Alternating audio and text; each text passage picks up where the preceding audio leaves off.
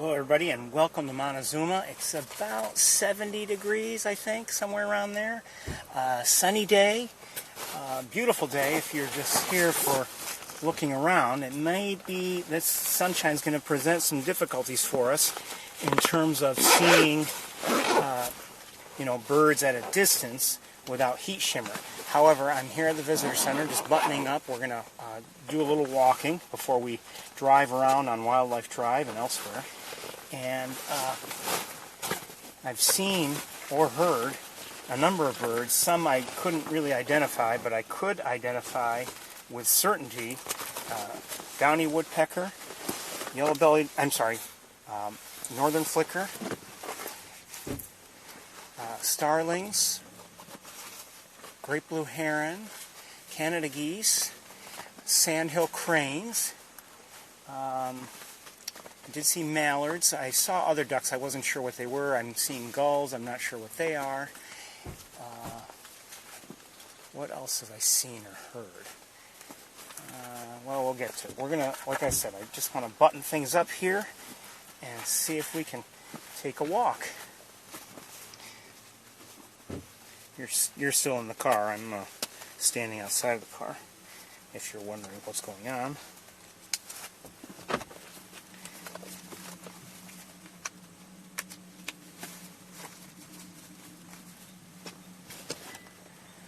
I think that's everything for now. We're hearing a frog. It's a mild day. We've had over the last couple weeks, at least in my neck of the woods, we've had cooler weather, and it made you feel like, okay, fall has arrived, but warmer day today. And we'll take a look around. I should check before we start walking. I should check, make sure everything is up and running. 1 second.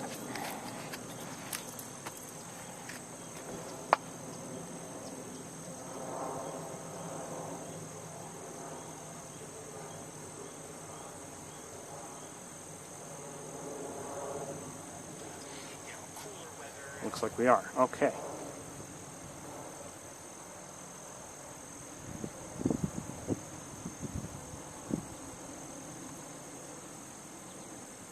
Okay, so let's take a walk. We'll first go to the visitor center. Oh, what's that? Hold on.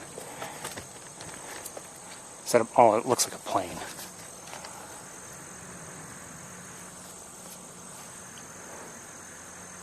Because it is. Okay, hold on. I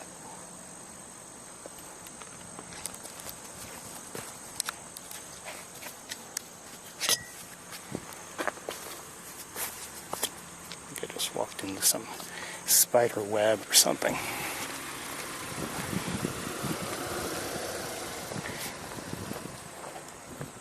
So we'll start here on the visitor center deck. Hello. And as I've mentioned in the past, it can get a little shaky when people walk, but we'll take a look. If anything, it'll allow us a look at the sandhill cranes if they're still within view. I did see them, no doubt. Oh, there they are.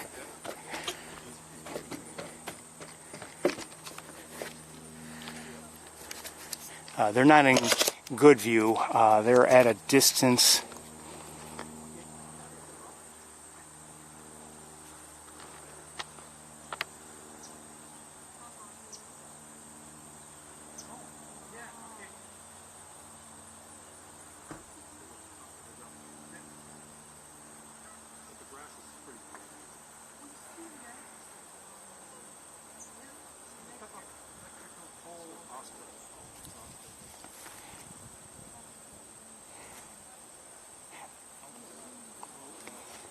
And gulls have been flying around. Let's see if we can get one or two.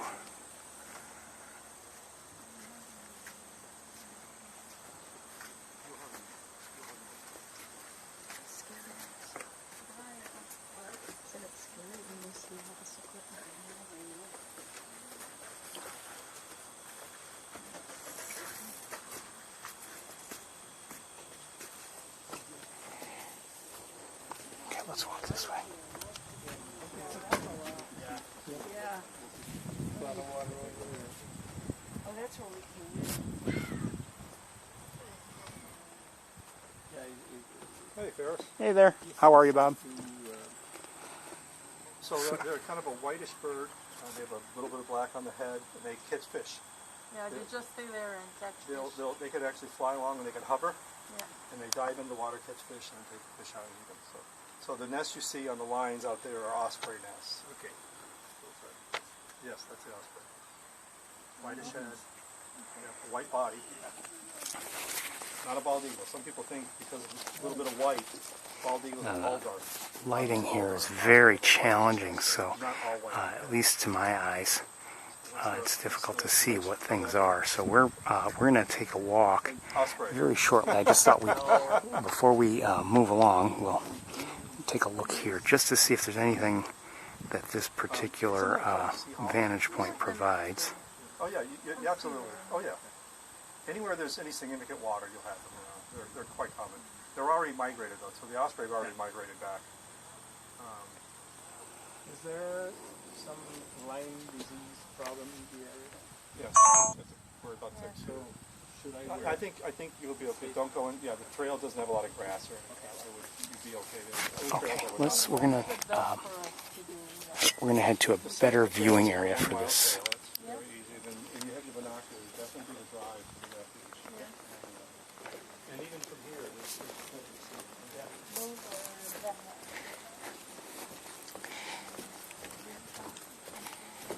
You know, with all this vegetation, you know, here, it blocks our view. You know what? Hold on one second. I want to do something.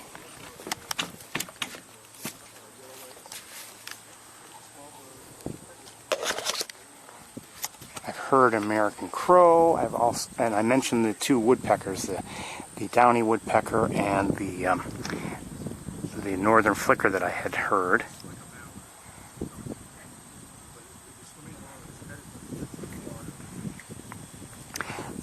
But I also, American goldfinches, just heard them and saw them as they flew by. I mentioned, I have seen some shorebirds. I wasn't sure what they were.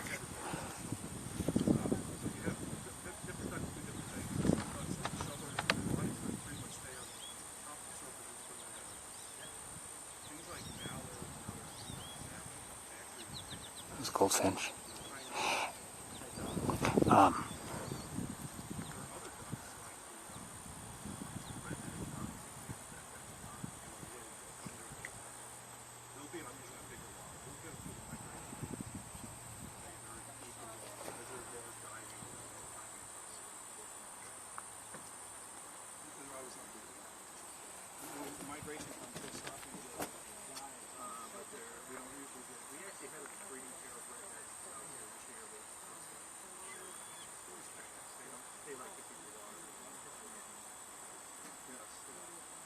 There's always something different. We're going to do whatever we're going to do.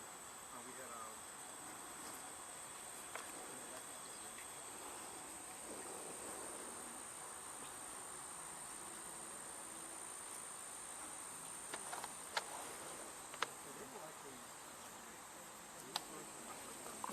Just looking at these, I don't know what these flowers are, to be honest with you. But there are a lot of them here. Oh, hold on.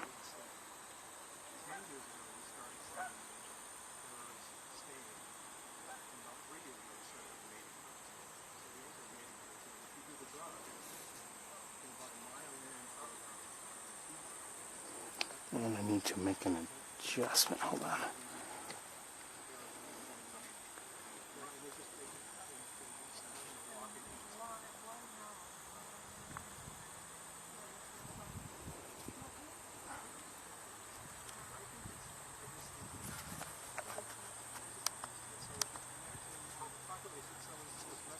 Okay, let's continue our walk.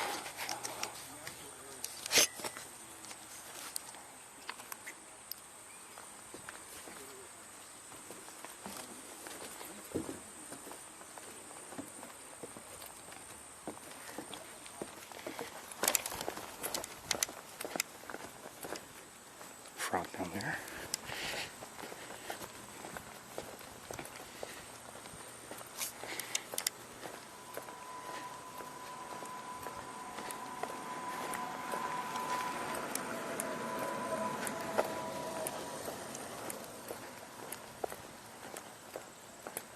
So, as I said, it's really a beautiful, beautiful day here.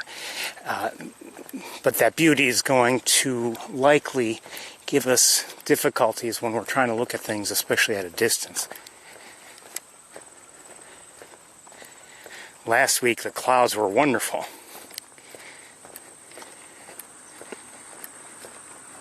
As far as I'm concerned.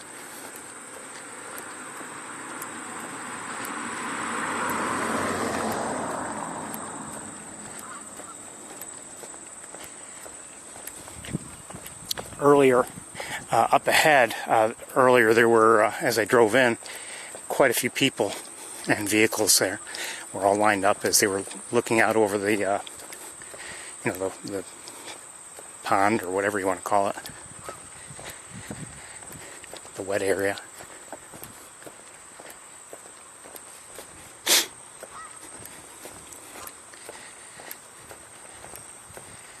And we're essentially going there now.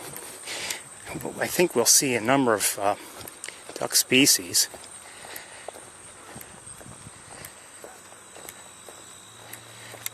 I thought I might have seen, I know I saw mallards, I thought I might have seen a northern shoveler, but I wasn't sure.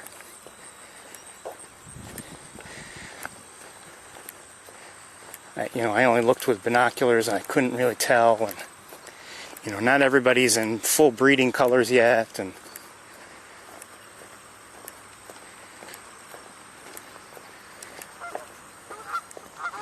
I think we'll stop. We'll stop here.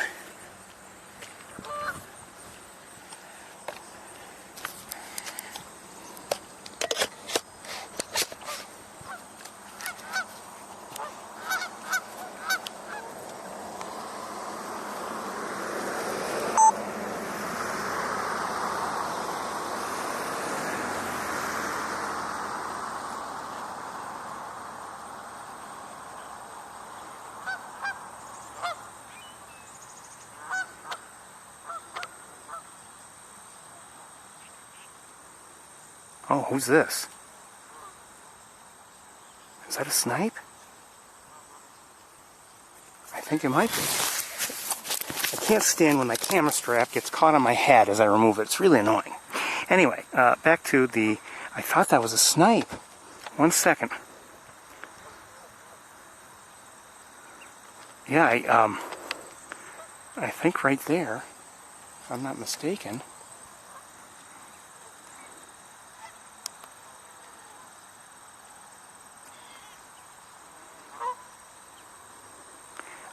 Unfortunately we've got, I don't know if I could move a little bit and maybe get it into better view.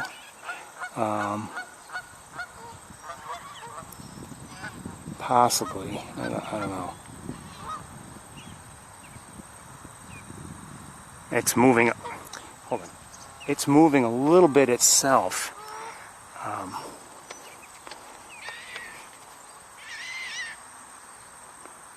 Where'd it go? There it is. I don't believe I could get it in view now. Anyway, let's look at some of the other things that are out there. Of course, you're hearing Canada geese.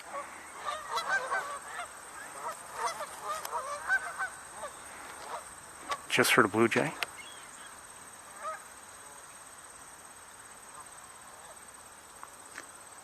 This looks like a ring-billed gull in the foreground. And I'm trying to see what that duck is behind it. Oh, hold on. Oh, never mind.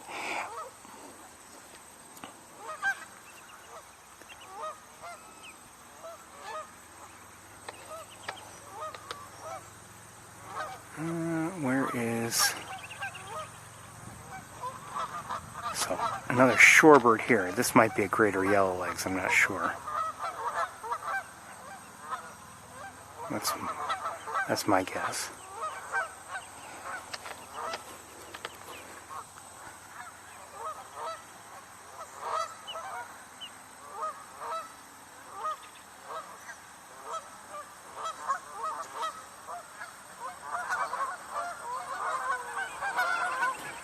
And I don't know who's doing all that peeping.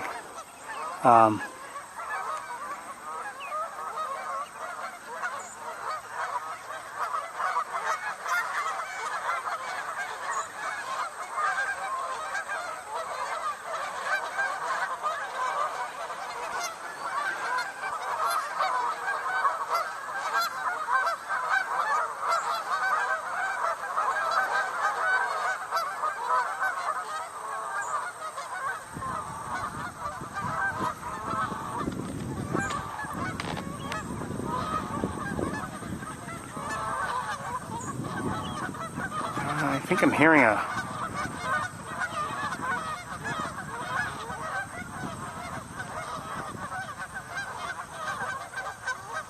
Is that a shoveler there? A northern shoveler? It might be.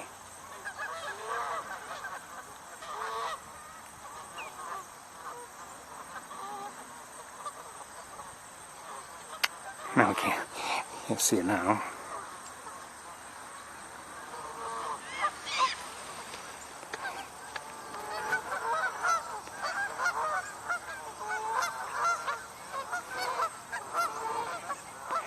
Let's...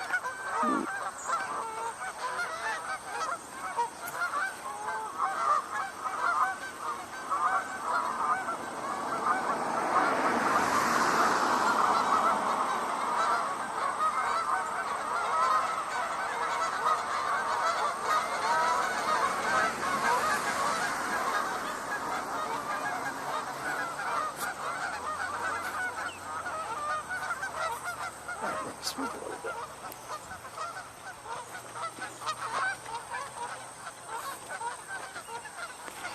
I don't know where the suspected snipe... Oh, there.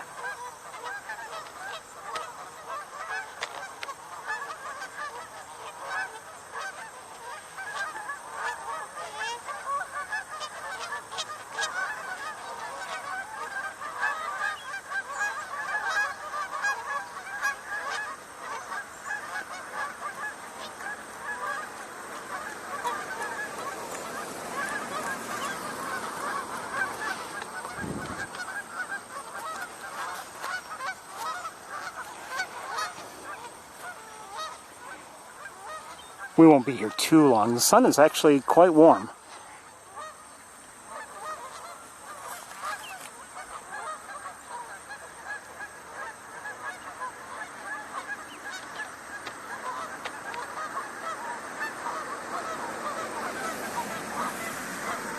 What is wrong with this tripod? I just don't understand it.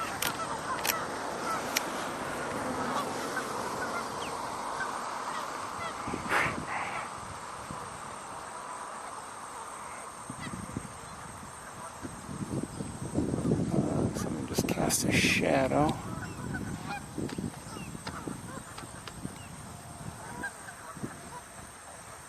Okay, I was looking or trying to look at some shorebirds, and my tripod wouldn't cooperate. Let's look out here. Who's this?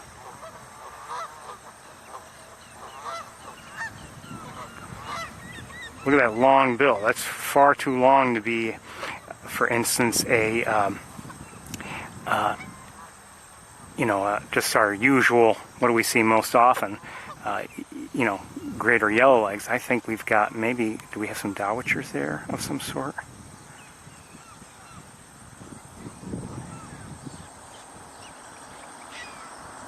And I'm wondering about some vocalizations I'm hearing.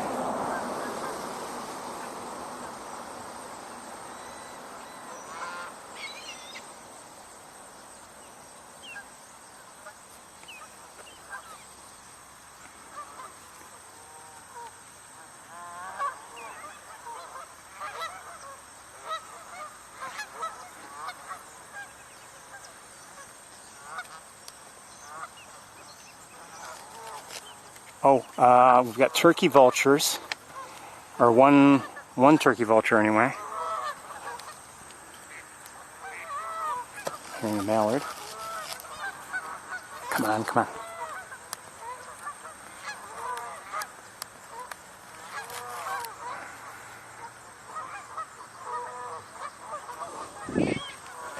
And I thought I just saw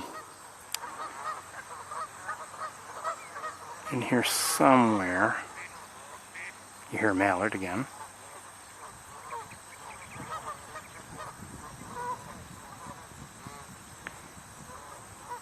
Good or yellow like there, I think. Who's this here? Is that a mallard?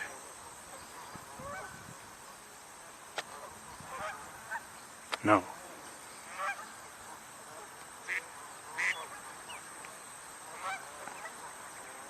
I think we've got a northern shoveler there standing, and I don't know who's in front of it in the water. I think that's a shoveler, I'm not sure.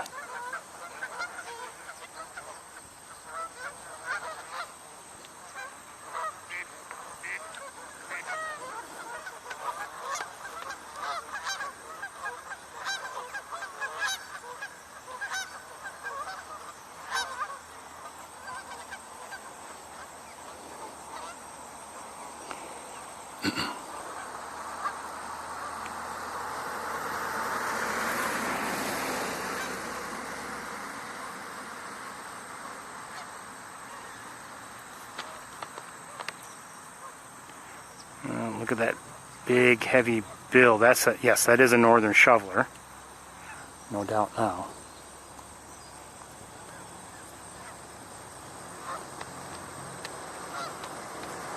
Hold on one second.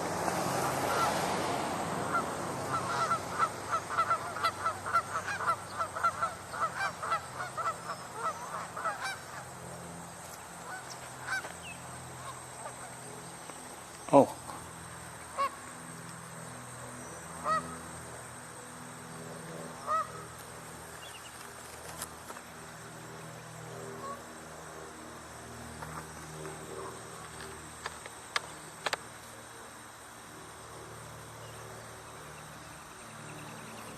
Okay, hold on. I don't know who's vocalizing like that.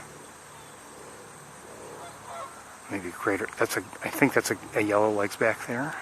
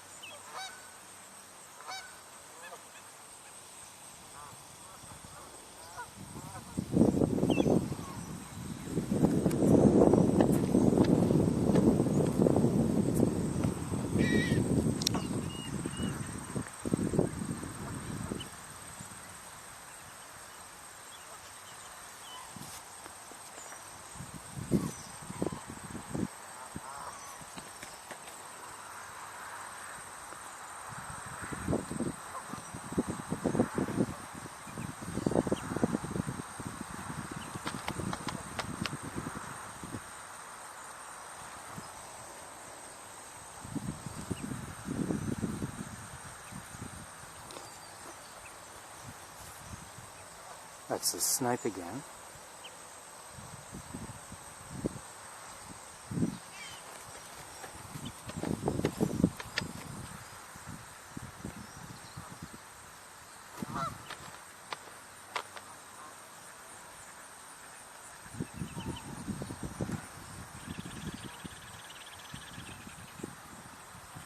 As you can see, we're having some issues with some heat shimmer.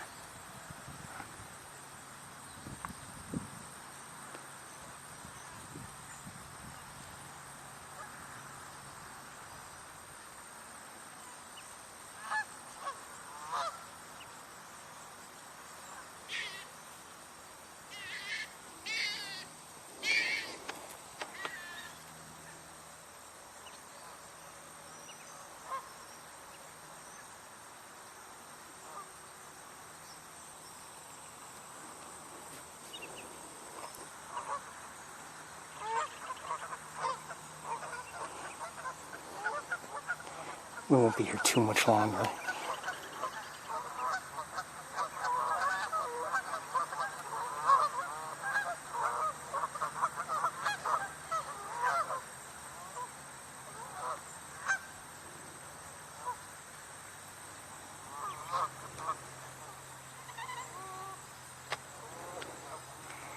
That is not a ring-billed gull. That, I think, is a herring gull. Look at those large pink feet.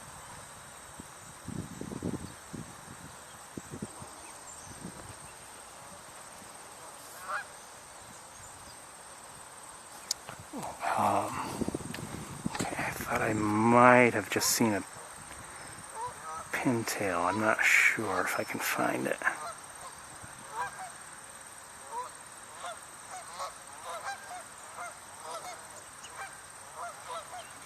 Hold on, let me look with binoculars.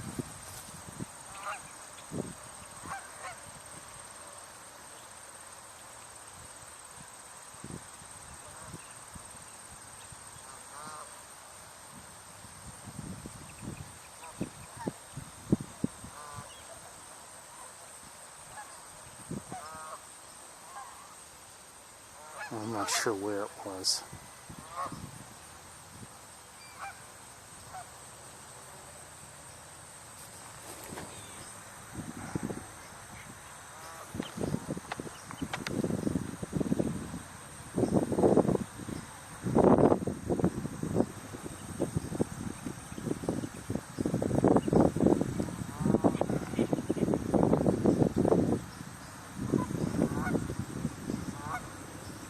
Is that a teal? I'm not sure.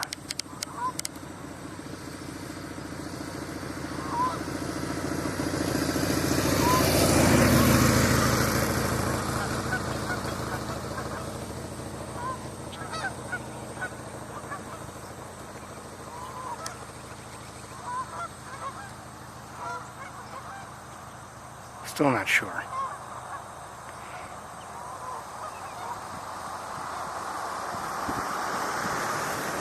But I think so. They're not catwalls, are they? No.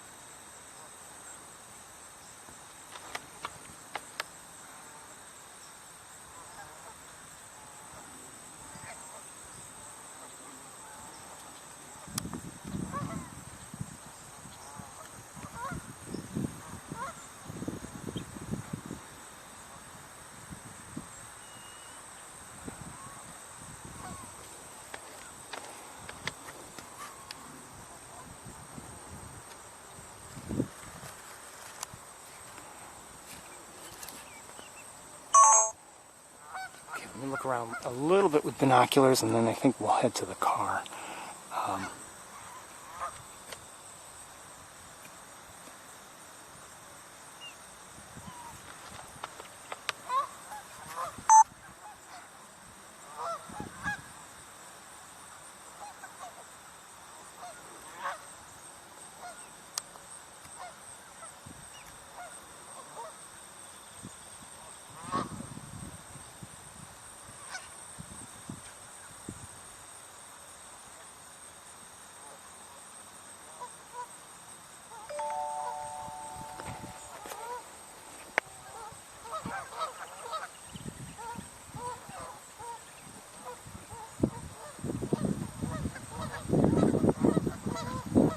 Actually, the one I was questioning was not a shoveler. No, it was.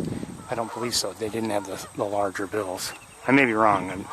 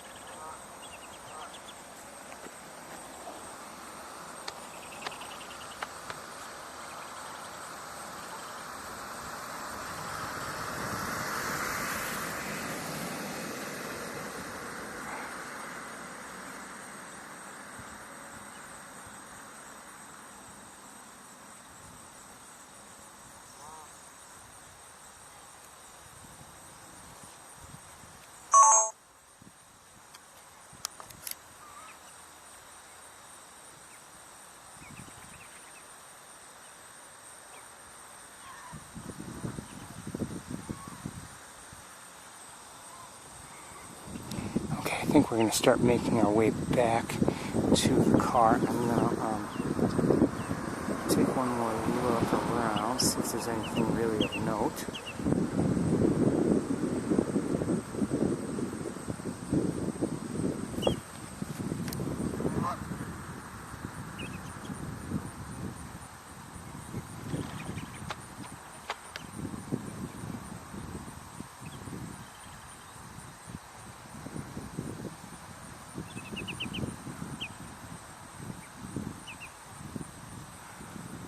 Smaller duck may be a green-winged teal, I'm not sure.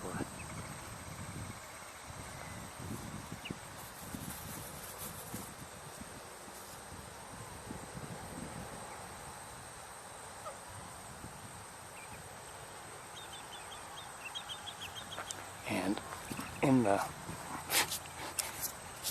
the grasses farther back,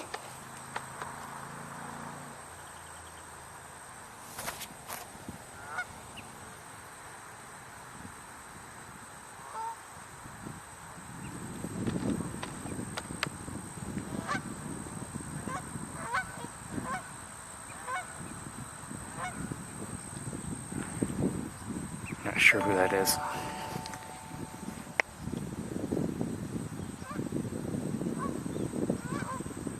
Okay, yeah, I agree, RC. I think that smaller duck we had been looking at, that was a green-winged teal. Now, what are we looking at now? I'm not sure.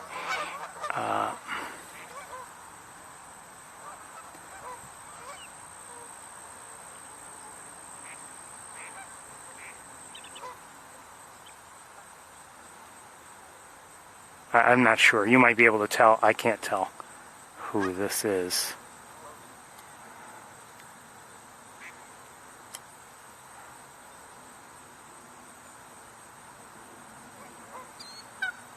Oh, I just heard a killdeer.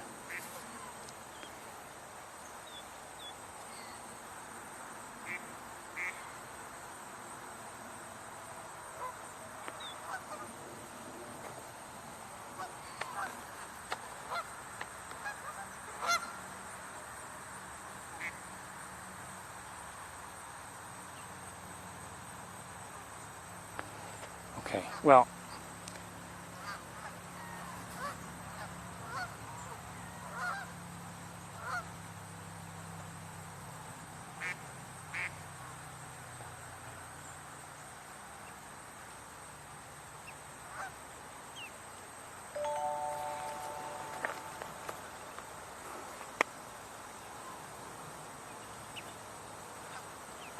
I think possibly pintails back there.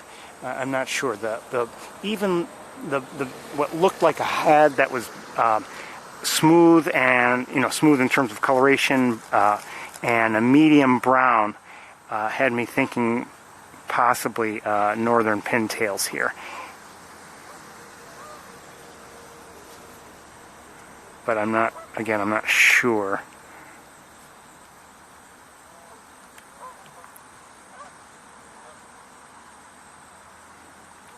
Look at that one on the right. It just looks like it has a nice smooth coloration to its head and just a nice even light brown. There might be a sparrow behind me of some sort. Okay, we're going to start heading towards the car.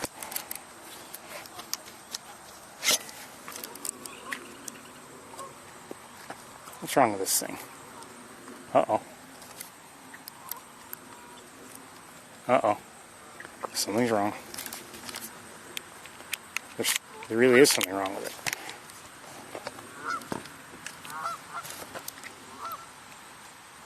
it. Okay. Maybe. Alright, let's go.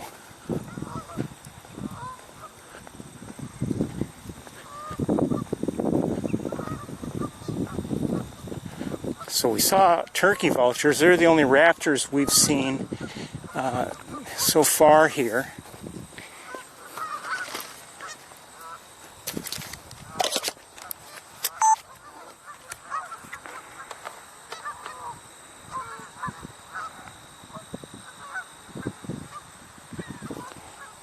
What's wrong with this thing?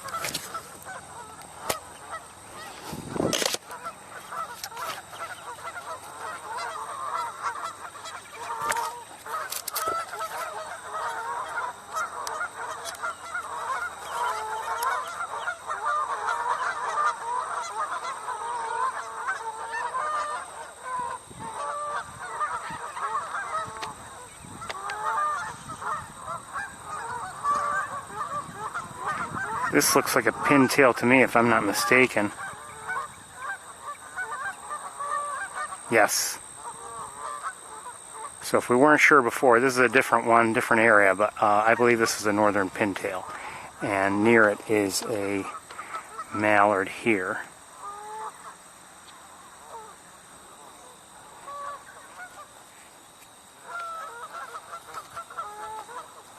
There are other ducks out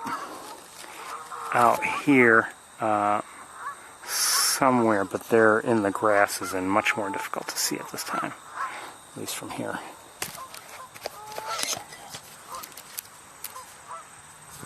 I'm hearing, I think I might be hearing white-throated sparrow. I'm not sure.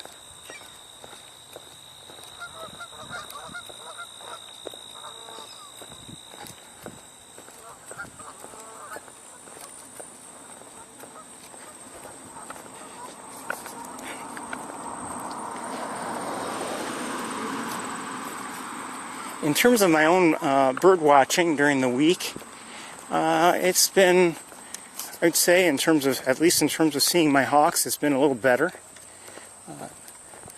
Still haven't been seeing them in their regular perches, really. But a couple days this week, we had some nice weather, and I was treated to some nice acrobatics by the red-tailed hawks. I'm not sure I'm going to get this. Shoot.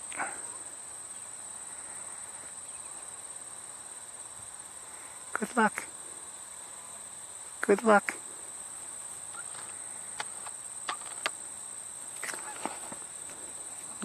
That was a monarch. Monarch butterfly.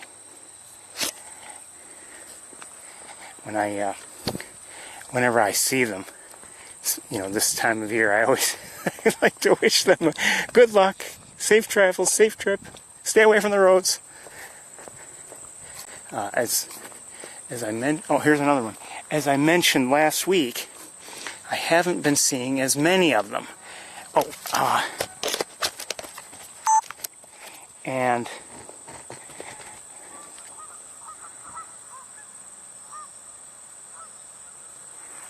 it's not because I'm crazy or I don't know what I'm talking about. I just have seen fewer of them this year.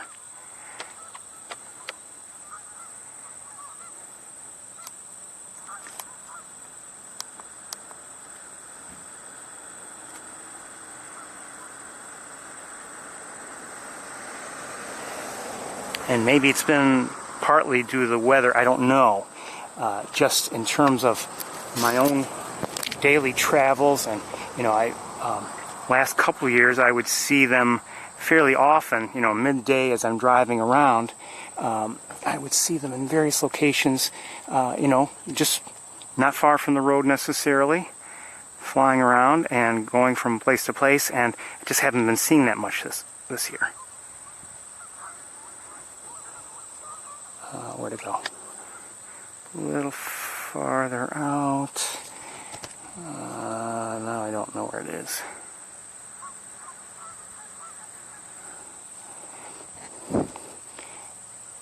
And you know, even here, we've seen. It seems like we've seen fewer this year, and it's not, oh, they must have left already. Well, we never had many times when we were seeing them a lot over the course of a day. I saw it out there. I just don't know where it is now.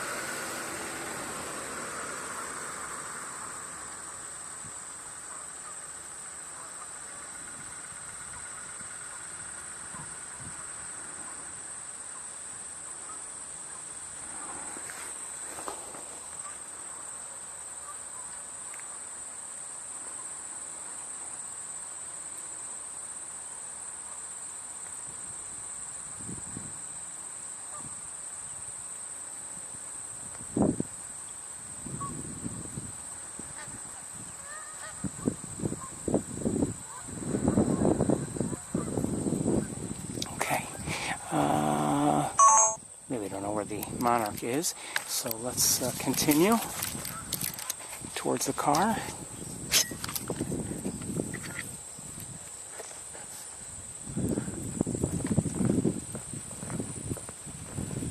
So anyway, as I was saying, I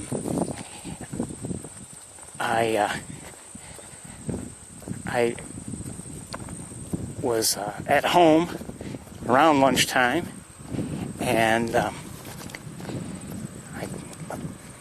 looked up and I saw, a hawk or two, and watched for a bit and saw eventually, I think up to 4 at once.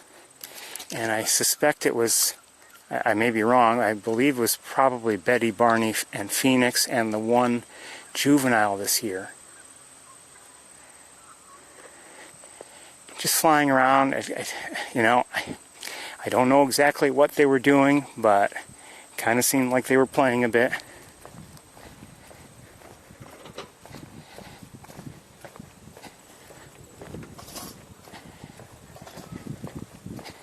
Chasing after each other a little bit. And I don't know if that was anything meant to drive the juvenile out of the area, but it didn't quite seem that way. It seemed like they were fooling around. And I've seen that in the past. Don't know what it was exactly, but the same sort of behavior in the past. So I need a few minutes to get in the car and get everything situated.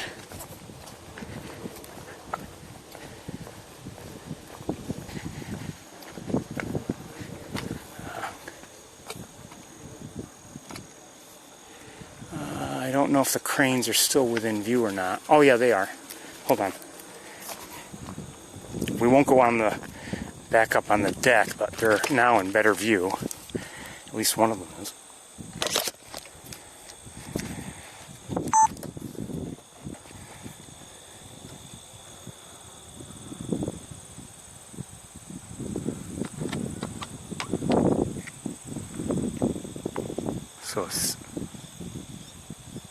Oh, they're both there. Sandhill cranes. One is in better view. The other is, looks like it's probably sitting down.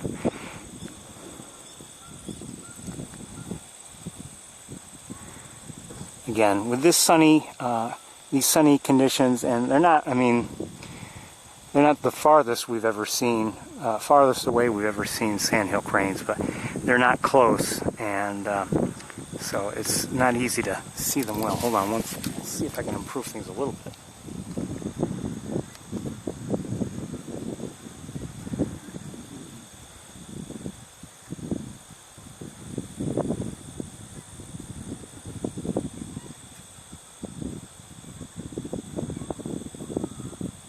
Love them. Sandhill cranes. Okay.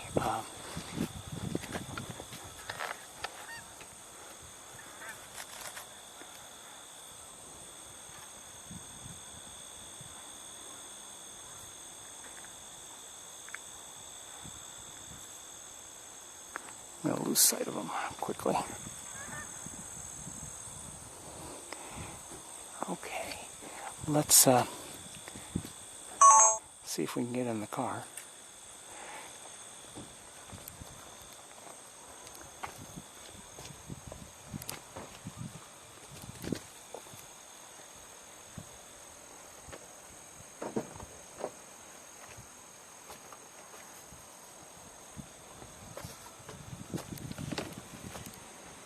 Sorry about this. This is always a tricky process.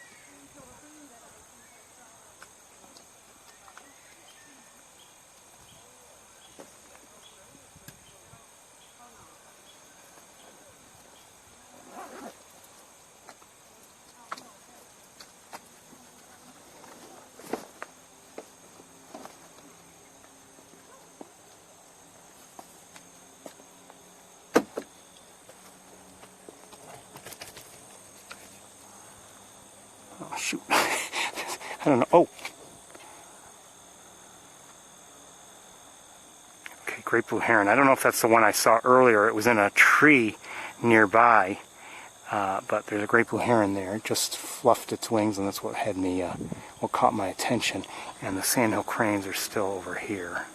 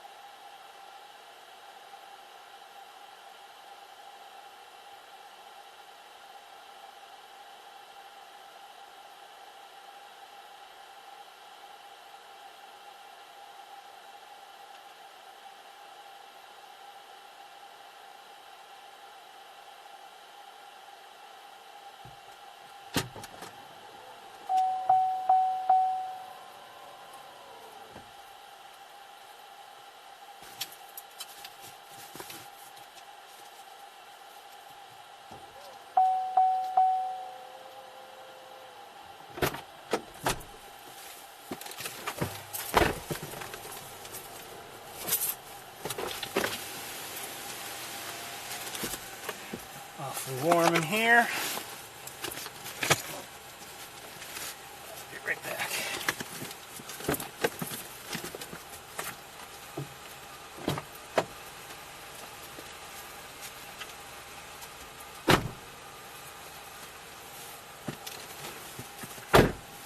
Uh-oh. Oops.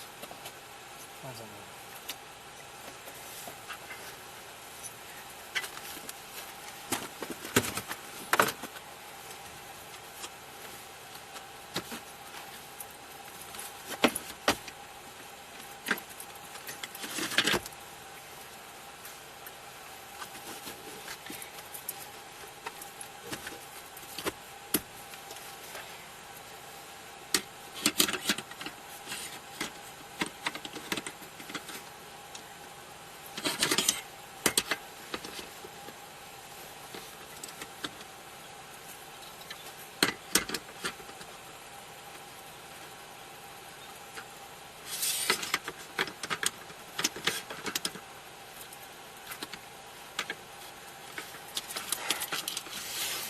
Some of this stuff just doesn't cooperate.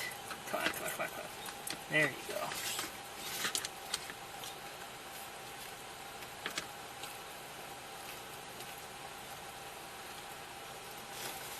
We're almost ready.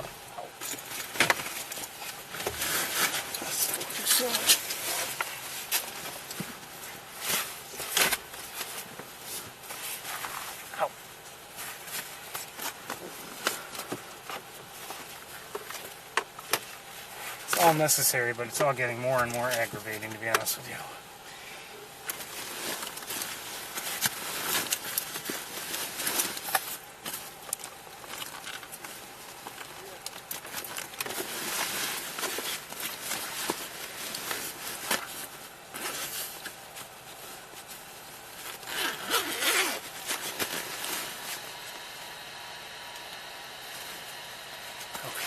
Oops.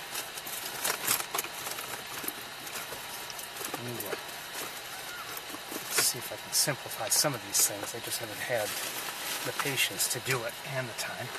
Okay.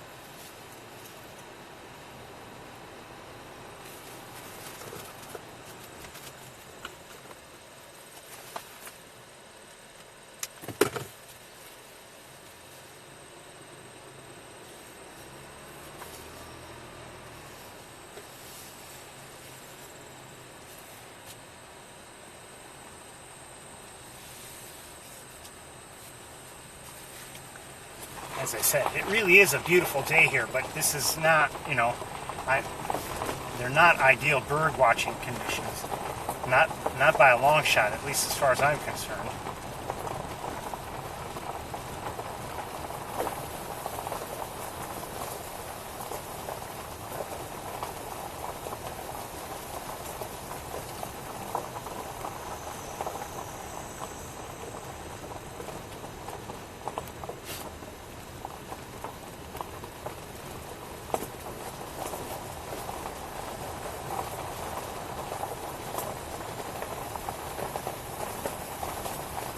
Up ahead, I see, you know, gulls in the air, flying around, just like as they were, you know, doing so really above the that pool near the visitor center.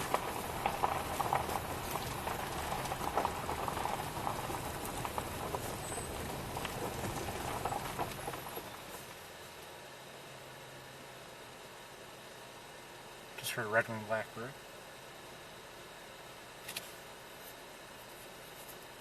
I'm hearing more of them.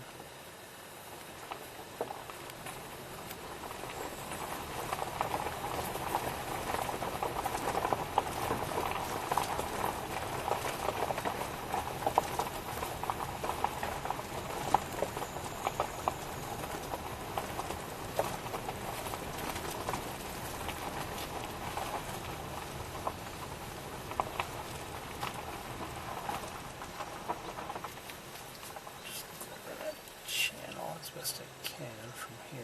Not something that I can see offhand, but there's a lot of vegetation blocking the view.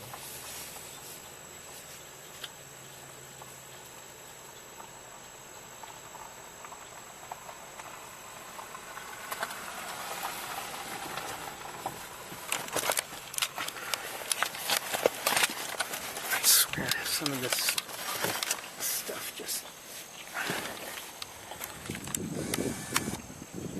These are red-winged blackbirds flying around, vocalizing. And again, I'll point out, this is different behavior than you saw in the spring. You know, in the spring, each one had its, you know, had its own territory and everything, and would defend it. Now they're all together and.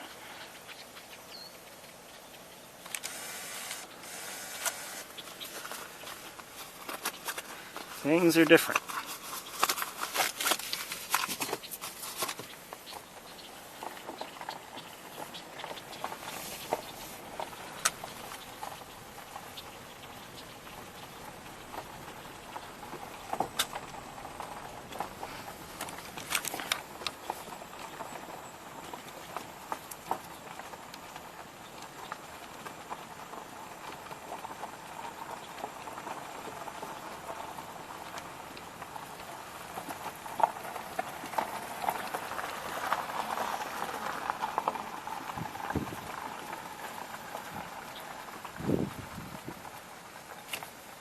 Hold on a second.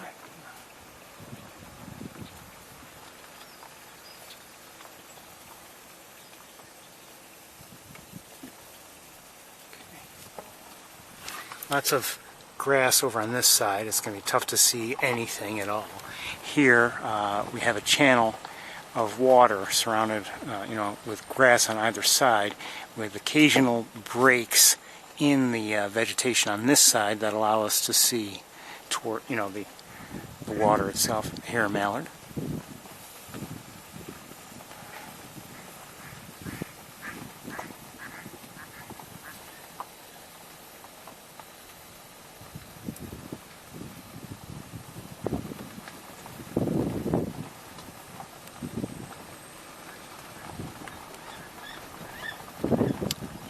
I believe I just heard a wood duck. Yes, that sounds like a wood duck to me. Can't see it, but it sounds like it. Yeah. Shut up. Don't make me turn that feature off. Yeah, well, it sounds like a wood duck in here, but not something we can see from here.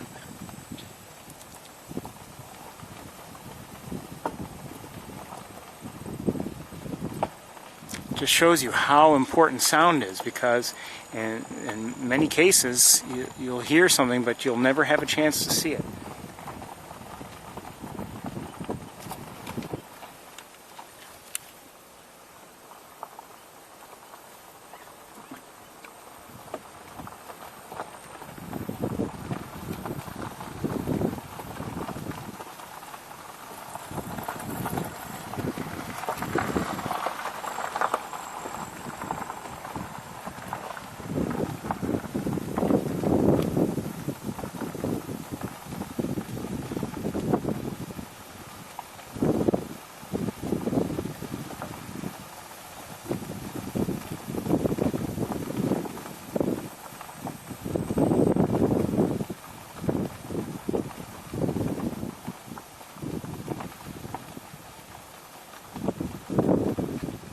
You may have overheard the gentleman on the decks talking about the ospreys, and what he was saying pretty much lines up with what I had already believed, and that is they've left the area for the year.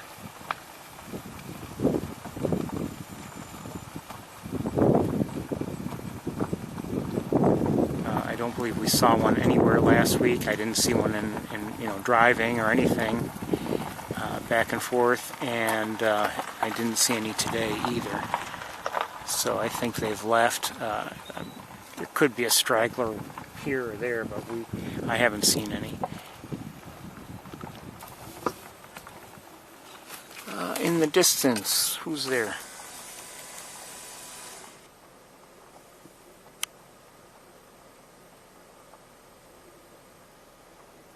Wood duck and northern pintails.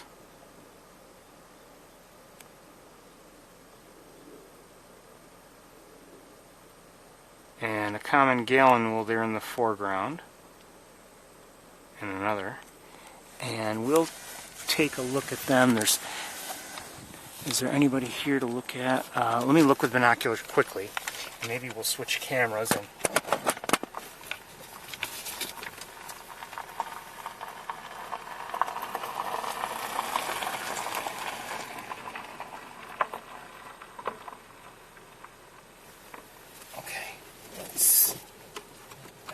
see if we can get a favorable parking spot. We won't, we're not going to look for a long time.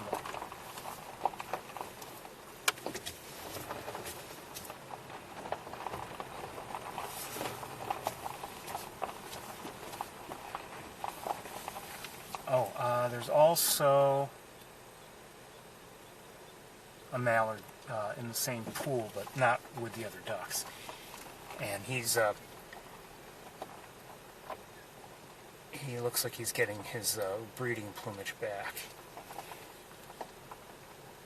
Alright, let's stop about here. Okay, 1 second.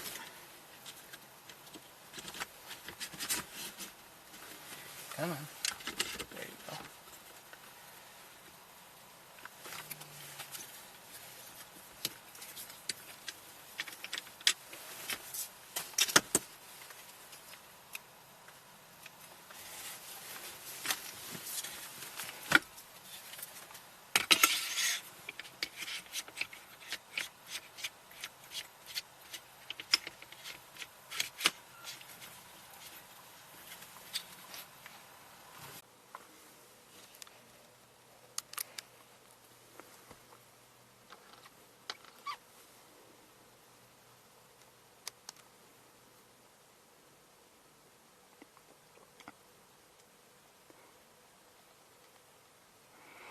You can see their breeding plumage is starting to come in, that of the northern pintails. Those are males. And here's a mallard. I'm glad the mallard's there, just to show you the size. She's larger than they are. As I've said before, mallards are they're on the larger side of the scale of ducks. And the wood duck is also a smaller duck than the mallard.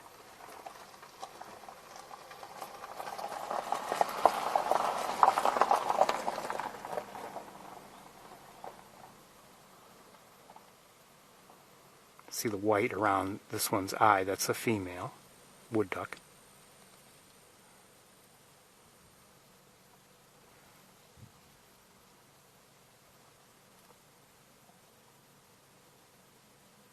Is that a shoveler? No. Is it?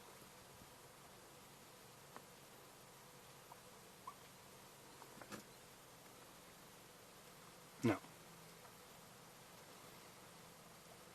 Common gallinule. Not in full adult coloration. Getting dark though. Mallard.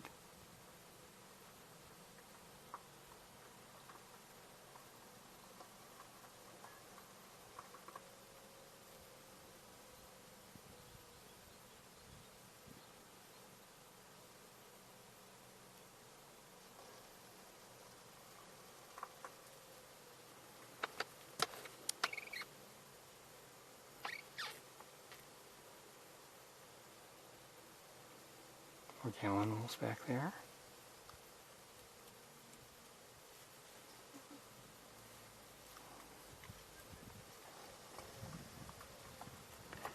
And I'm not sure I can see that other male mallard. That I don't know if he's still around. Let's go back to one of the gallinules here, the common gallinule. Again, same general form factor of a duck, but it's not a duck.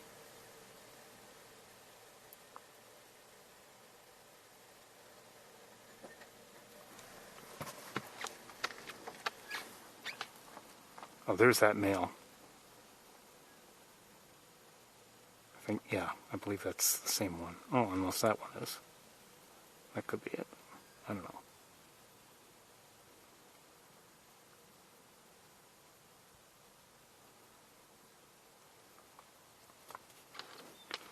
Here's another wood duck, but this one looks like a male. I hear a blue jay.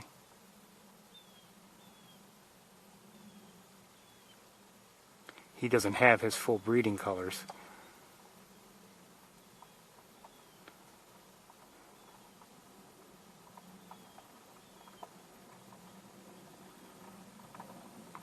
He's got a ways to go.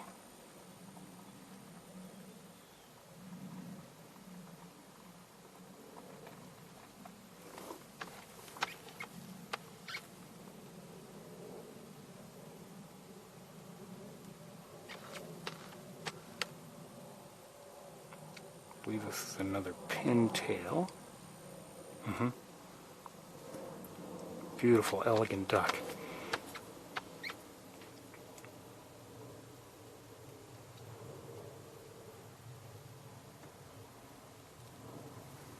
Okay, let me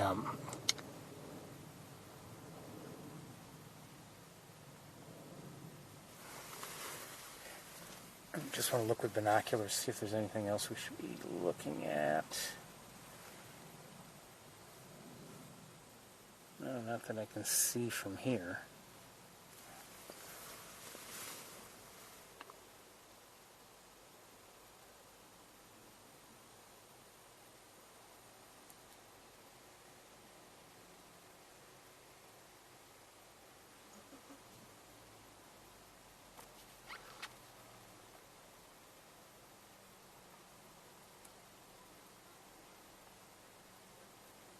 These are mallards, by the way.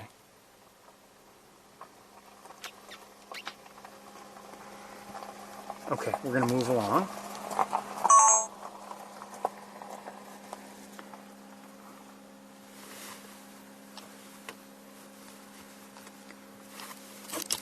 This camera strap, boy, the stuff, everything's conspiring today. Oh, how can this battery? Oh. Okay, let's switch cameras. So I'll move along.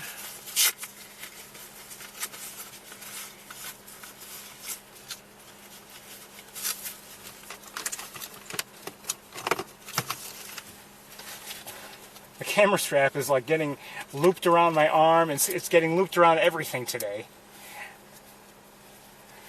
All right, let's move. You know, hold on. Let me.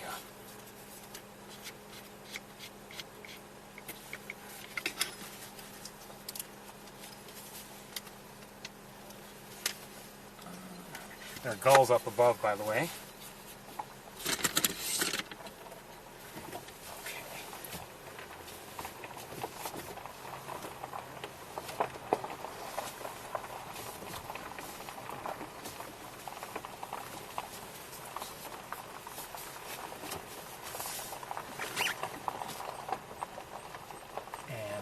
To the left, we have an open area, so I'm going to, although I don't know if any least bitterns are still around or anything like that, but I'll take a look anyway. Again, it's getting late in the season, and so some species have left.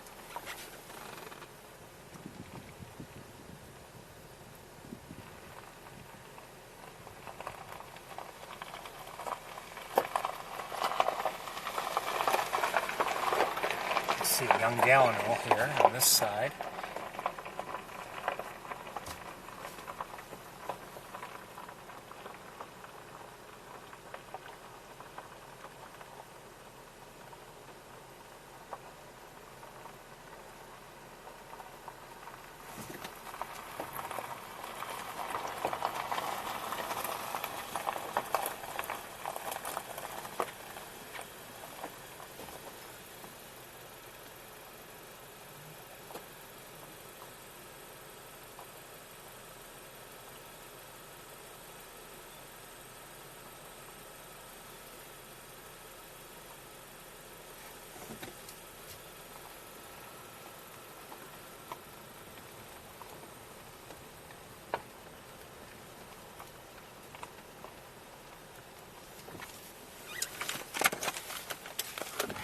Things are different than they were just a few weeks ago. A few weeks ago, things were more green here, and we were seeing good activity on the part of the the least bitterns, and we were seeing and hearing other birds around. Now it's things are a little different.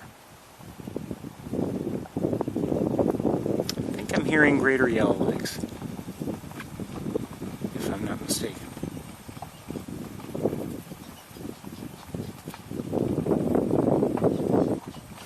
It seems like the pool over here has gathered at least some attention, although some of it's already moving on, so maybe there's not much there.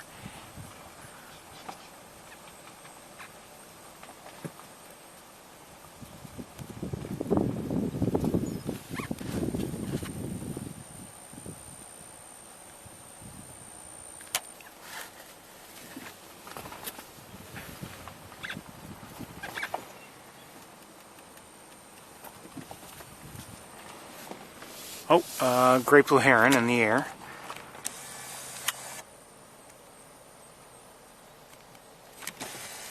And I see a great egret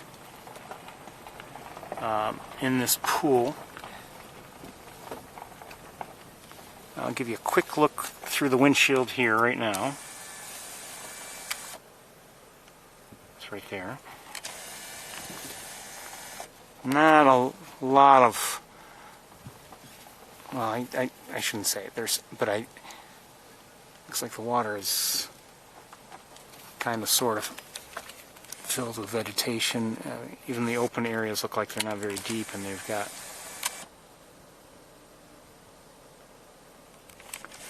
who knows what vegetation growing through. If we get a good open line of sight, clear line of sight, oh, there's some Canada geese there as well. If we get a clear line of sight, maybe we'll try to take a look at that great egret, but if not, I'm just going to keep moving. It is rather late in the day.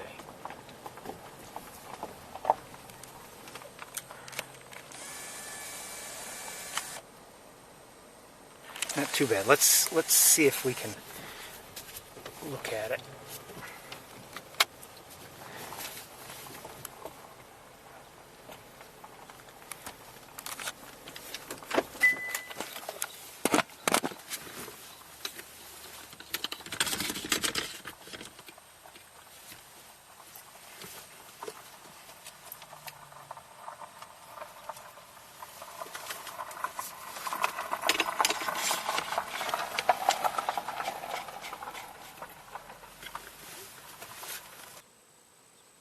I'm not sure who's giving us that chip note.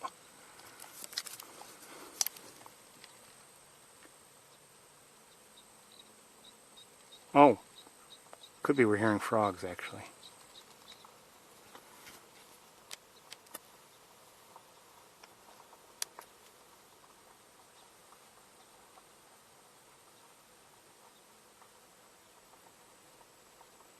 So we're looking at a great egret. Just heard a mallard.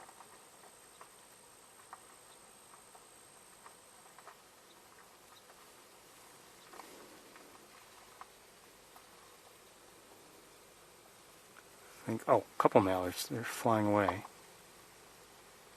Or maybe just moving to a different, different spot, most likely.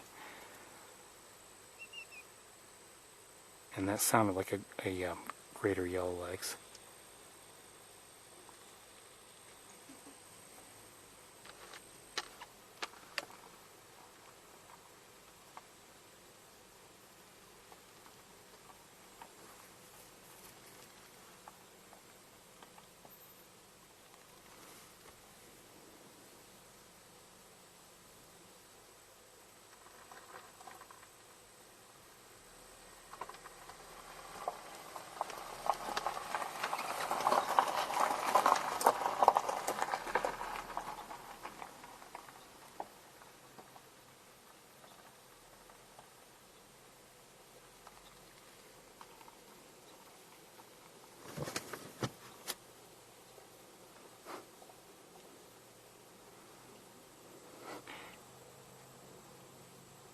Start watching, and it refuses to look to the side.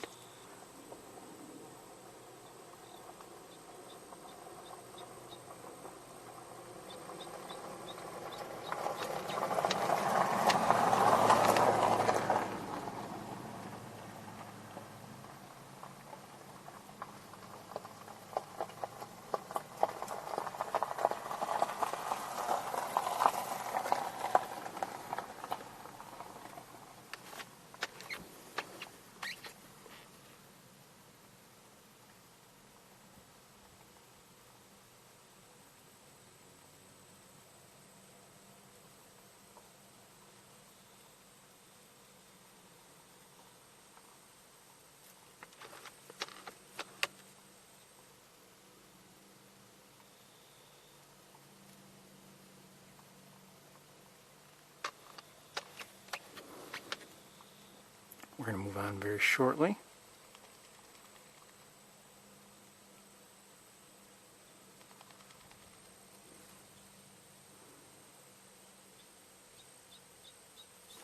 Okay, let's move on.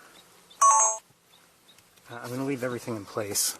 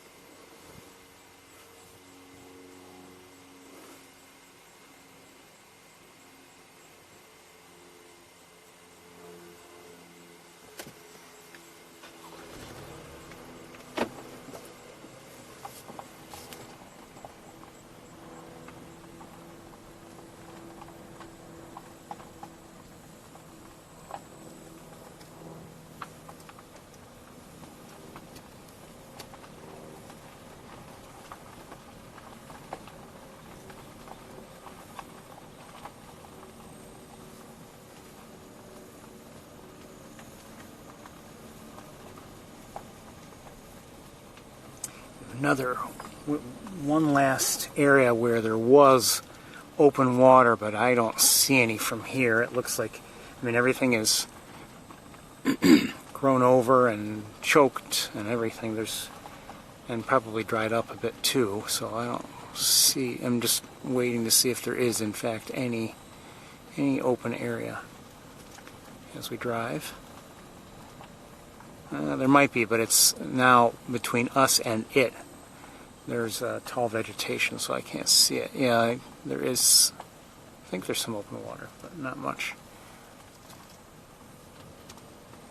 Oh, coming up. A little bit of open water. Are there any birds there? Not that I see.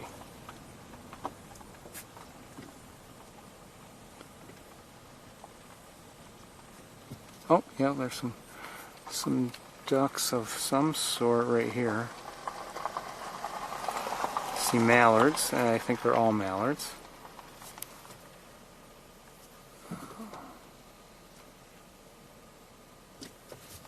See if we can get a clear line of sight on them. Nope, keep getting vegetation in the way. Oh, maybe. Yeah, here we go.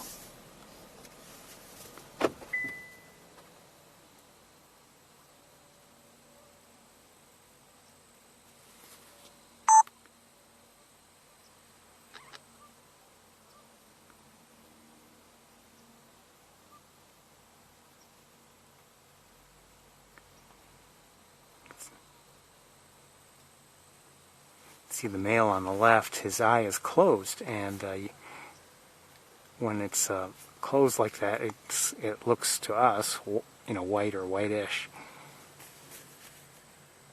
It's just how his eyelids are. Same thing with the female on the right.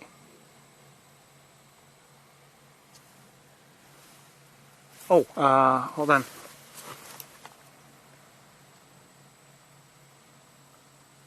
Looked like, I can't show them to you, but it looked like a couple green-winged teals were also there off to the left, and now out of my view as well. I saw them swimming along, smaller ducks. I don't believe we'll get a look at them now.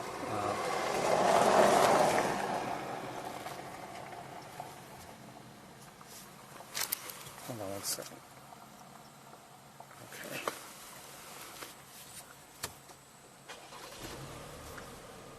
Just drove by and kicked up as much dust as possible.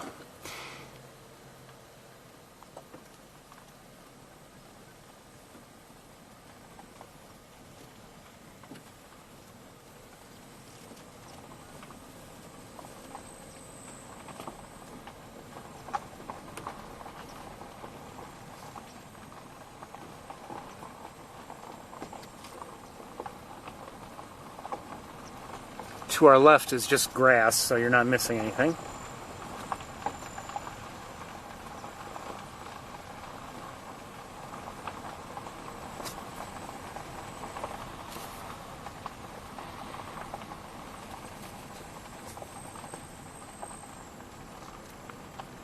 Just leaving things in place, you never know, we might see something in the air like that turkey vulture.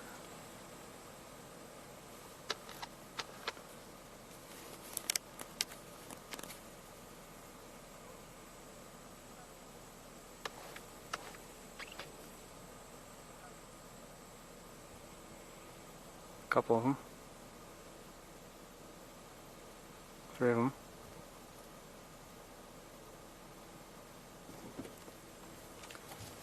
Not very close.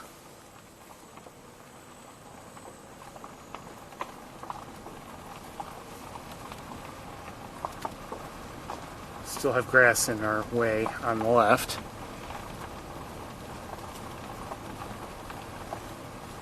And starting to clear up a bit here and there, but I still can't really show anything to you.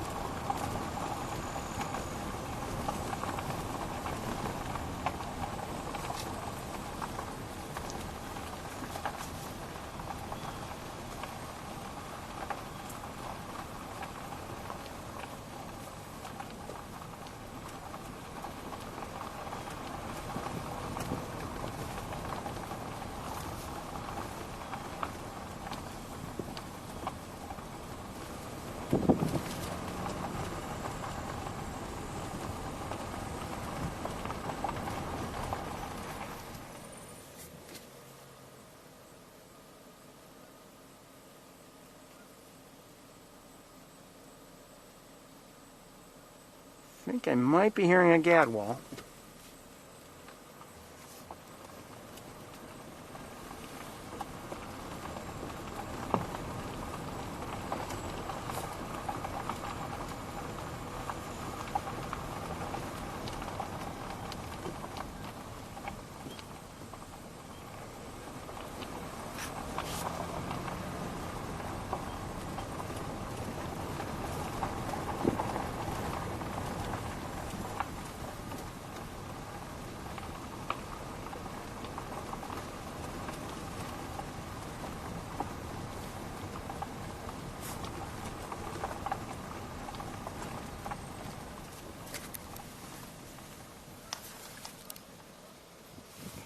I might see a coot right now.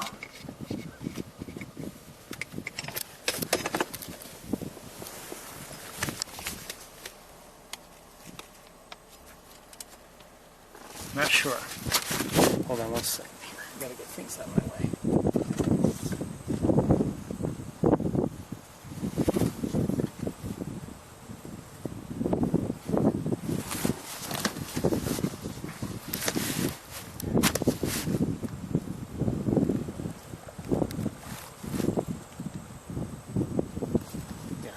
American coots.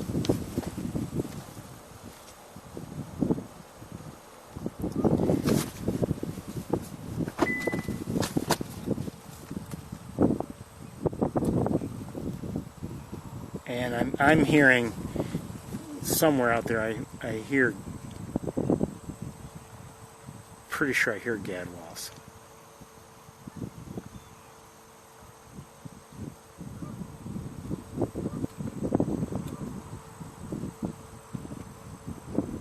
So let's take a quick look at some things. Distances are long, so it's not going to be easy. Things are not. There are more coots, by the way.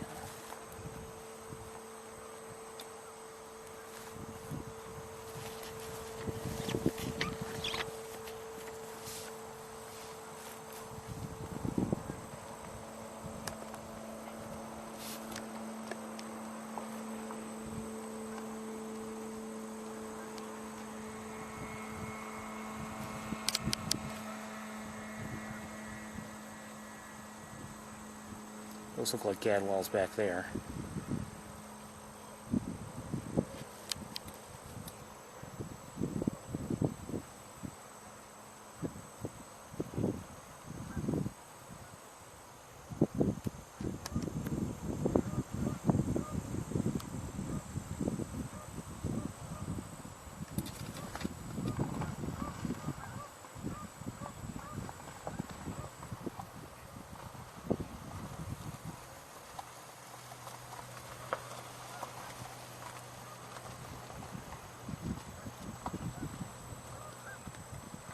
Love gadwalls.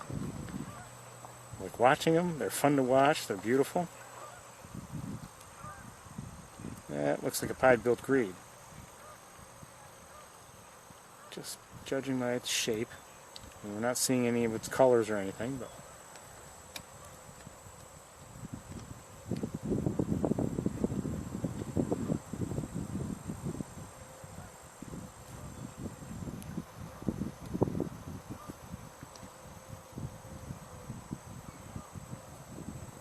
more gadwalls.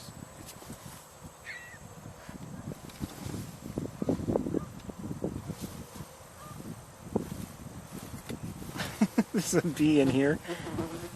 If you don't mind, please leave. Thank you. Now it's back.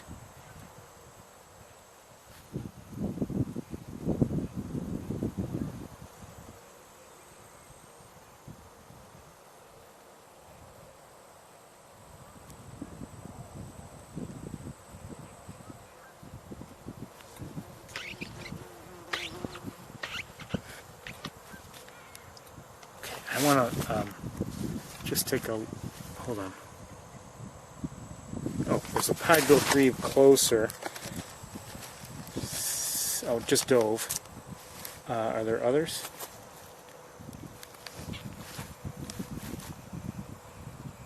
No, these look like gallinoles, I think. Yeah, but there's I believe,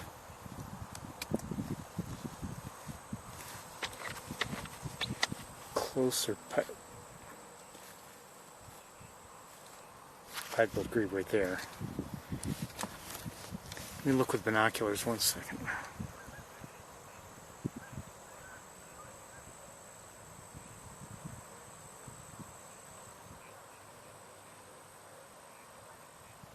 Not a lot of birds out on the water. Oops, ooh, that's not good.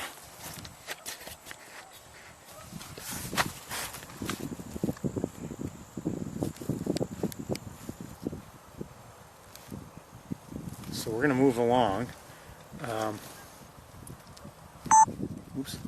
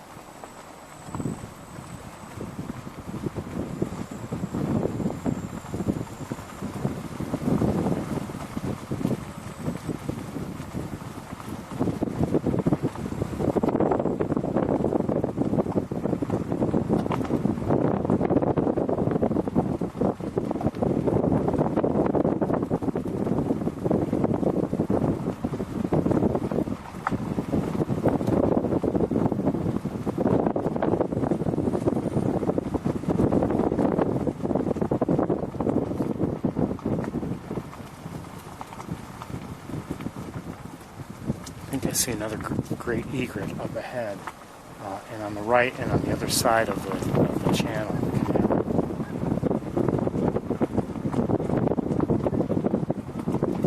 Okay, let me just take a quick look with binoculars here. All right, we'll look. Just reorient here. We'll look, but this is going to be tough to see, I think.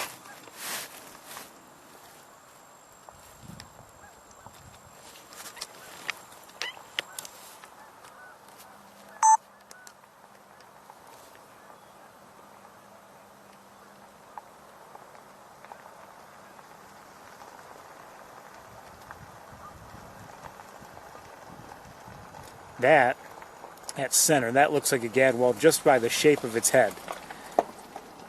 To me, something about a male gadwall. They have a slightly different shape of a head, and it's somewhat distinctive.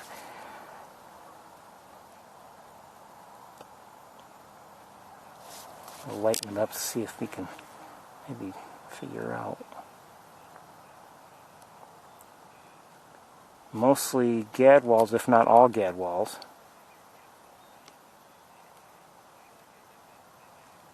And we can hear them. I'm surprised we hear them as well as we do, quite honestly, given how far away they are. Hold on.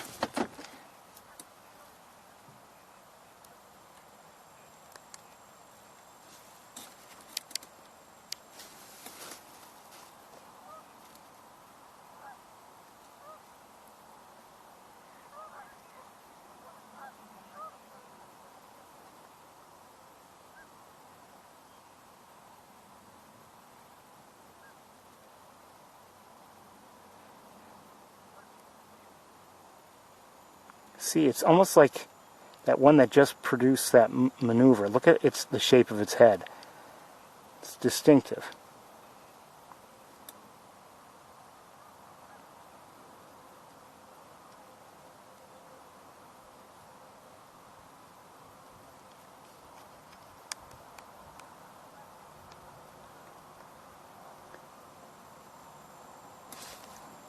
I'm not sure who else might be out there.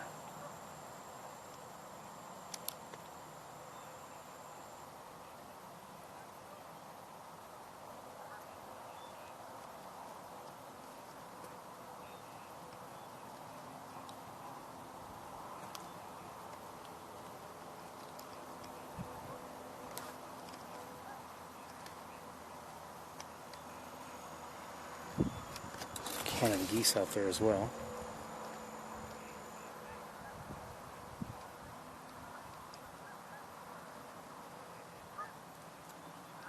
So I'm just trying to give you a decent look. I can't really tell what they are.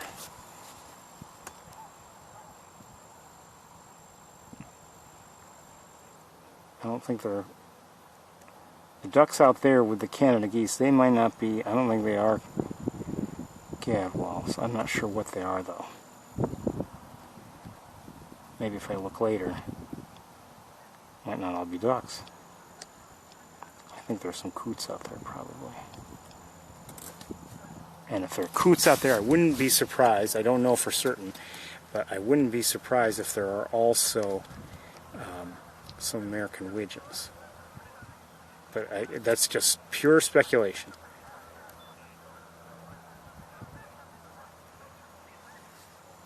All right, we're not going to spend any more time on this. Let's get going.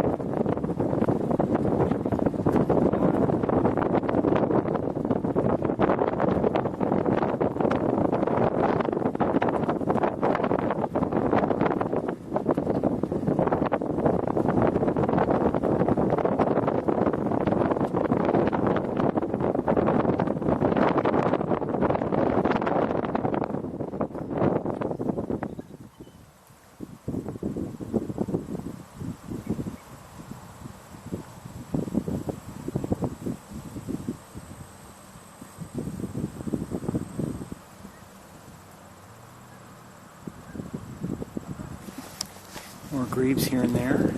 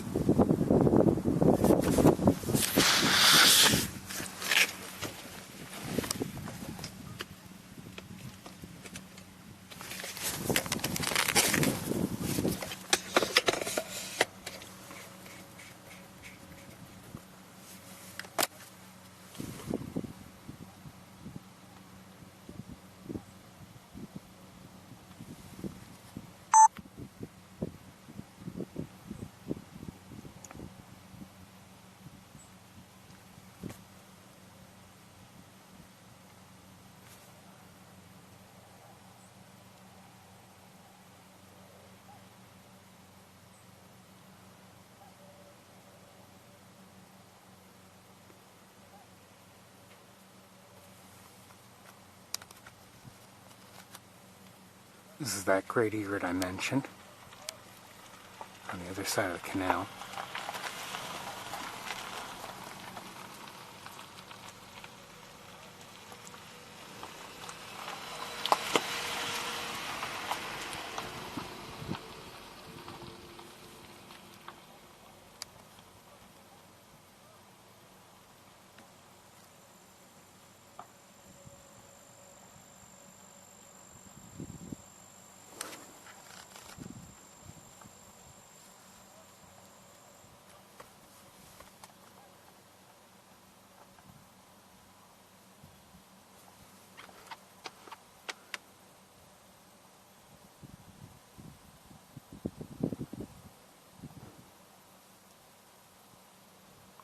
For me, they're challenging to watch great egrets or any other predominantly white, bright white bird, because especially if they're in sunshine, it's just difficult for me from a photography.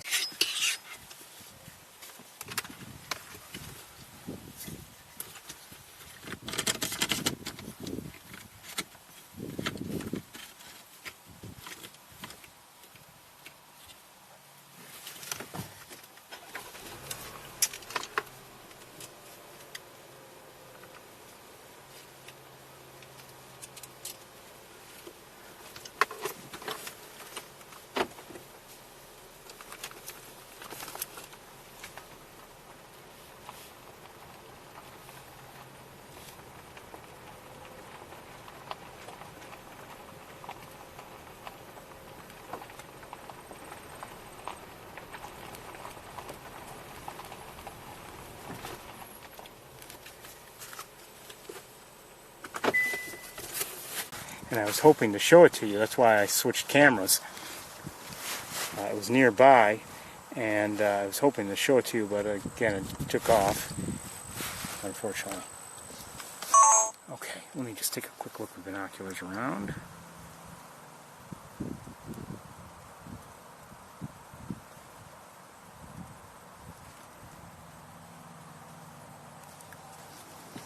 I wonder if the people who are out of their vehicle and walking their dog,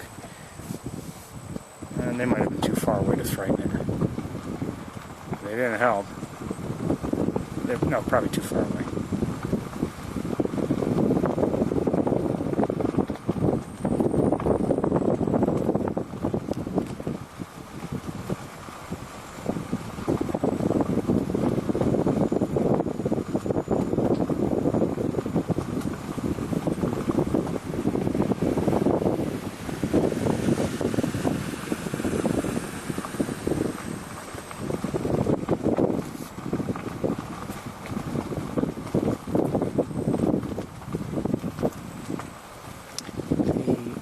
Vehicle ahead of us, they've stopped. I wonder if they're looking at something. Oh, maybe not. They're moving on.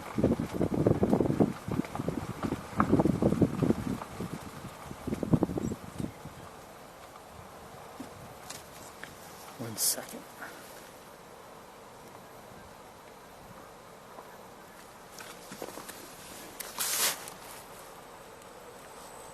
And moving on. So maybe there's nothing here.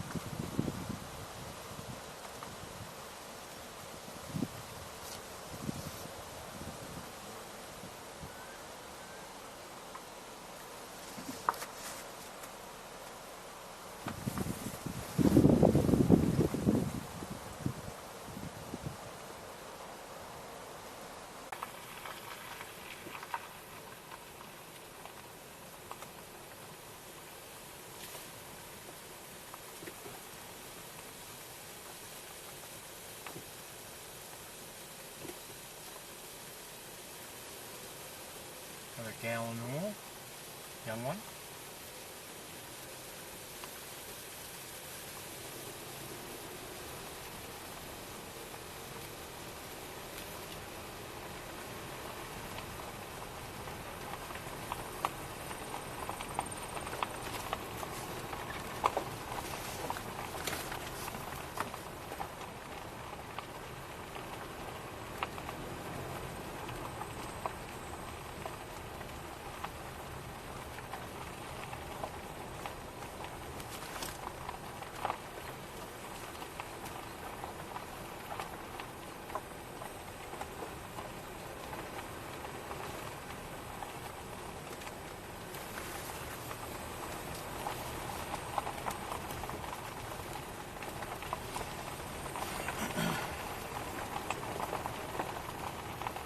Just a lot of grass on either side of the road here now.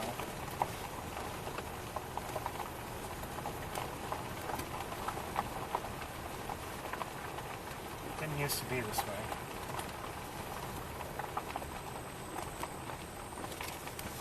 And again, this is only my personal opinion. I've not done any scientific study. I'm not an expert, but I suspect all the draining of the pool that they've done over the last few years has not helped. Maybe it's, in terms of, maybe it is best for the health of it, but in terms of our viewing, it is not. And I'm not saying they should do what's best for our viewing. But when they kept, they drained the pool, then I think they drained it just only 2 years later. I mean, things have changed. And I think they drained it again. I mean, over the last few years, they've drained it at least 2 times, maybe 3. Something just flew overhead. Oh, turkey vulture, I think.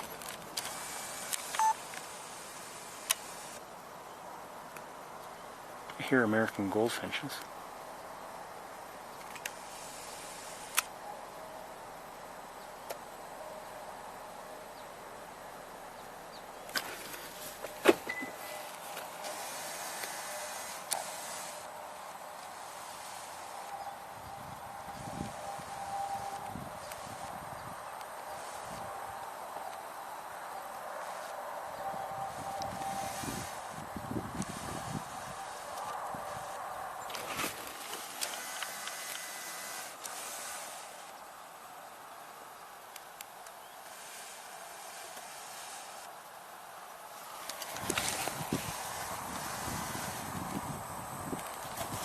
I'm going to let it go. As I've said, pay attention. You never know what can bring your attention and give you a clue that there's a bird present. Quite honestly, I first noticed it because I saw its shadow. A large shadow moved right over us, and I suspected that there was something large above us, and sure enough, that turkey vulture was flying in.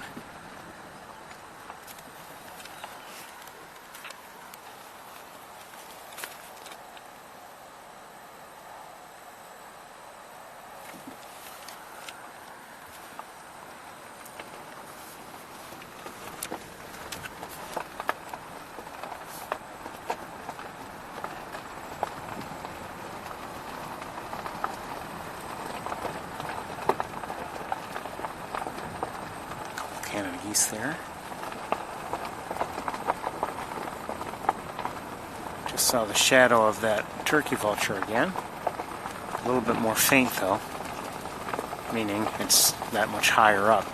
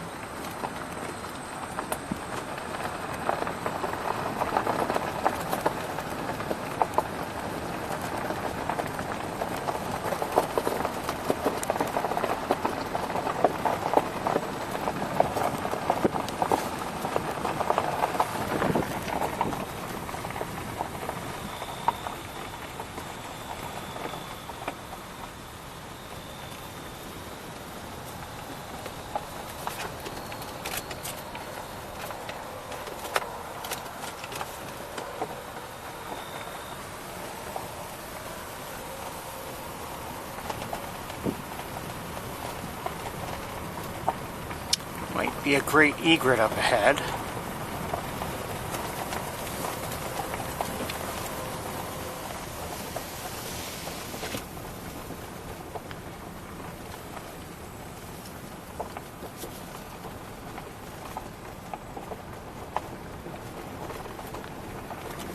grass on this side.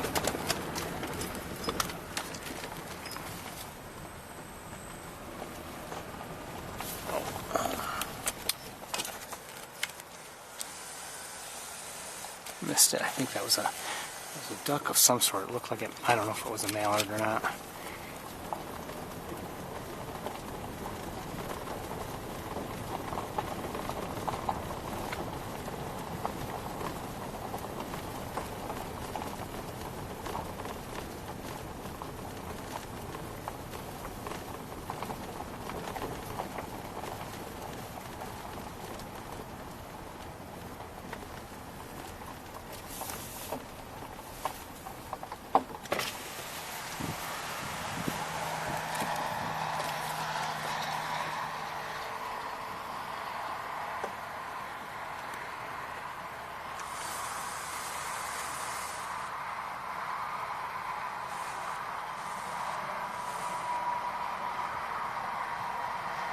Great egret, mallards, Canada geese.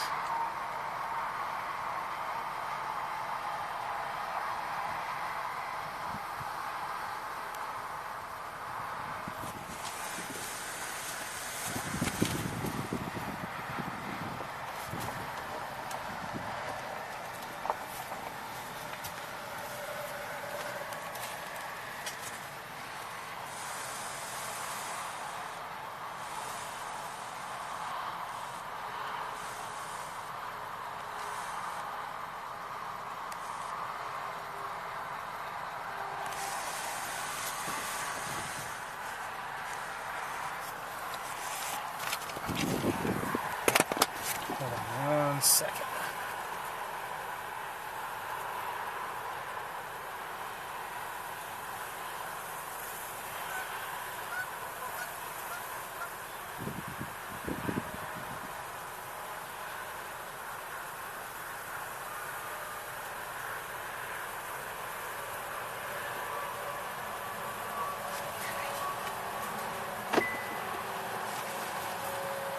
Take a quick look with the other camera.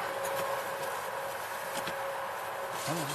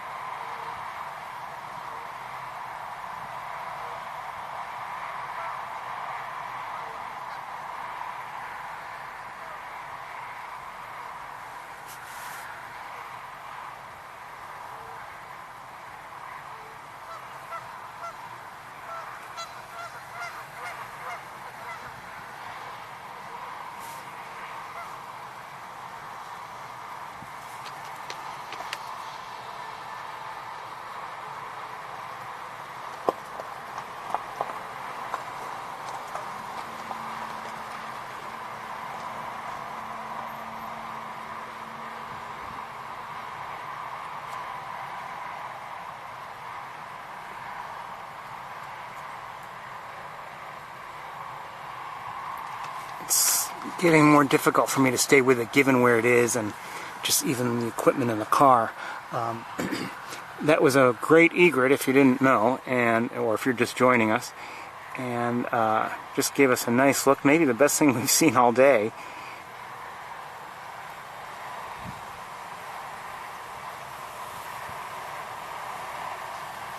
And it was farther back, and as I was just getting the camera in position, it was all of a sudden I realized it was closer. Now it's getting close, and I've got the other camera in the way a bit and the car's mirror. So what I really wanted to look at before, actually, there were some ducks over here somewhere. I wanted a closer, better look at them. Those are Canada geese. And I don't know if the ducks are still there,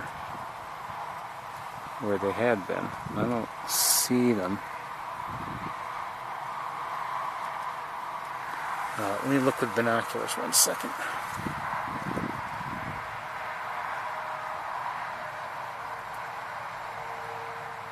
No, they are no longer there.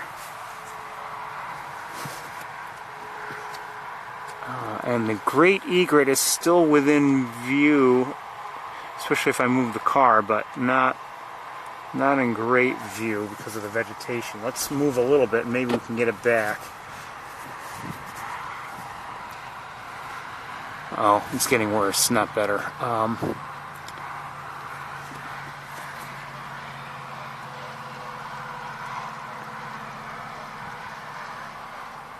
Who is that?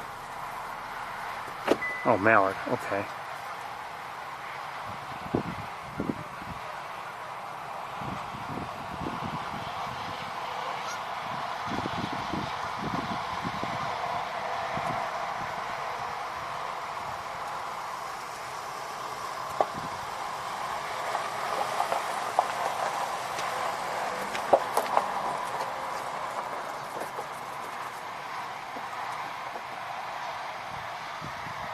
Is that a green-winged teal, maybe?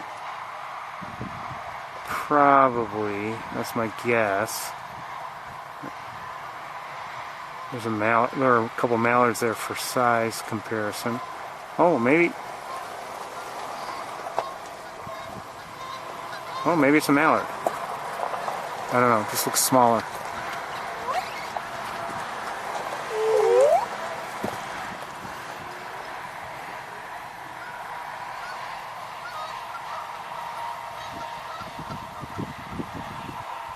More mallards.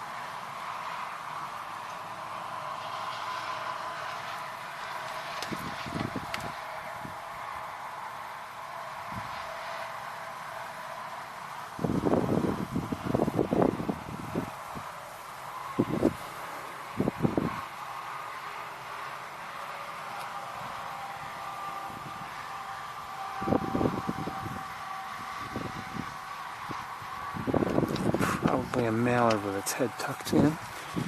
Okay, we're going to move on.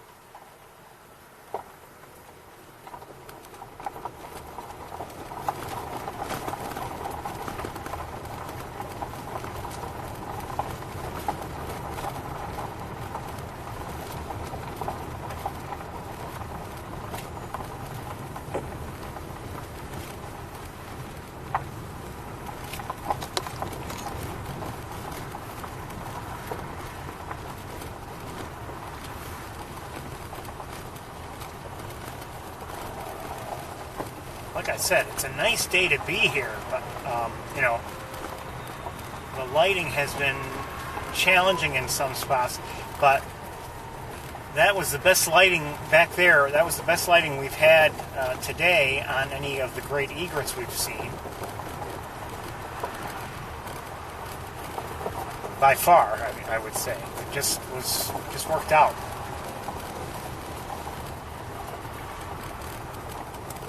I think they put a fresh layer of rocks down here. If I'm not mistaken. It seems like it. Something's different anyway.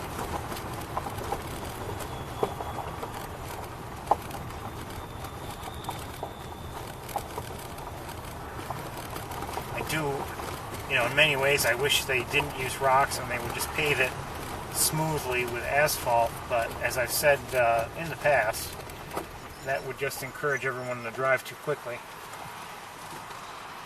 and would probably not be a good thing ultimately.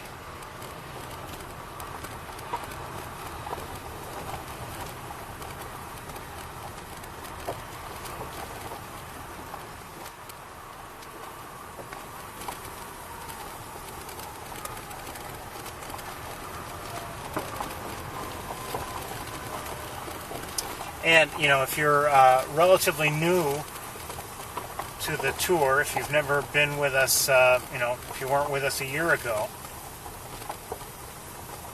just want to say this location, we're on Wildlife Drive, is scheduled to be, you know, closed at the end of the day, November 30th.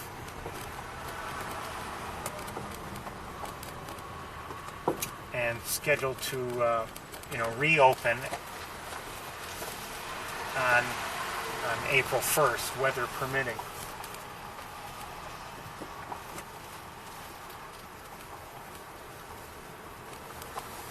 So, closed for the winter.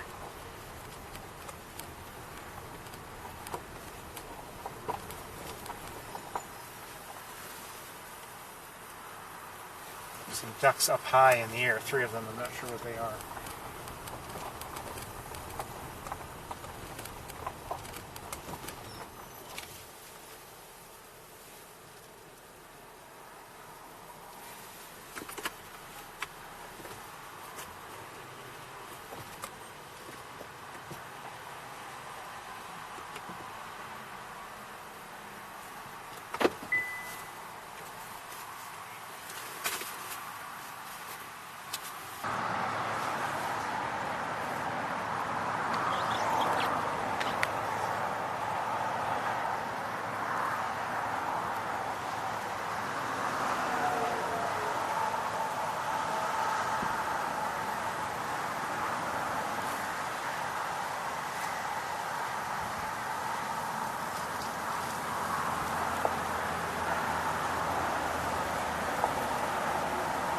Okay, the wind's not making it easy. Alright, let's keep everything in place. We're going to drive up and drive ahead, and see if there's anything in the water that we'll usually see. We usually don't see too much here, though.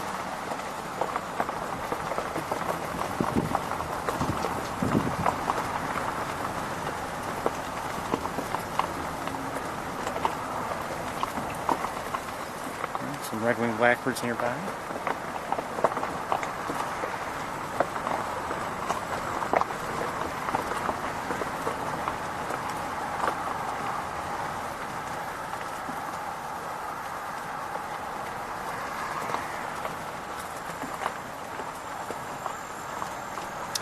As another thing, if you're new, you know, well, hold on, what do I see in the air?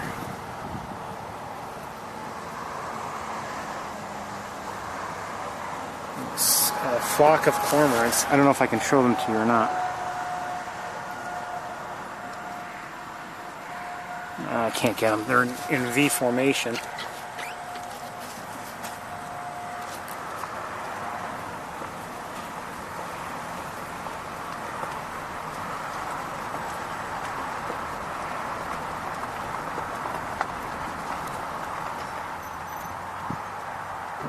Hold on. I had a question. Sure. The setup here, I saw the camera. This? Yeah, how'd you get this set up there? This is, hold on one second. Sure. I put it together. These are various rails, Okay. and that combined with my sheer genius put it together. So it's a number of rails on either side. All right. Okay, and you have to use clamps between them. Do you know? Are you familiar with Arca Swiss? No. Look for Arca Swiss. Arca Swiss. Swiss. Arca Swiss. All right. It's a standard All right. type of plate. Okay, and it's a number of them, and including some that have like a clamp on the edge. Okay. Okay, so I have some vertical rails and some horizontal rails, and I can adjust it because of all the clamps. I can adjust forward and back, All right. and I can move this. This is a tripod head. All right. I can move this, which is also on a vertical component. There are a couple rails here and clamps, but it all fits here. It's not bad. Yeah, that one caught my eye. I was like, what's he got there? Oh, that's just to hold my camera. I'm live streaming, by the way. Oh, I'm sorry. No, it's okay. Okay. But I've used that again. That's another thing to hold my camera in place. You have a site, a website? Or? Sure. You can see right now what I'm seeing, which is actually just a gray screen. Have you caught any eagles? Because I'm looking at. I haven't seen an eagle yet here today. You can either scan that or type in the first of the links, and you'll see what I'm seeing live. Okay, great. Arca Arca Swiss. Swiss. Let me write that down. Thank you. Great. You're meeting welcome. Take care. Good luck. Thank you.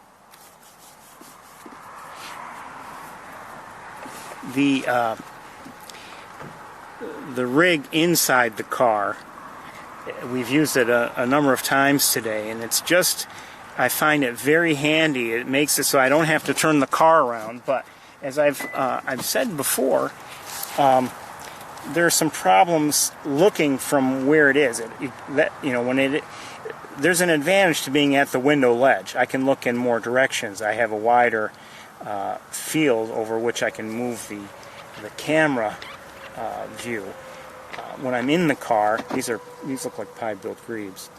When I'm in the car and set back from the window, I mean, it's just like if think about it. If you're at home and you're 25 feet away from your window, you can only see a small portion of what's available. If you walk all the way to the window, you can see in more directions.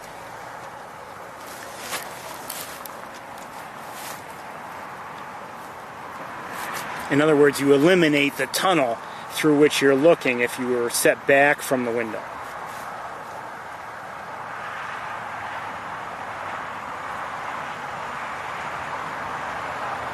This is a double-crested cormorant.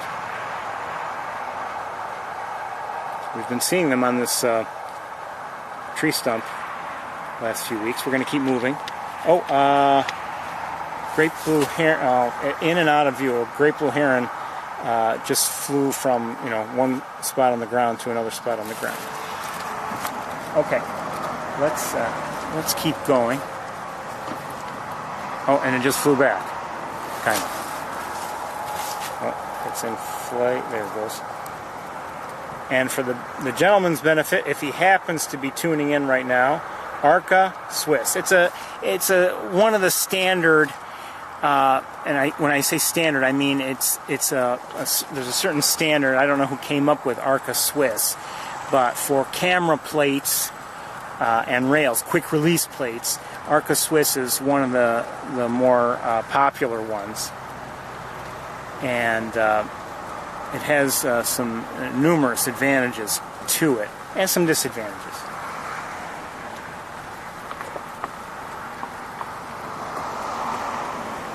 And I've for years made fairly extensive use in one way or another of various Arca Swiss clamps and plates and rails.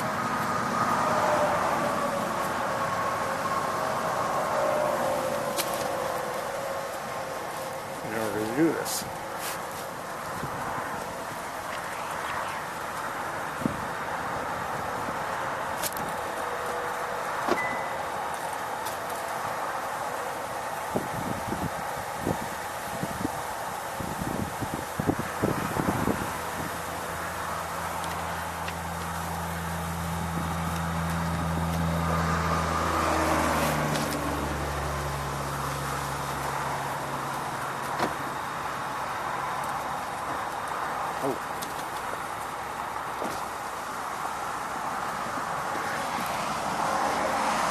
big bug in the car. I think it was a bee or something, hornet.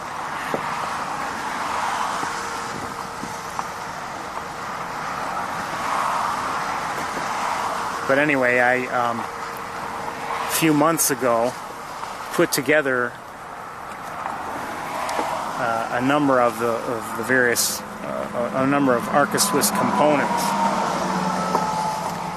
to create the in-car rig that we've been using, like when we were looking at the Great Egret just a few minutes ago. It's not perfect, and I wish there were a couple other features that could have, but that it's not that it makes it more complicated. I'd be okay with more complicated, but to add some things I wish it could do would make it overall either more difficult to use or in a way more impossible to use.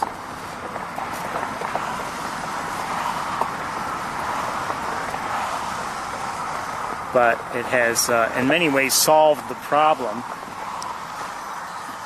not perfectly, but solved some of the problem of looking out the other way through the passenger window. Here's another great egret.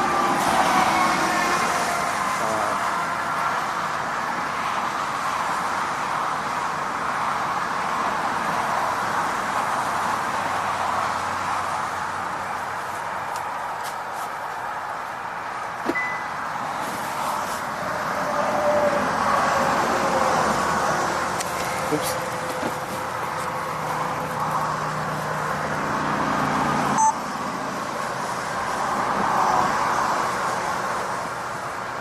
I saw that.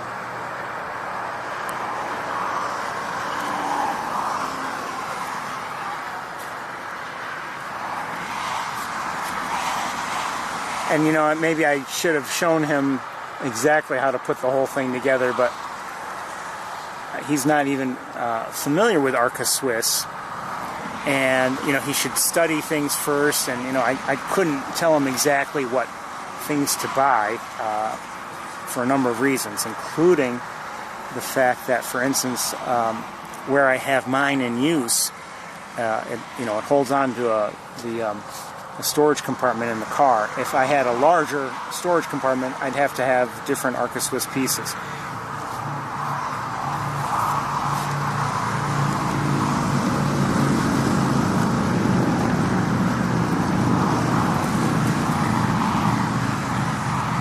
Alright, we're going to move on.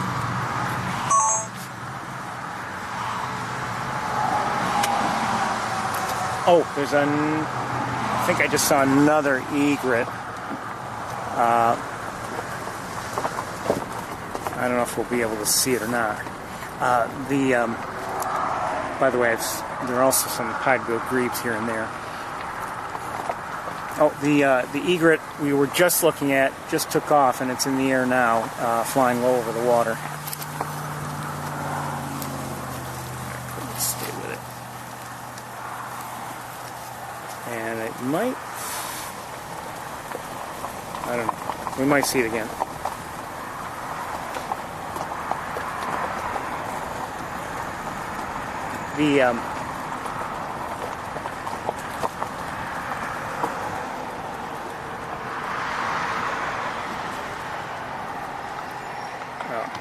There's the one I had seen flying a minute ago, not the one that I showed you, just kind of the one I had seen that you hadn't seen. We just passed it, and the other one that we were looking at just briefly a couple minutes ago, holding the camera you're looking through now, and that is really primarily of benefit to holding the camera you're looking through now. That's the only way I really use it.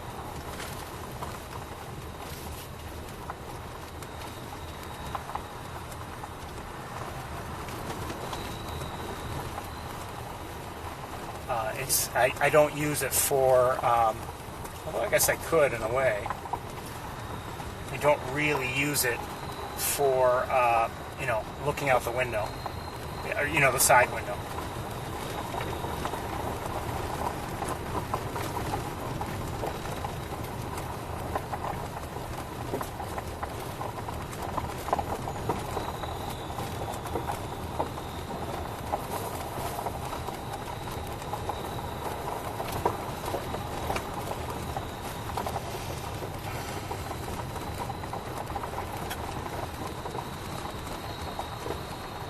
But anyway, when I put together this other rig,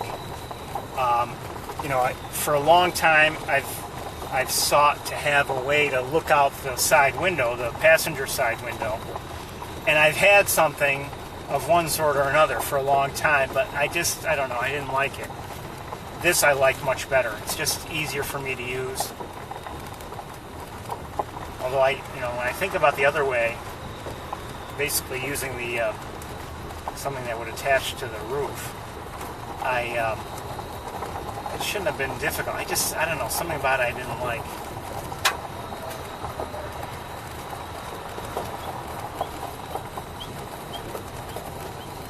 But this, since I put it together a few months ago, has been very helpful at times. And it's not, like I said, it's not perfect, but it's been of good use to me.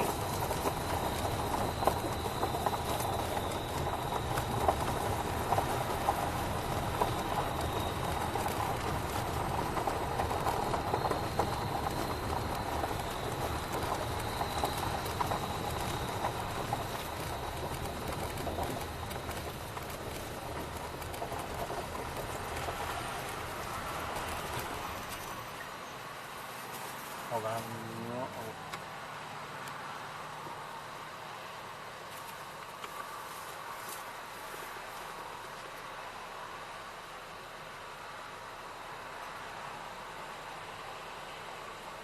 Okay, we're not gonna stop, but there's a wood duck to our left. I don't want to frighten it. Well, there are also a couple of vehicles behind us, and they wouldn't be able to get by. But if so,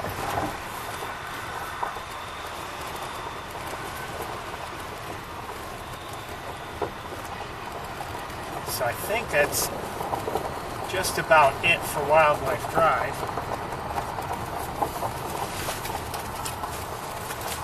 Not bad overall. We saw some nice things, but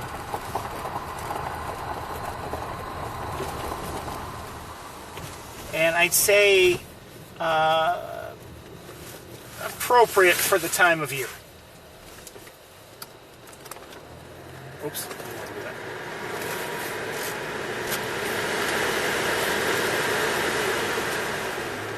Didn't want to do that.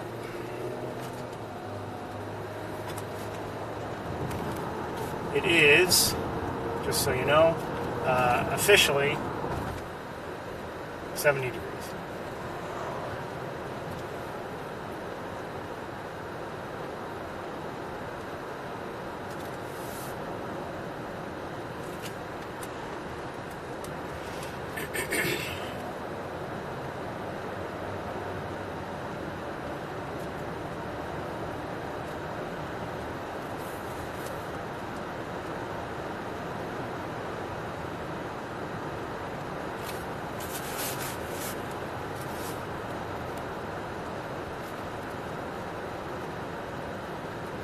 I can't say that I'm a great photographer.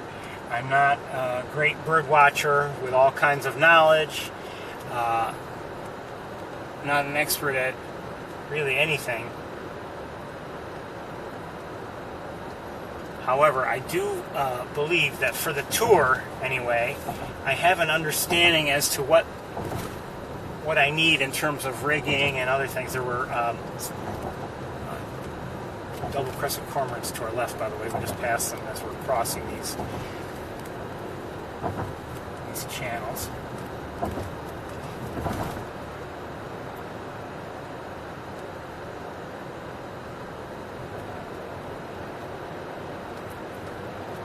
Okay, looks like we're having some signal issues. Hopefully not too bad, but I don't know how this wire gets over here. I'm not even using it.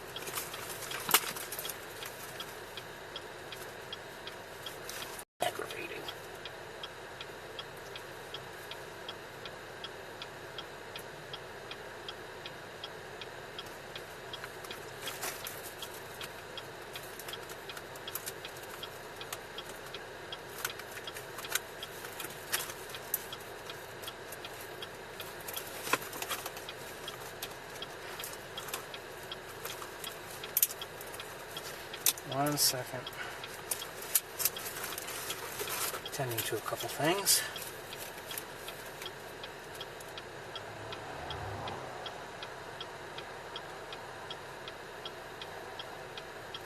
What is this thing's problem?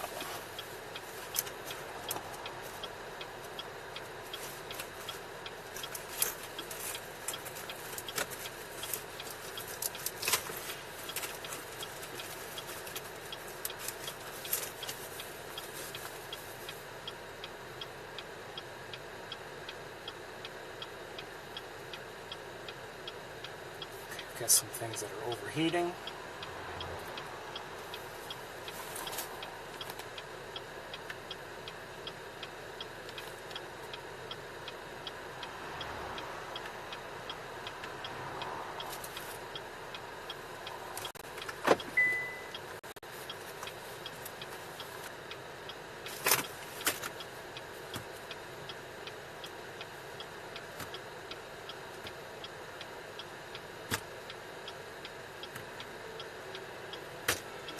I didn't turn the music on.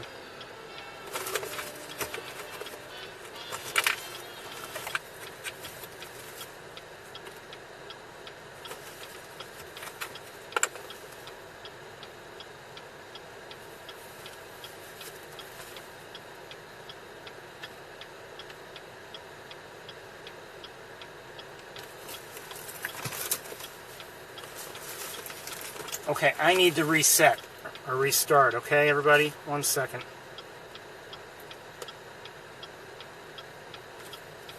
Shoot, hold on.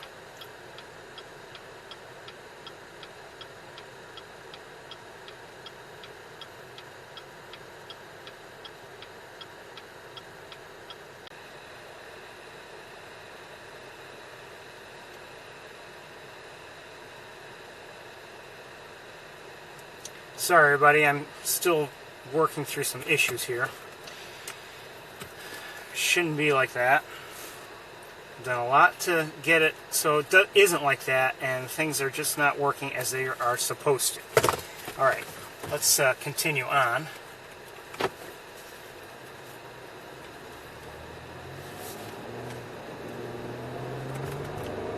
It's very frustrating. I think I see some... Oh! Turkeys. I don't want to scare them, but 1, 2, 3, 4, 5, 6, several turkeys. Oh, you know what? Well, they're cars, and if we drive around, and we're not going to see them. Sorry. I don't want to. Yeah. I know.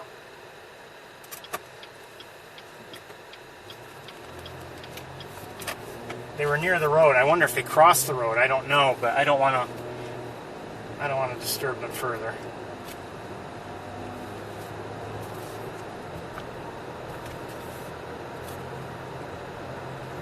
One thing overheated, which, quite honestly, maybe I'm not terribly surprised. Another thing is just not working like it should.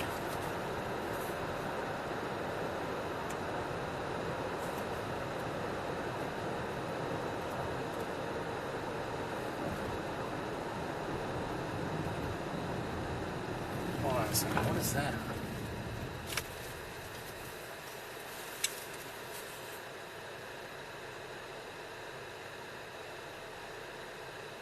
Uh-oh.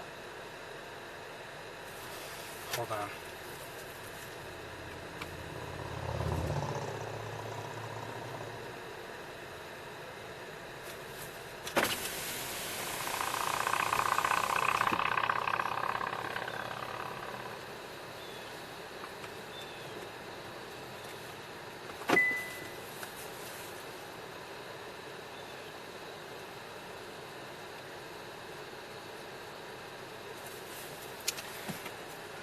Okay, I'm going to give you a look. This is not going to be pretty. And it might be disturbing. And I think I find it disturbing. I'm not sure what I'm about to see or show you. I think it's a dead Canada goose or a dying one, which is even worse. 1 second.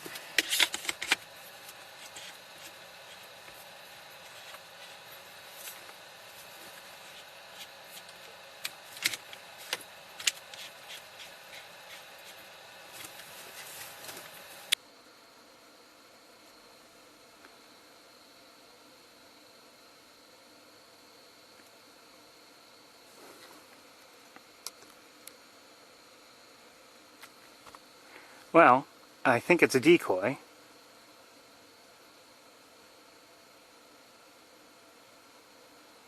Fairly convincing, and I'm glad it looks like it's just a decoy.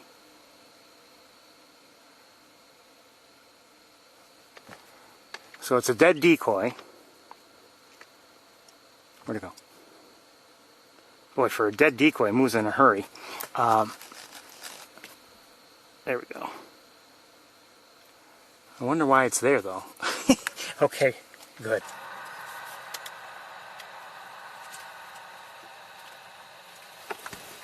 Okay, 1 second.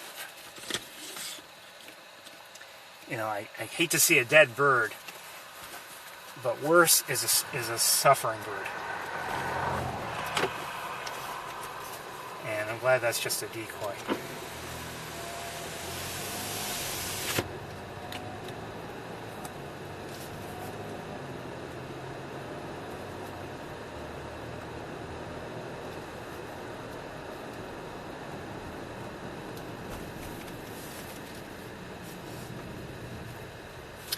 You know something? 1 second. We're gonna go this way.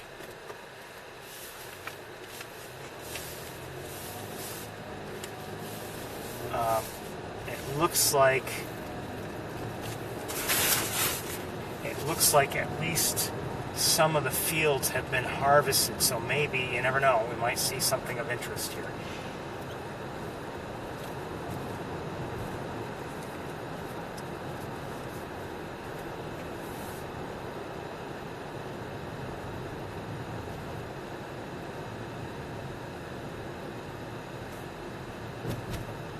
To our left is a cornfield. It looks like they've started harvesting it. To our right is it looks like it was a cornfield and it has been harvested.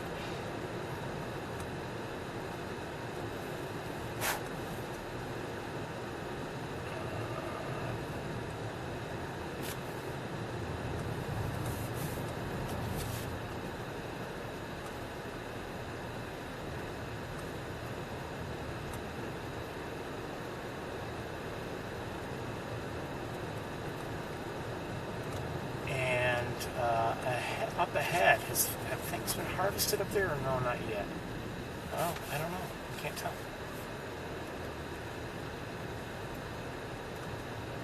They might have been. I don't know. Yeah, it looks like it's started at least. Yeah, they've started it, but they haven't finished. Okay. All right, we're going to turn around.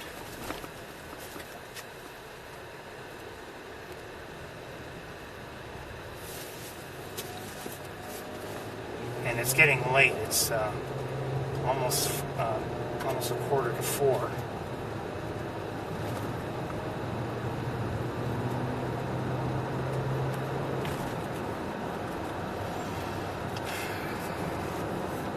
Sorry, we haven't necessarily been, well, in terms of visiting every area, we were very inefficient because we spent time, before we even, I see, is that a red-tailed hawk in the air? Yes, red-tailed hawk above the road, just flew, and out of view now, to our right, and, well, now I can't see it, but we did that near the visitor center. We were, walking around and looking at the birds, so that was not necessarily, in terms of getting around, that wasn't an efficient way to spend our time. But we saw some birds, so I was glad we did it. But go.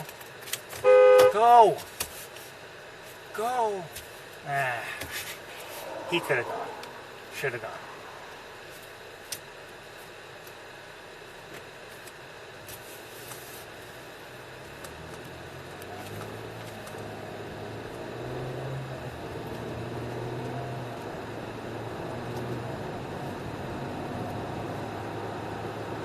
I wonder why that decoy is there. I mean, it's in the middle of nowhere.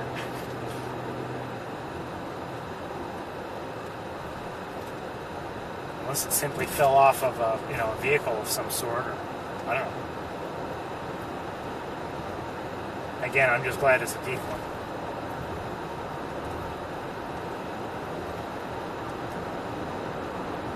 So we're just checking some of these areas. I think then we'll go to East Road, and then I think more than likely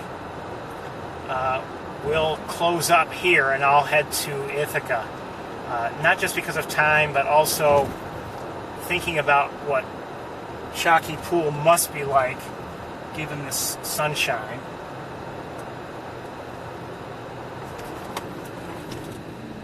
Hold on, I don't know. Okay, never mind. I'll get a little vehicle past me. Come on, pass me.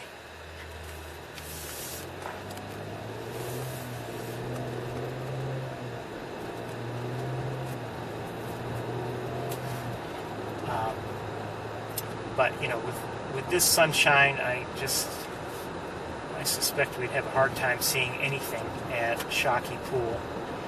I could be wrong, of course. And Mays Point hasn't been that great lately. And now last week we saw sandhill cranes down here. Now again, we have the sunshine, so even if they're down here, and I don't see them, even if they're here, we won't see them as well.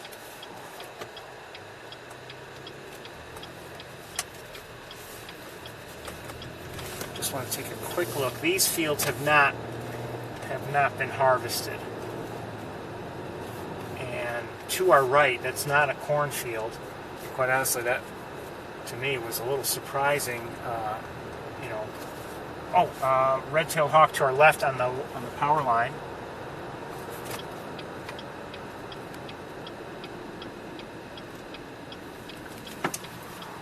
And we had seen from here in this. You can see there's a pathway there. We had seen the sandhill cranes there last week, but I'm not seeing any sandhill cranes now. And I, quite honestly, like I said, I don't think we'd see them all that well anyway.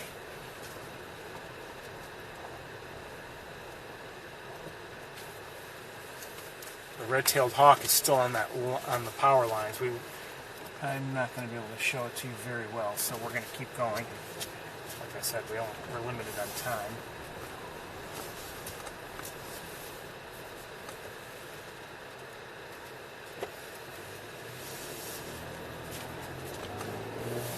And it's on the power lines to your right and to my right. And it just took off anyway.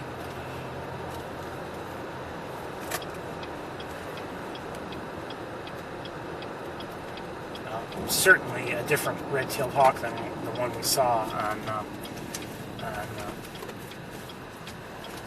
Armitage Road.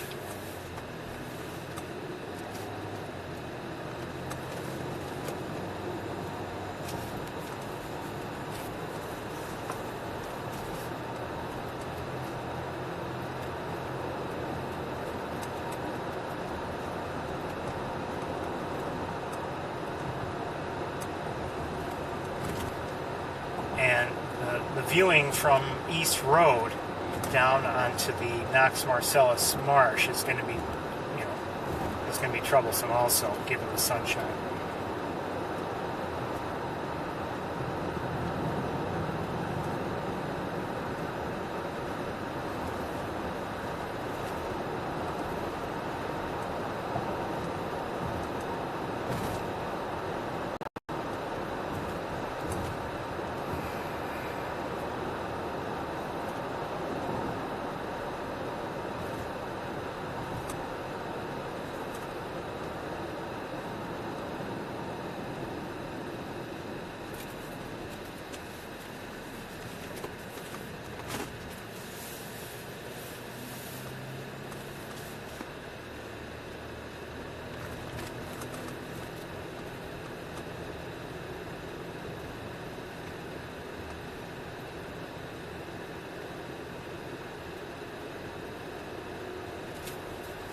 70, according to my thermometer, it's 74 degrees, if that can be believed.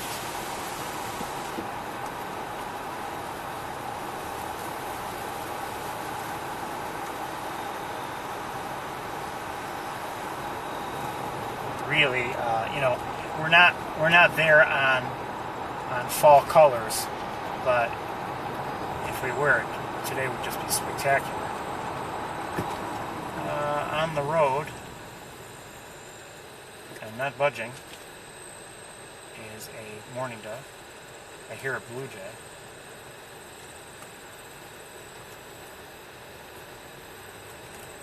Okay, the mourning dove did take off.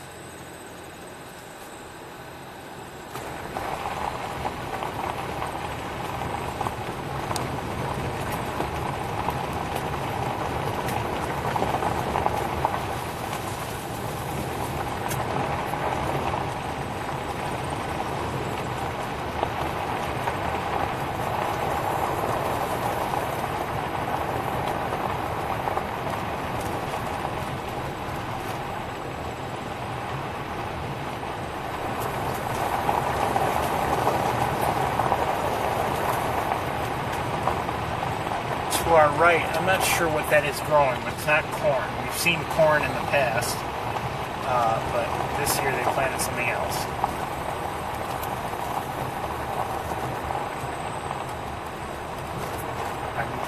I would guess, although I don't know for certain, I would guess that they do some, you know, have some kind of a rotation.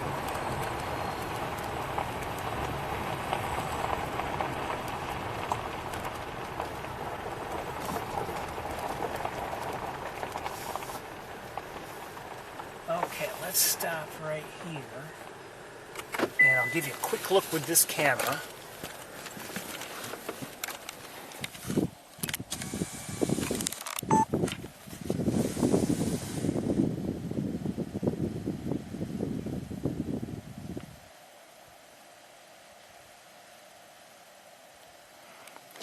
So we're seeing down there great egrets, great blue herons, and I think I heard a greater yellowlegs. Have some cormorants there.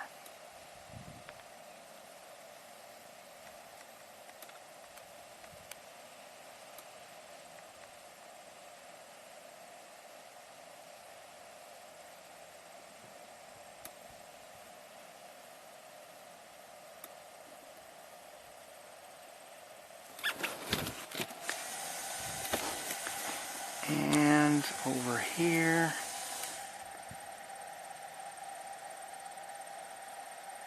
great egrets in the back, but there also looks like there's some sandhill cranes.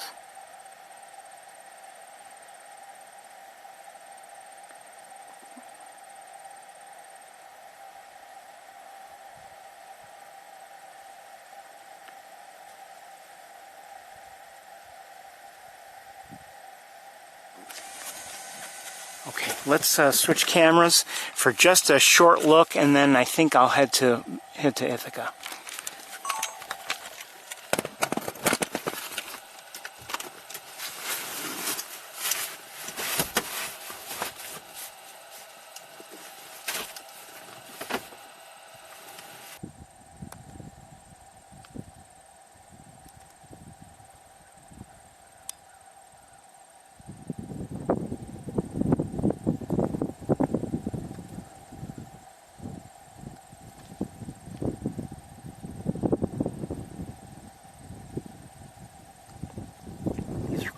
Double-crested cormorants.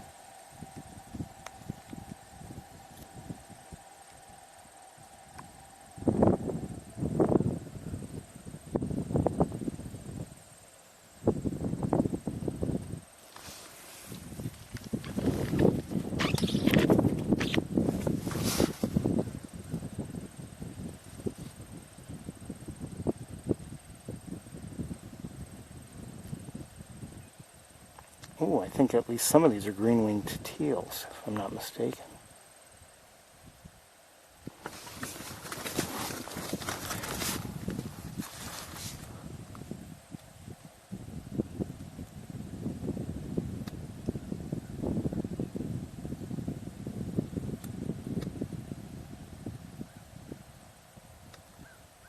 Here, American crow.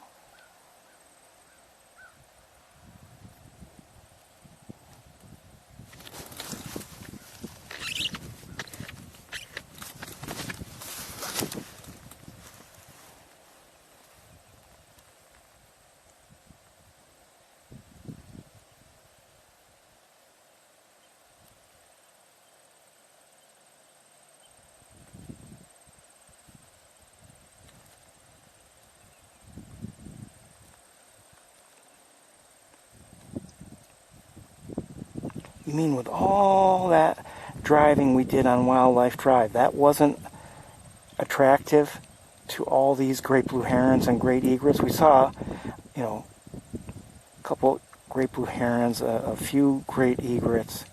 You mean that was, well, the water levels are just right here by the looks of things. Shallower.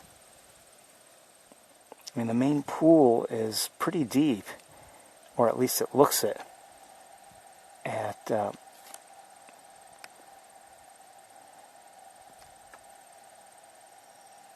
you know, a lot on Wildlife Drive. And as we've seen with the members of the heron family, water depth is very important.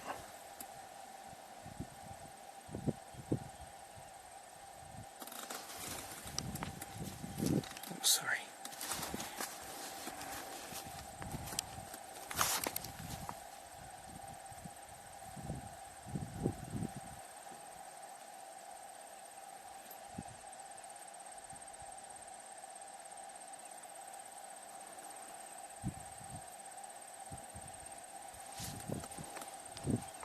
I don't know about you, I just like looking at them down here like this.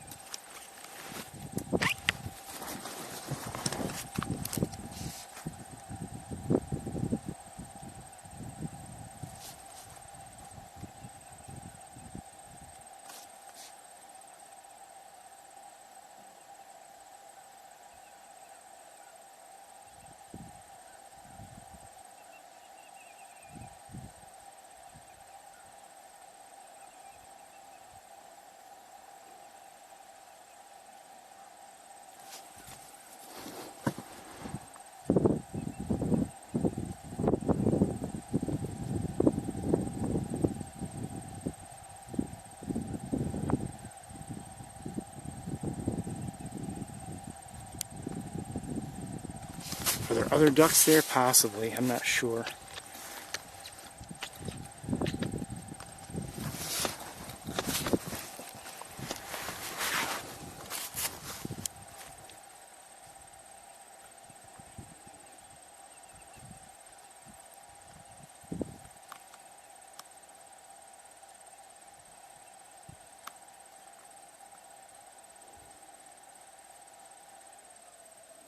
This could very well be, you know, I haven't been looking, very well be a very good place for shorebirds. I don't know.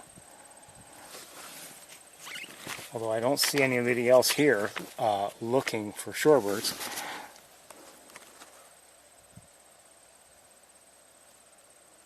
Any other people, that is.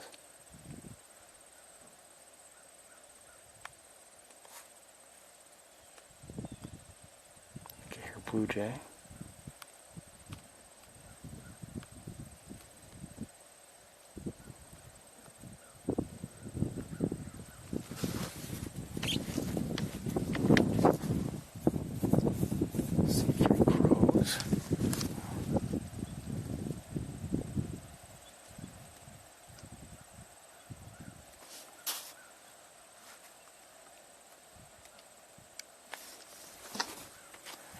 Some Canada geese back there.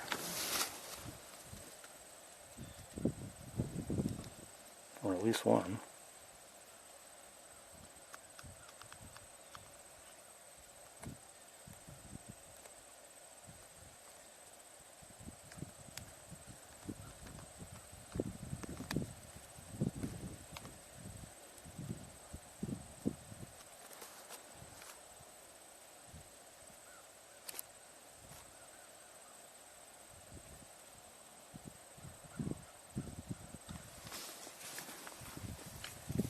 Looking around with binoculars a bit. I do see more Canada geese.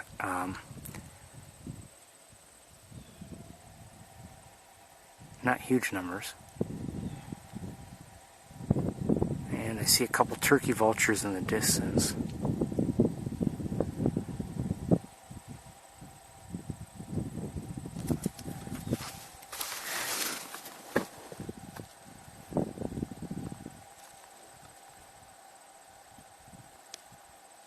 Those are all cormorants back there.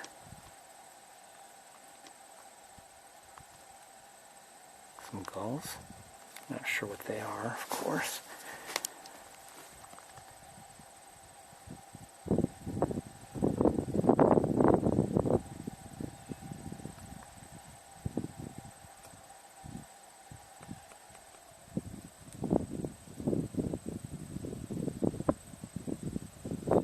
Mallards back there.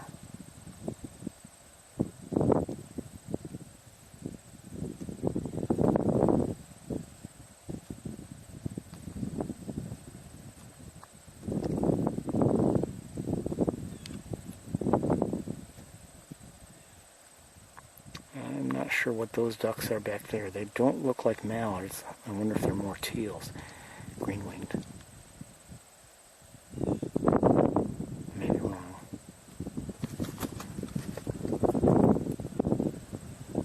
Again, everybody, welcome to the Cornell campus. It is 74 degrees. And we are going to take a look around for our hawks. We don't have a lot of time. I'm not sure if I heard anything just now. I've heard some blue jays. I think I may have seen a starling earlier, I'm not sure.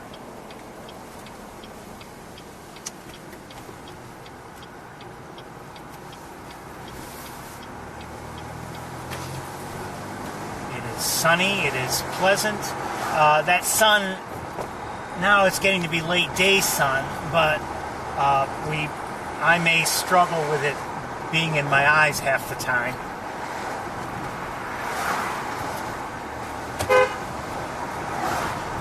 Don't even think about it. Yes, I do see a starling now.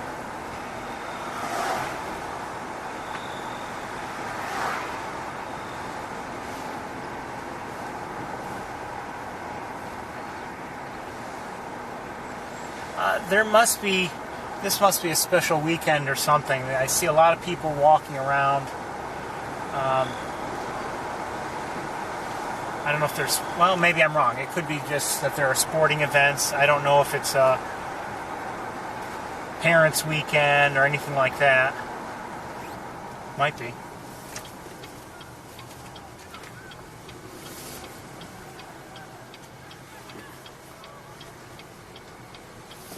This was a mistake with all the people walking here, so let's turn around.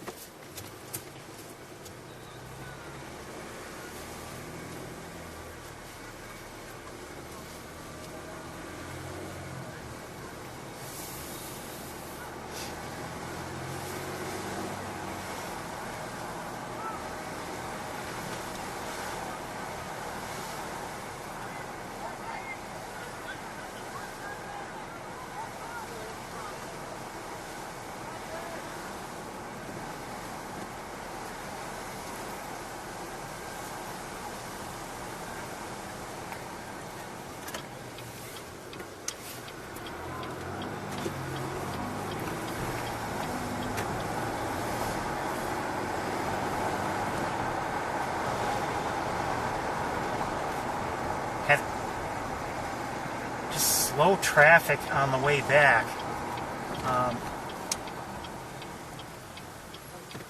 It looked like there was an accident on one part of the route, and then, like, as I was nearing Ithaca, there was like a really slowly moving line of cars, and I think it was just that the driver was just plain slow at the head of it, and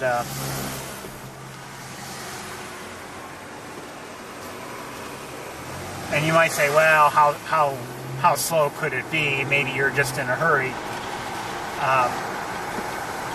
When it's a 55 mile an hour zone and you're in the 30s, that's slow.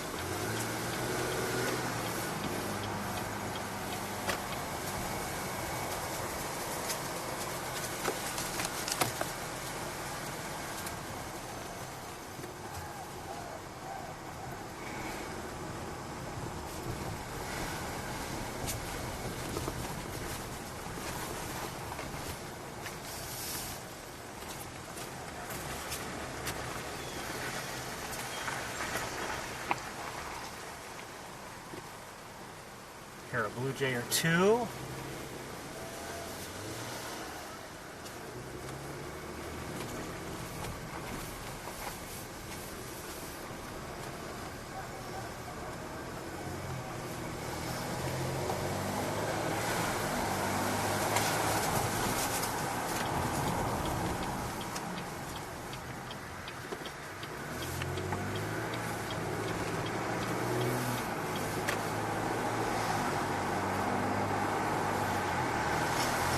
As predicted, the sun is in my eyes quite often.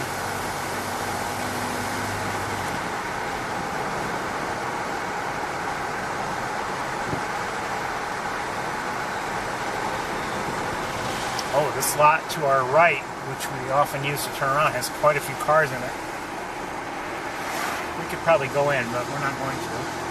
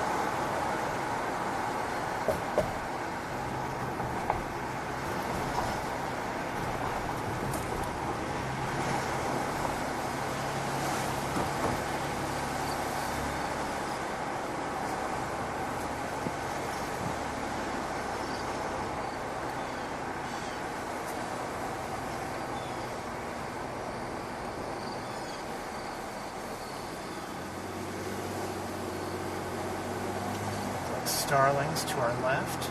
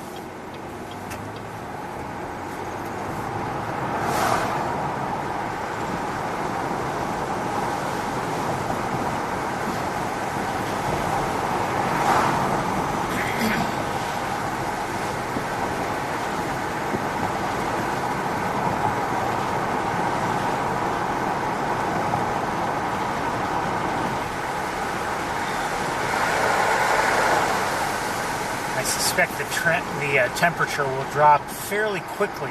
Not necessarily a lot, but it will drop quickly. My thermometer is already reading 72. Now, I guess it also depends on where we're driving.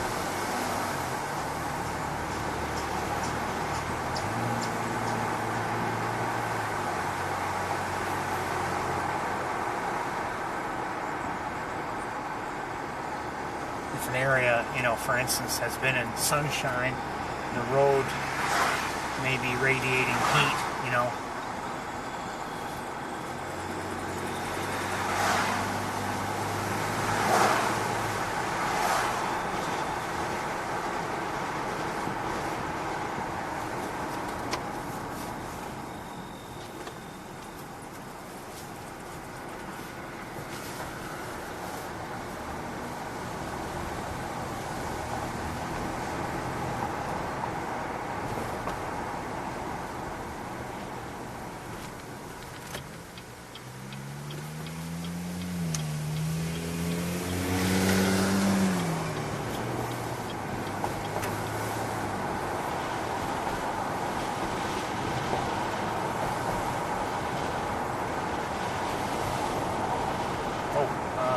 What's going on here?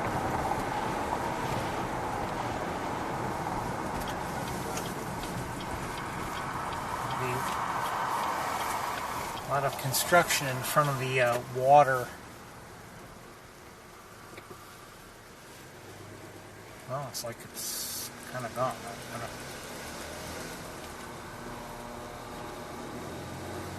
The chilled water plant, whatever they do there exactly, I have no idea.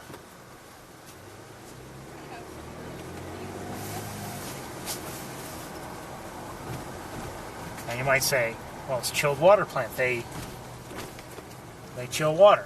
Maybe. Maybe they deal with chilled water. I don't know.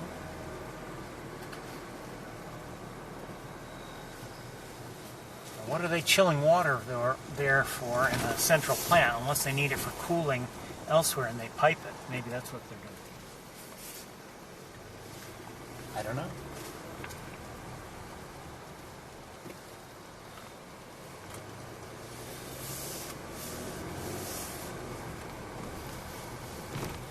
Anyway, as you can see, as we drive around, there are a lot of cars here, so there must be something going on, and it seems like it's more than just maybe the average sporting event. So maybe there's something, I don't know.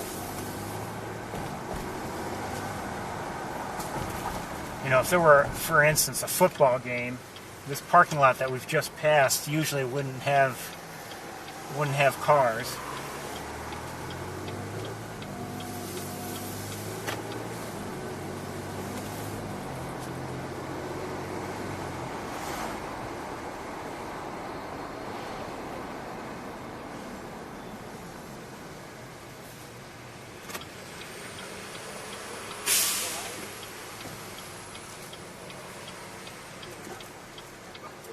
Come on. Let's go.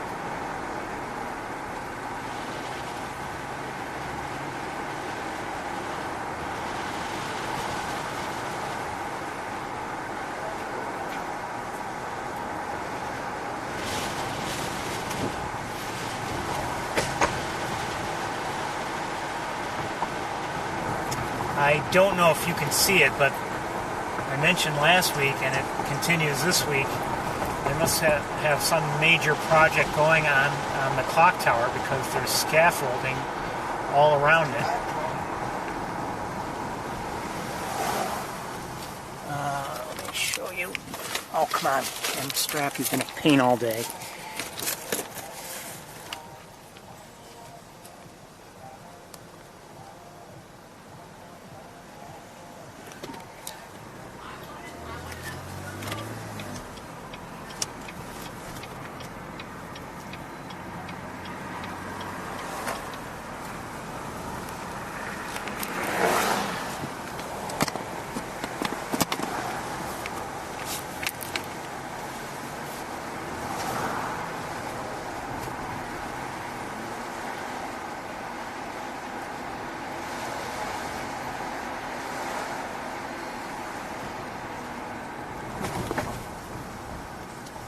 taking a left turn, which is what I want to do, looks like it won't be a good idea. A lot of people just at the edge of the road.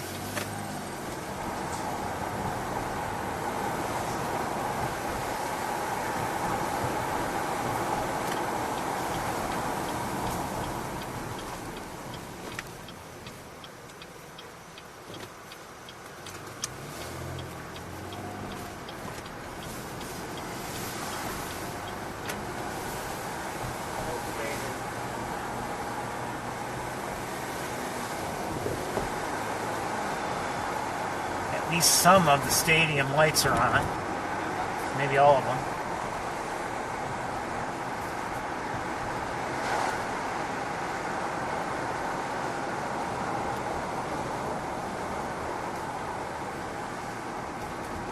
Doesn't quite seem like there's a football game going on though, so I don't know.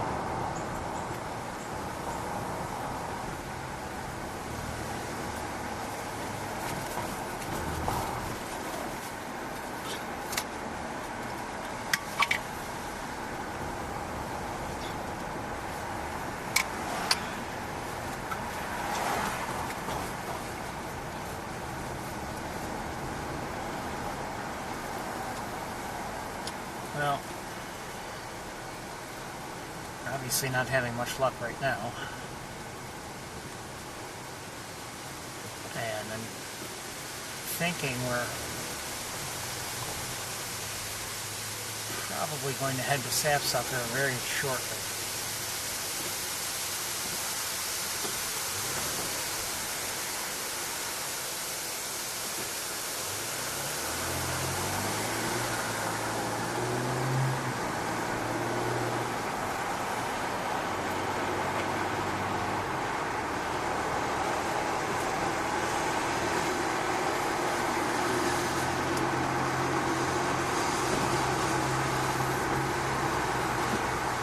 And I've been considering all week using a different setup at Sapsucker today.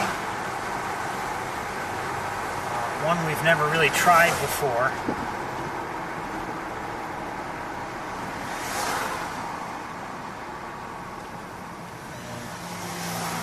It has its advantages over what we're using at this very moment and some disadvantages.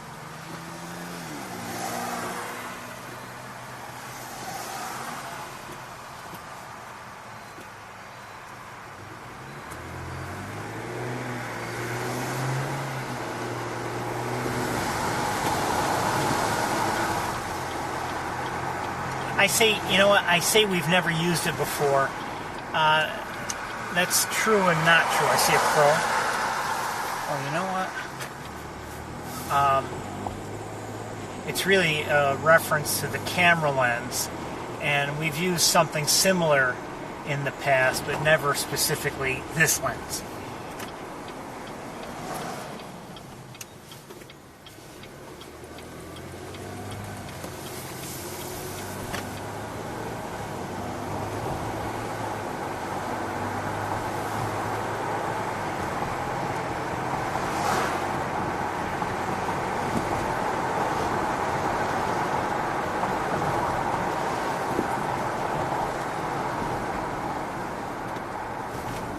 Let's go in here and we'll take a look. I may see a hot air balloon. I may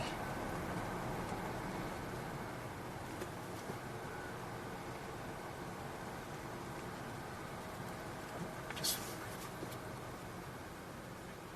I saw an American crow and it flew. It was above the road and then turned around in the air. And I just wondered why it did that.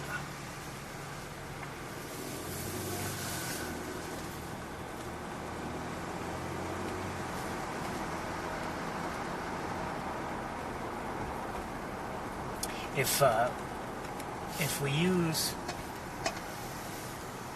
we use the setup I'm talking about at Sapsucker, we'll have less reach. We won't be able to see as far.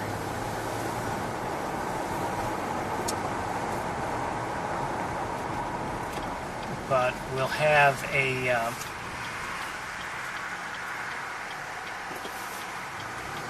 wider field of view available to us.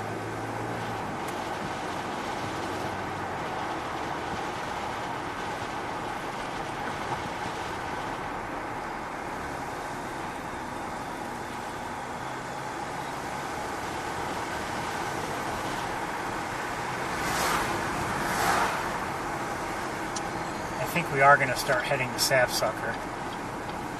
I'm not finding anybody, and I don't want to spend too much time here and waste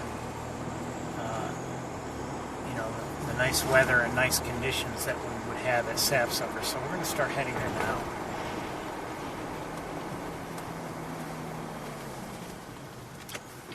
You know what? Let's go this way.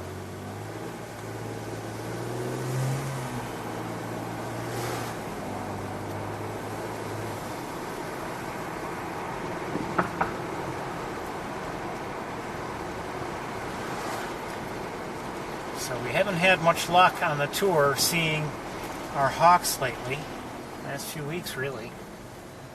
Some of that has been because we've arrived here very late in the day and there was really no time.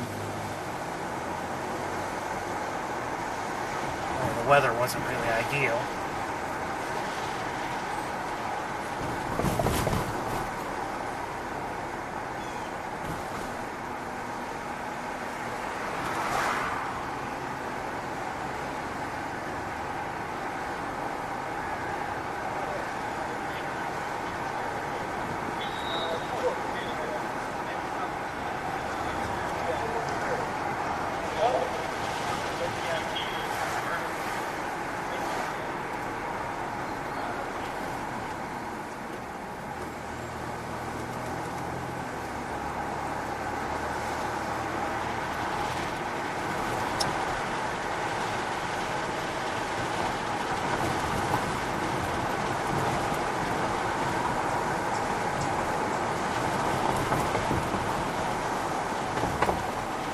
I wouldn't be surprised if our hawks are right nearby. I just heard, for instance, I heard a chipmunk.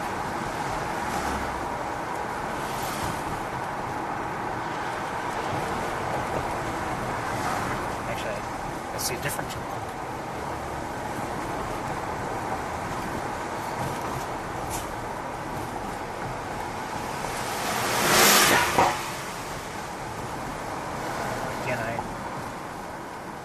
I'm always sorry if we don't get to find our hawks, but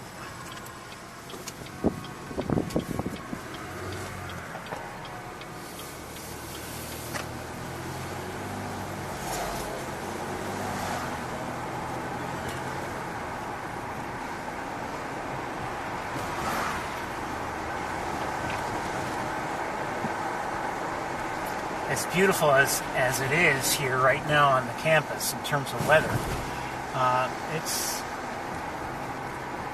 somewhat difficult because the sun is in my eyes. It's hard to look in every direction and move in every direction and see in every direction.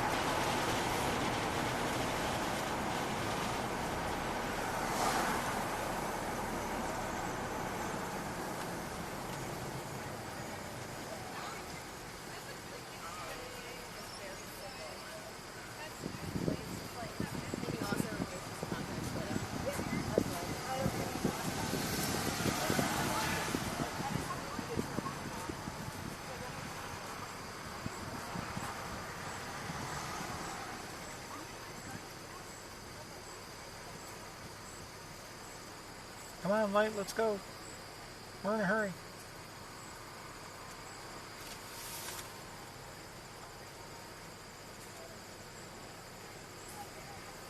I haven't made up my mind if we're going to use that other setup. Maybe not. Might regret it. I don't know.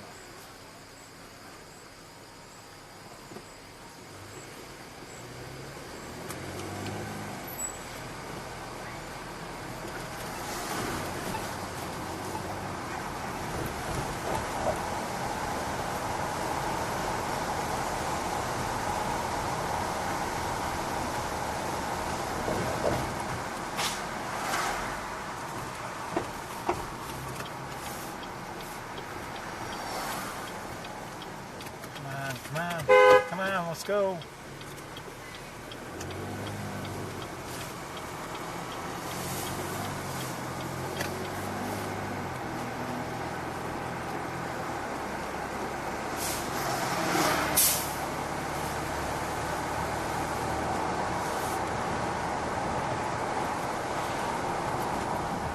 Nice signal there. Thank you. Thank you. Now you might say, Ferris, you don't always signal. Well, I signal when there are other cars around. But if we're playing music or something, you know, I try not to signal.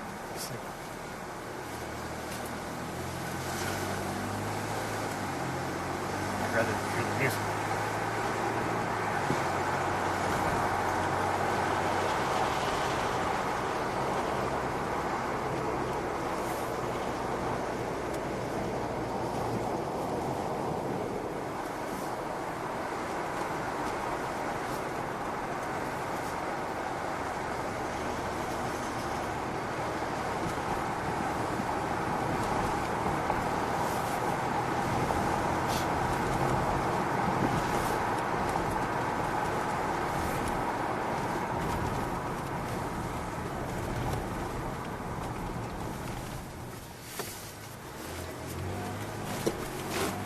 Now there was no car, and I just forgot.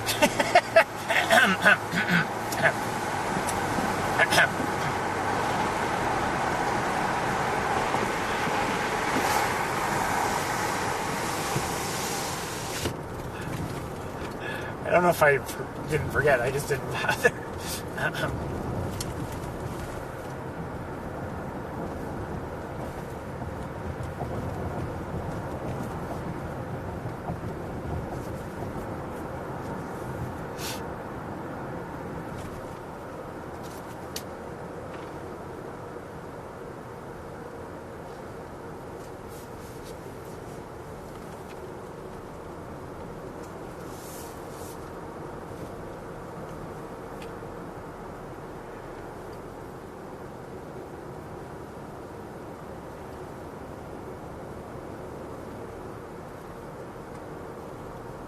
See, I mean, here this is a shady area, and we were at 72 degrees, I'm sorry, 73 degrees, now 72, 71, and, you know, I don't know if that's partly a function of the road not being heated like it is everywhere else where we've been driving around in the sunshine. And I'm guessing sapsucker woods might be a little cooler. It often is. Elevation is partly a factor.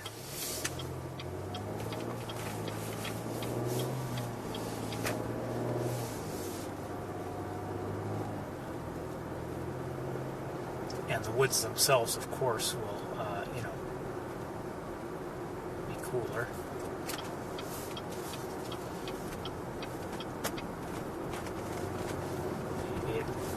That shade really makes a difference. You know, we've been together at Sapsucker on hot sunny days, and you know, for years before the tour began, I would go there and, you know, be taking photos on my own, and you know, in the various viewing areas of the pond when you're in sunshine, you really, you know, you'd feel that heat, but in the woods it would be much more comfortable.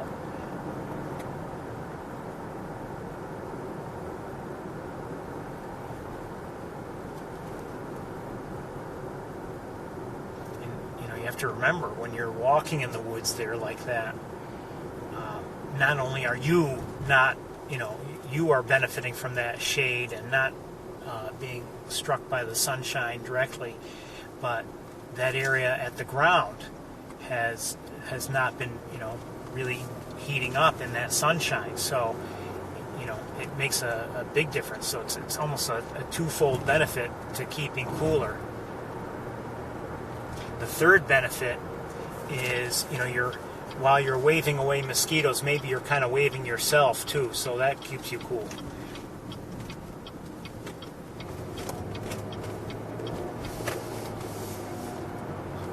Mosquitoes, gnats.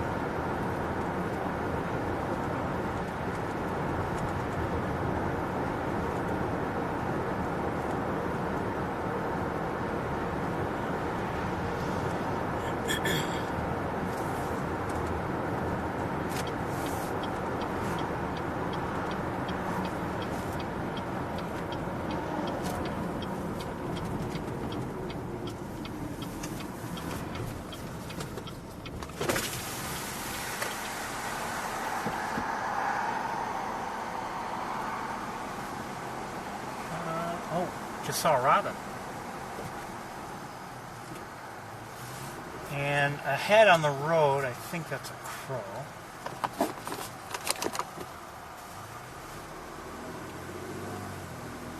Off the road, please.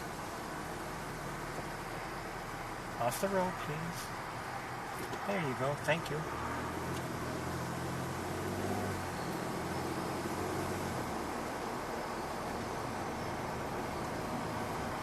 And I just saw a blue jay, and I heard, what did I hear? Kind of sounded like a red-winged blackbird, but I'm not sure. And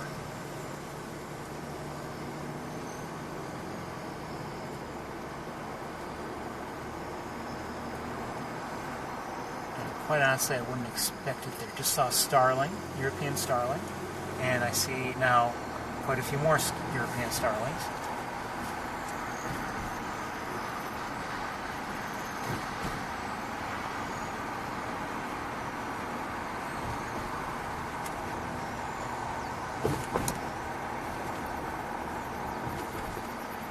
And another blue jay, and another robin.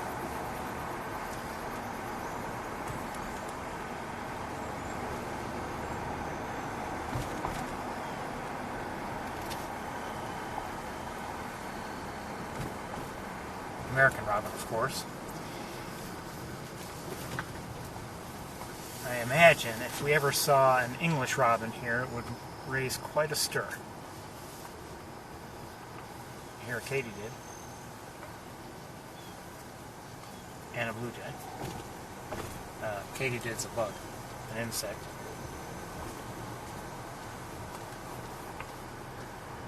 If you didn't know.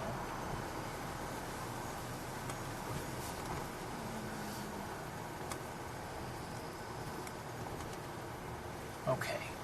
I think we are going to stay with this setup rather than switch things around. So I need a few moments just to get things out of the car. Oh, hold on. I see an eastern phoebe.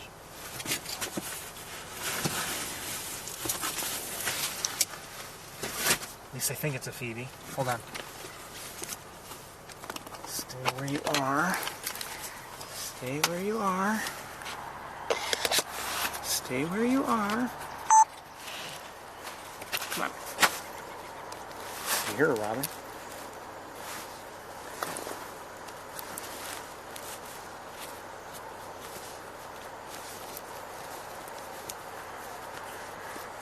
There we go.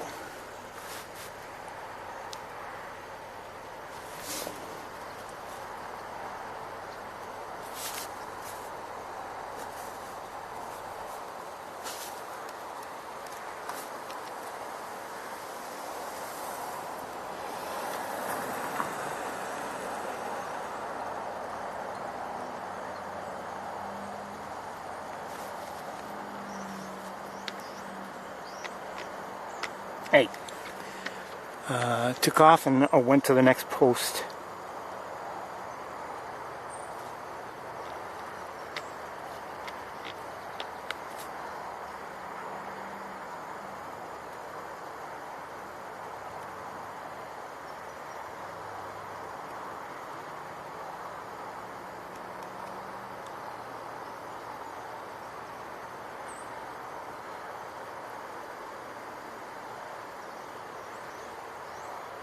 Do I hear a, am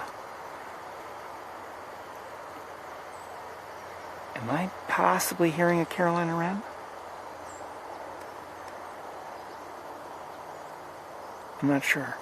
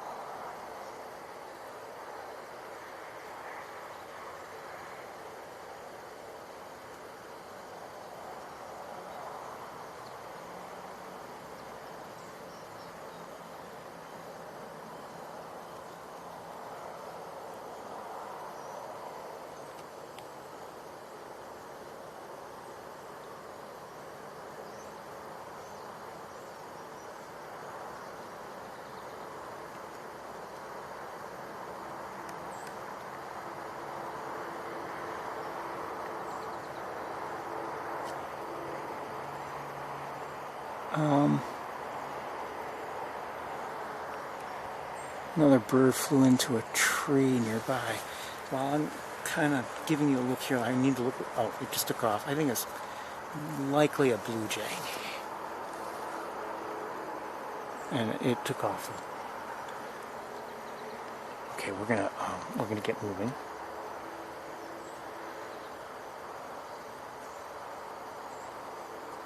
And so is this cute little bird. Okay. I'm gonna just put you over here. I'm not gonna look at anything for the moment. Oh, you know what? You can look here.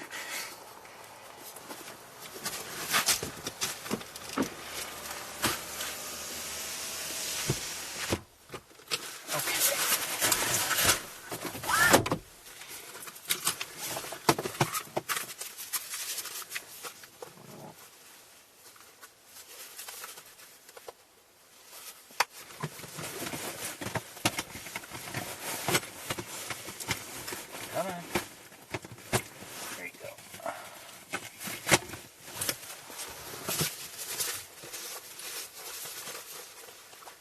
I just need to get a tripod, and I think that should be about it. It's down to 68 degrees here, by the way.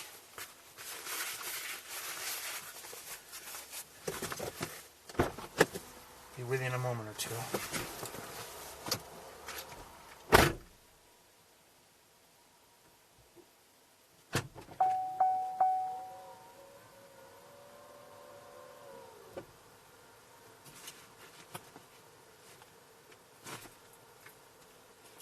Might start to feel cool before I'm done with my walk, but I don't feel like putting on a jacket. It's a little warm for that.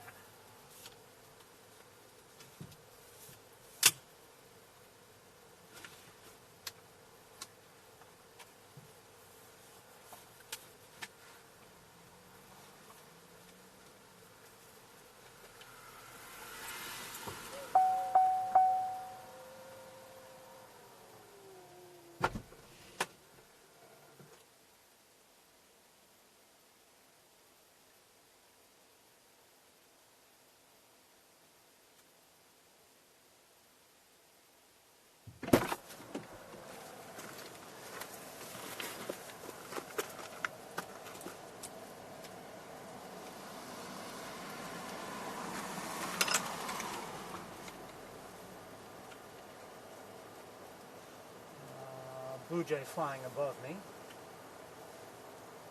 No, wait a minute. That's not a blue jay. Is it?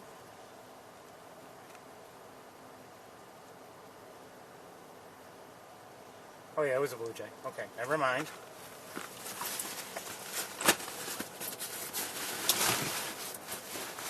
And I say never mind, not because blue jays aren't beautiful. I think they are. I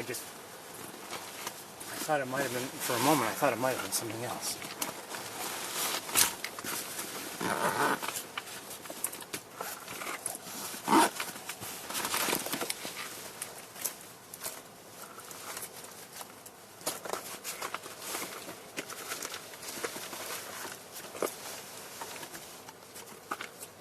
All right. I swear the wires today have just been really aggravating in so many ways.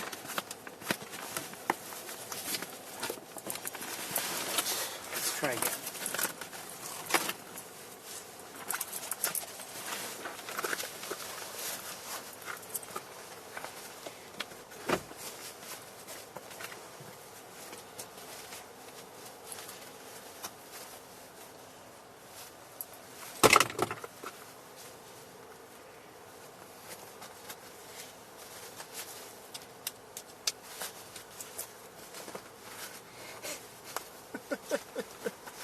This, boy.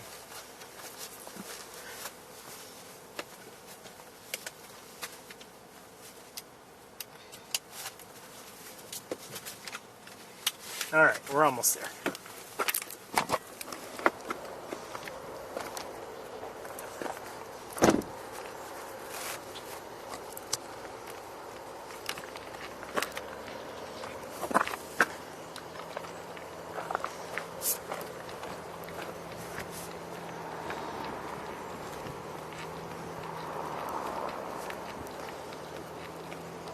Am I hearing it? Think I'm hearing at least one catbird, possibly two. Gray catbird. Yes, gray catbird.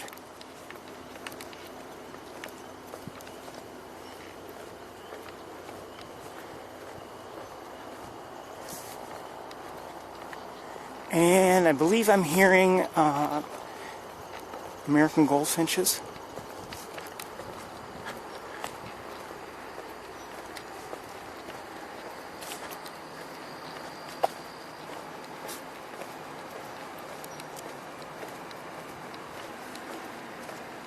I think I just heard a red-bellied woodpecker. And I don't know if there's a different woodpecker here. Maybe. Hello.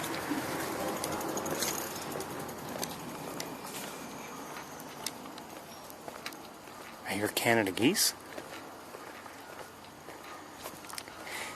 I think I just heard a downy woodpecker. See, this is why I was thinking about using the other camera or a different camera setup, because it might be better to do so if the Canada geese are coming in.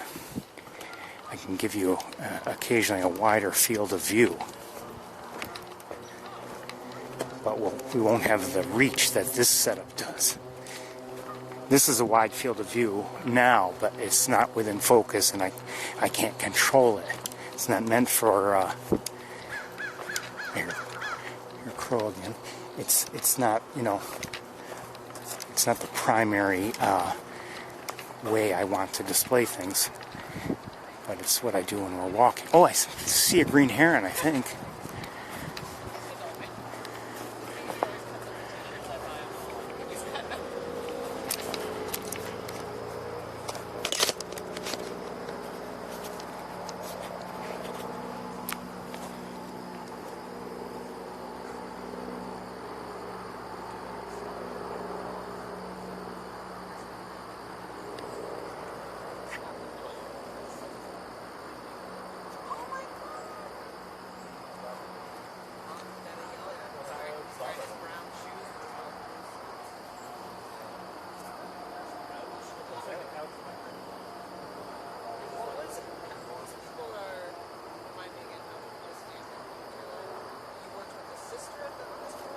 There are a number of Canada geese here.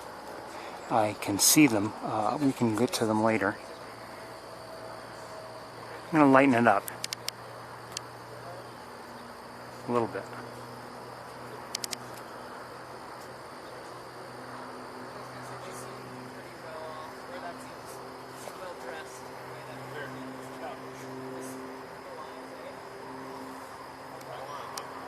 Am I not recording? Is there a reason for that?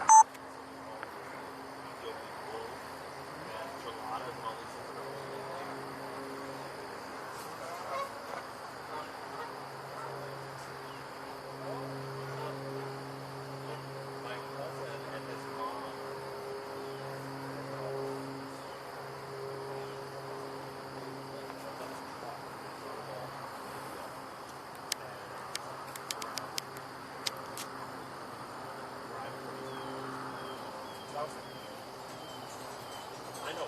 I would go to Namibia. I don't know why they're going to Namibia. It's like drive a car. That's the most. Drive a car. Do you see the green heron out there? Okay. It's a woodpecker of some sort. It's a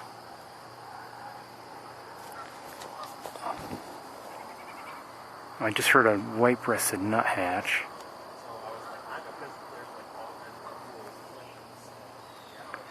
I'm not sure where that woodpecker went.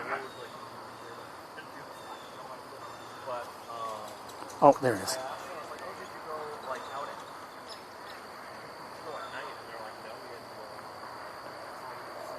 That looks like it's a hairy woodpecker.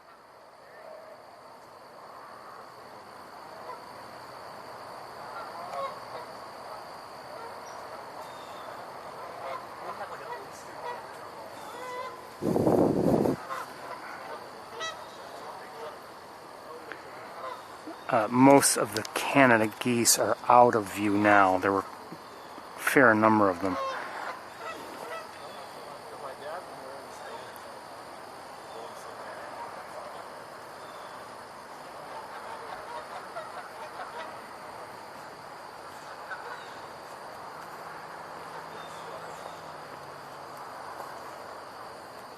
No one wanted to go to with my family. They all wanted plain Talk food. close.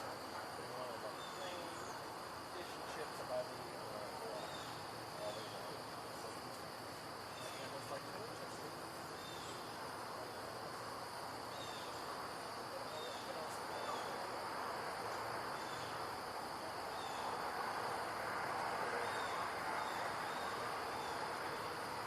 So we ended up going there. And I was like, "Oh, it's like Indian." Oh, great blue heron just flew in, I think. It was like they would struggle.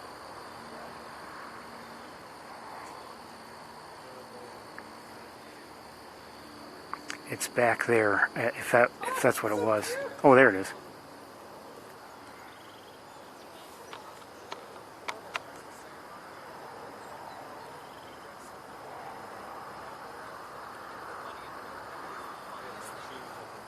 Back to the green.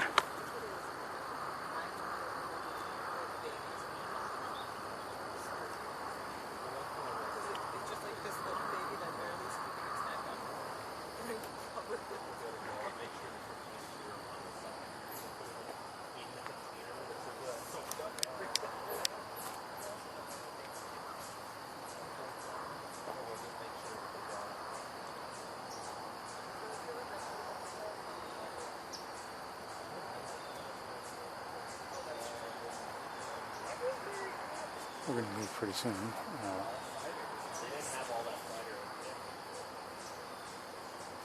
I want to back up a bit.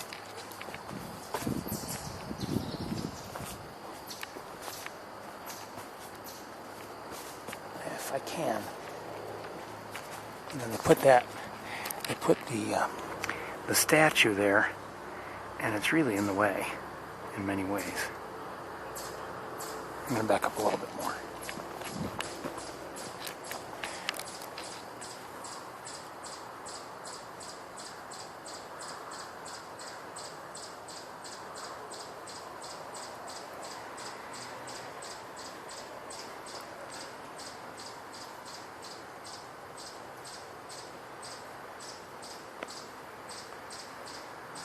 Oh,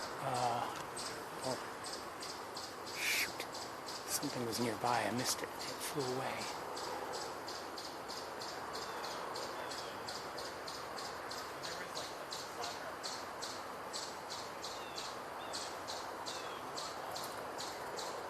I don't know what it was. It was nearby in one of the nearby trees. And I don't know what it is now. I didn't even get a chance to get it in binocular view.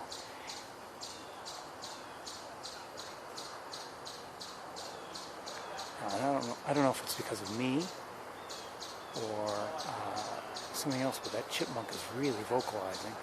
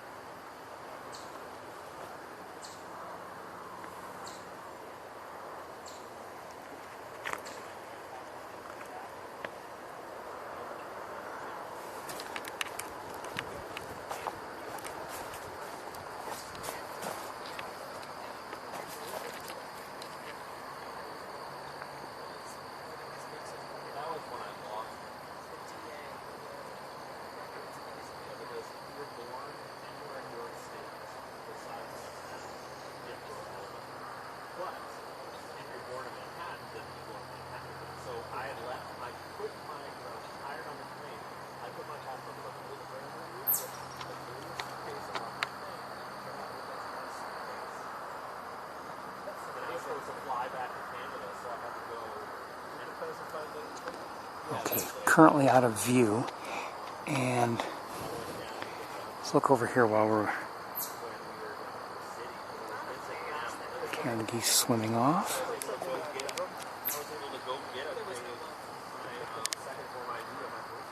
Anybody on the log? Oh.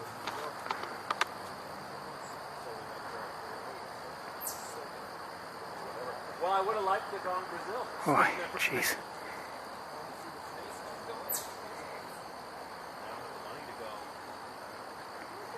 I think they're, I don't know if they're wood ducks or not. I didn't get a good enough look. I hear a white-breasted nuthatch.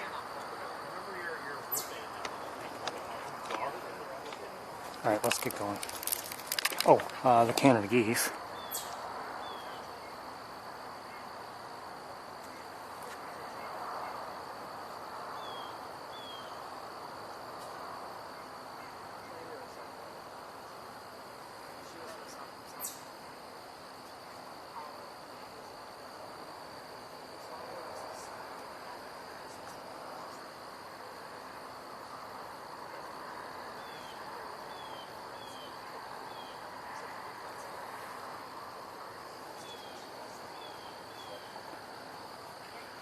Let me just leave you on the geese for a moment or two, and let me look around with binoculars a bit.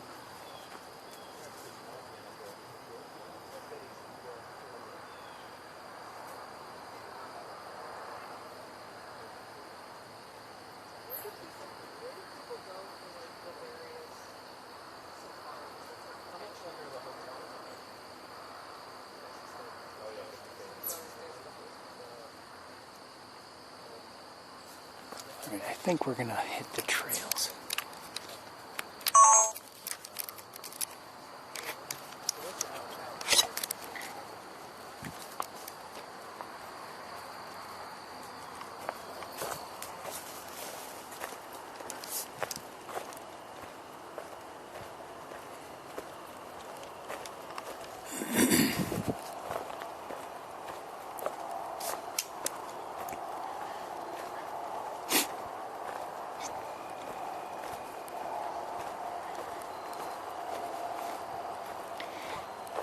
Not cold, but it is feeling cooler, there's no doubt. Of course, I'm not in the car.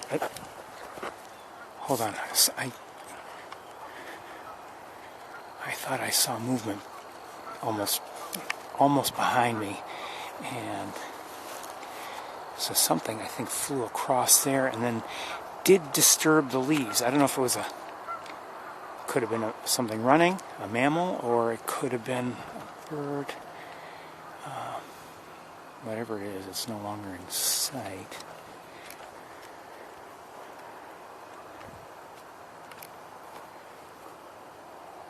Okay.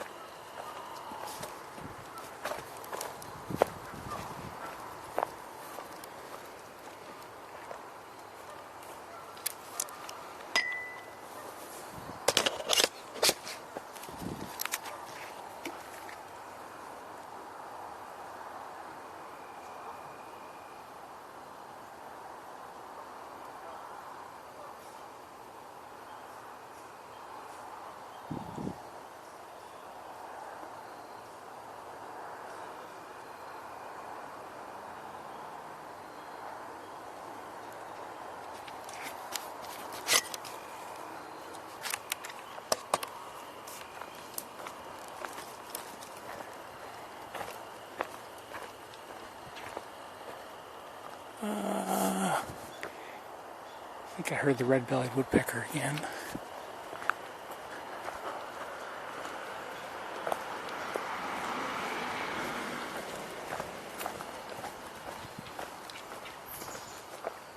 Oh, a robin was over there.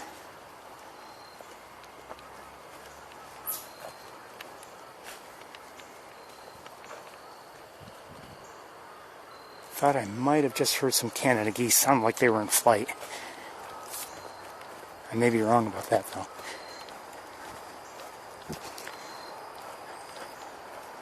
Boy, does this stretch really need some fresh mulch. It's been pulverized.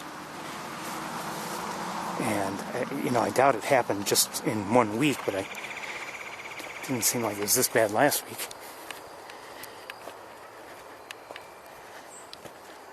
I may have just heard... Oh. I thought I may have just heard a sparrow of some sort. And something over here moved. It was a bird of some sort by the looks of things and disturbed the vegetation, but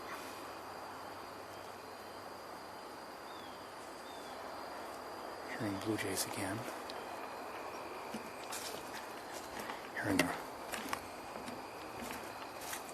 red-bellied woodpecker again.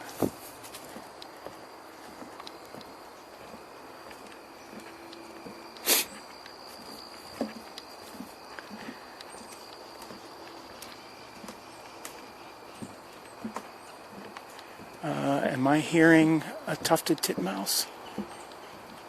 And red-bellied woodpecker? Yes, tufted titmouse somewhere here. Oh, hold on. Around here somewhere.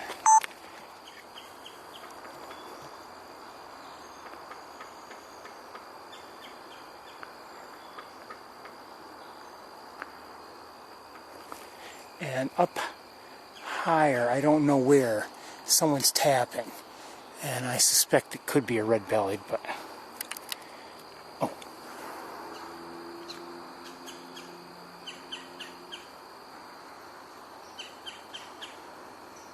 There's another titmouse vocalizing.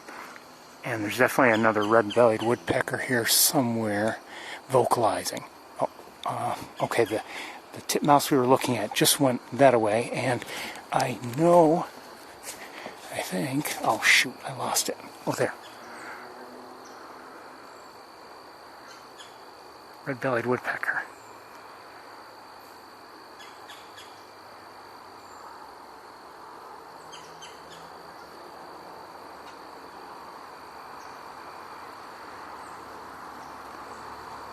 Shoot. I think there's a second. I may be wrong. There may be a second one right nearby.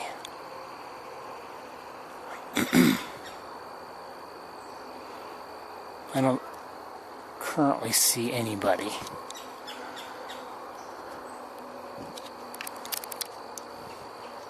There's definitely a second one.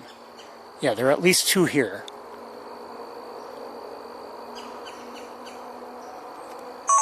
And I can't see either of them.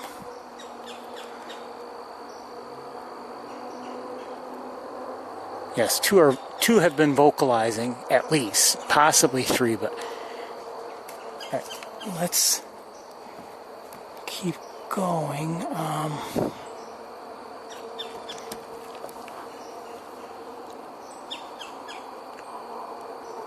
Wouldn't mind giving you another look.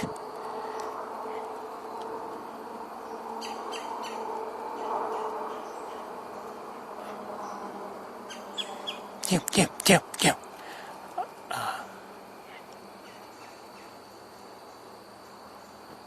No, I just can't see anybody. Or at least the one that's closer. We're going to walk towards the other one, leaving everything in place, obviously. And it's not easy on this bridge.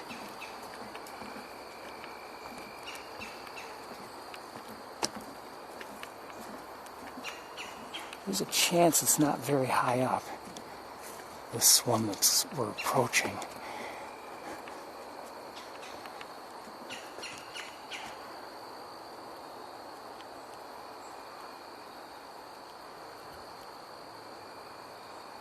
And there's some other birds nearby. Oh, I don't know what they are.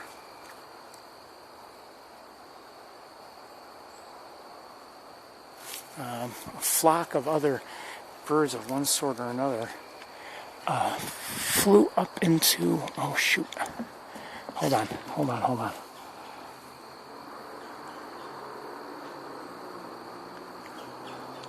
Oh, don't go. Don't leave. Nobody is getting within view.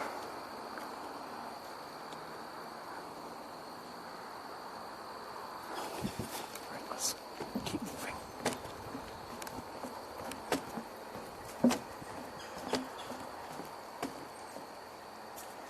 I'm not sure if I just heard a northern flicker or not. Oh, what did I just hear? Yes, we're hearing a Carolina wren. Distantly, it's not very close, but...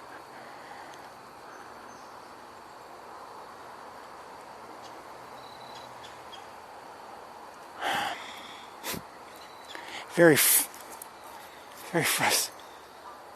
Was that? Oh, I didn't hear. I was talking. Canada geese are suddenly vocalizing. I wonder if someone's coming or going. All right, let's keep. You know what? Let's keep going here.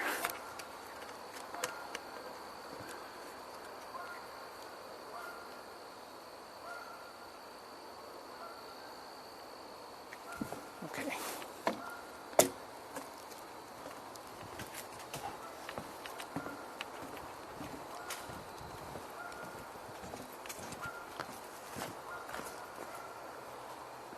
Some birds had been flying into the trees up there, or kind of there, and then, or maybe nearby trees, and then they flew on, and not sure what they were. Roughly the size of robins, or maybe red-winged blackbirds. I don't know if they were robins. I don't think they were. They might have been blackbirds, but I'm not sure.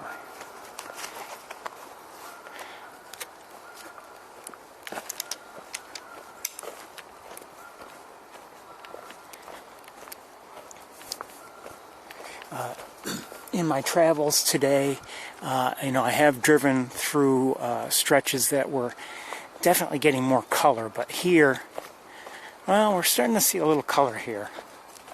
A little bit. And I don't know if it's just going to fade out or if it will become vibrant, but even here in the woods in this area, things are looking definitely less green.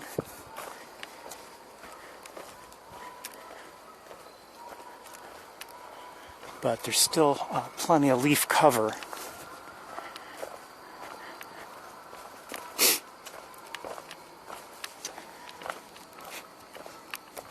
Kind of fragrant. It's not the leaves, something else.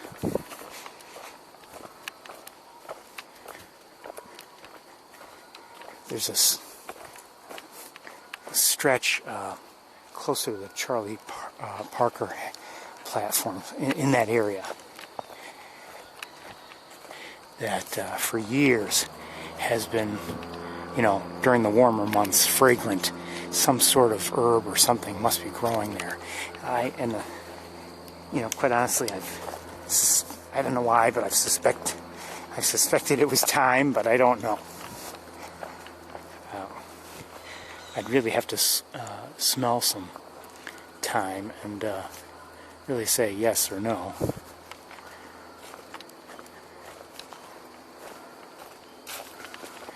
But anyway, for years it's been very fragrant there.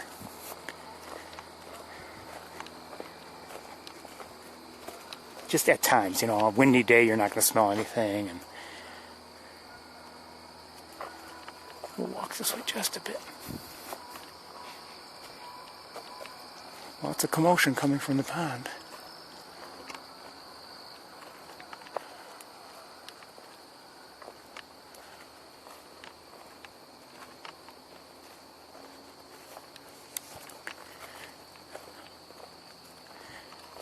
It's too bad we couldn't find our hawks on the campus.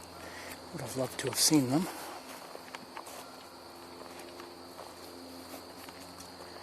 Not going to walk too far. We only have so much light.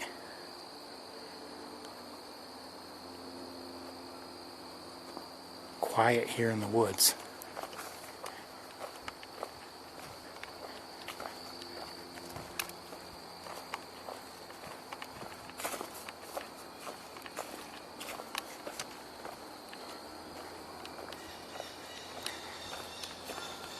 That's a blue jay. Hold on a second.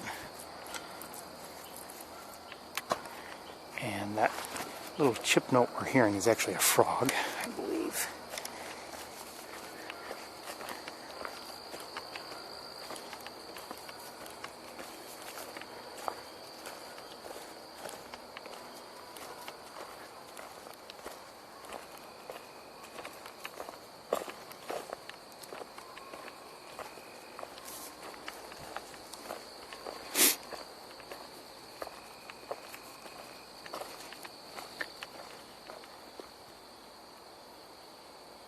Hear another katydid.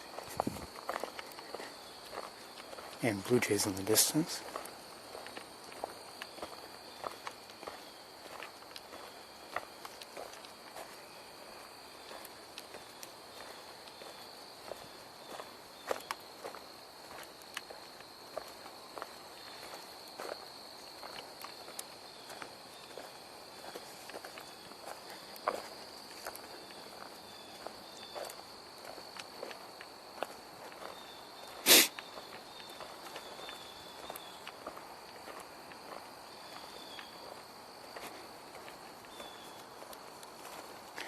Definitely dark here in the woods. I mean, I can see just fine, and I think you're seeing okay. I might lighten it up just a little bit for you.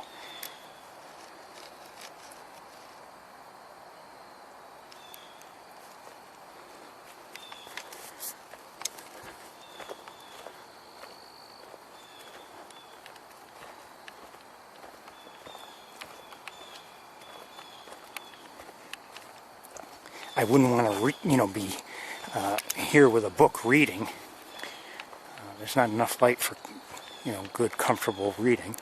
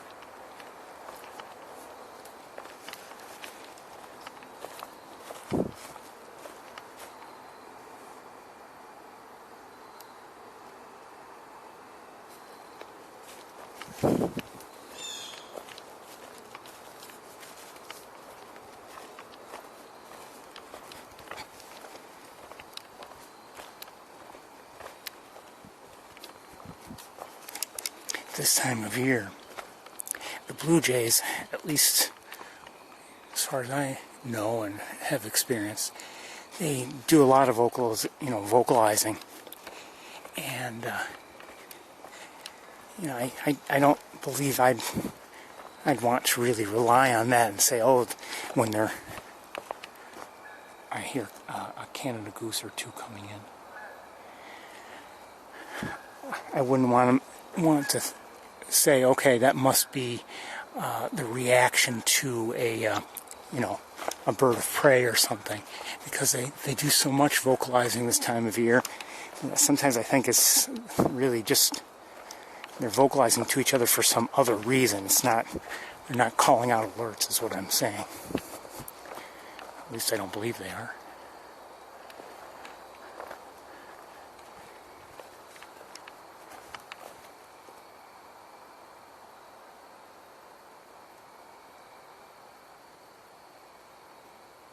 Not sure if I hear any other Canada geese or not.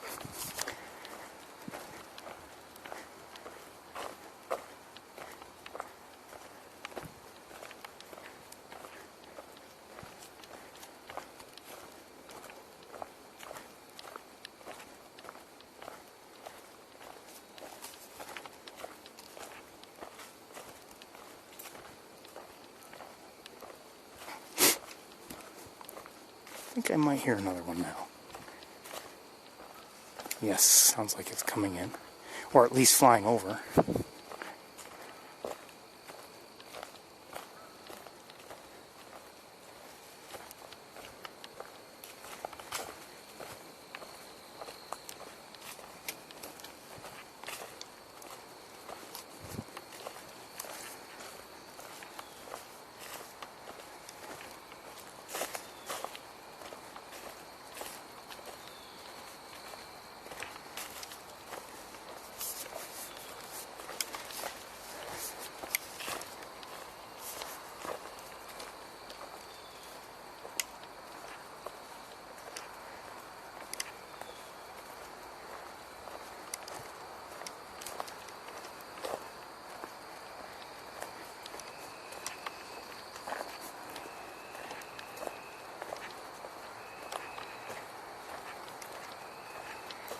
You know, we might have just a minute or two, a few minutes of an after tour. I didn't like the way things closed up from East Road, but I did record a little bit after we shut everything down officially and after I stopped screaming. So maybe we'll share that.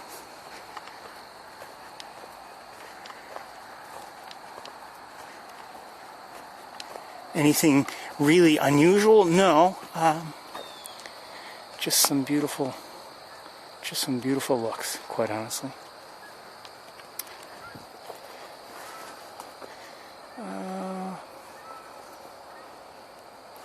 I see, it looks like 4 geese coming in, 4 Canada geese. Oh, hold on. I see a duck. Not sure what it is. We had... Oh, I think I just heard a wood duck. And that's definitely a wood duck there.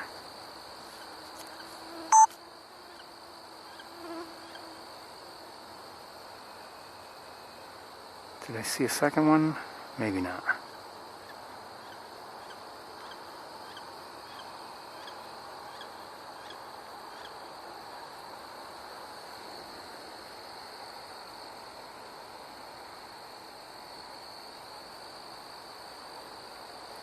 Female wood duck.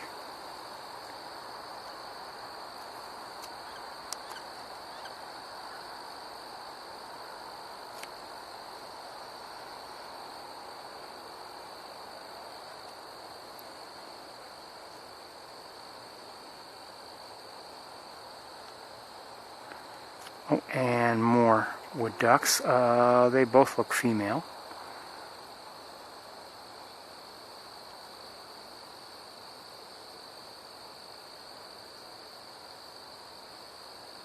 Anybody else? Oh, there's a male, and another male, and a female.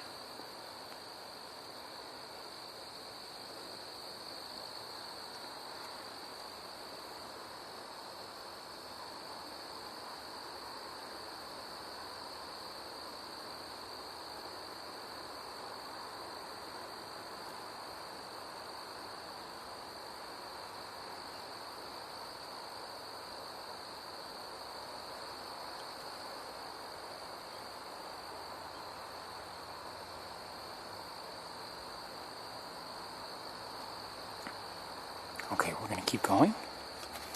Love wood ducks.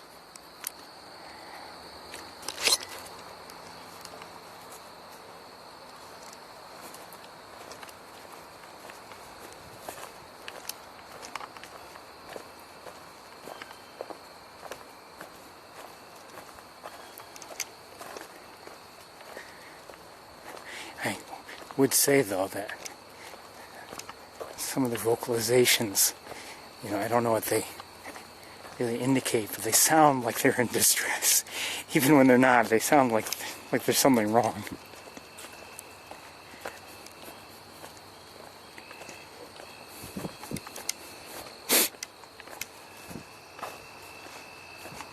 It's in this stretch here that whatever herbs are growing, or at least I suspect are growing.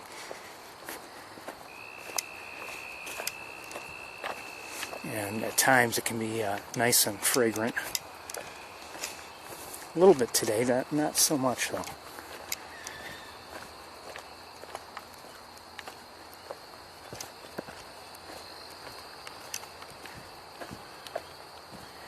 Oh, it's been... Anyway, I'm glad we were able to see that green heron. And we haven't had a good look, but we did see a great blue heron. Didn't see herons at all last week.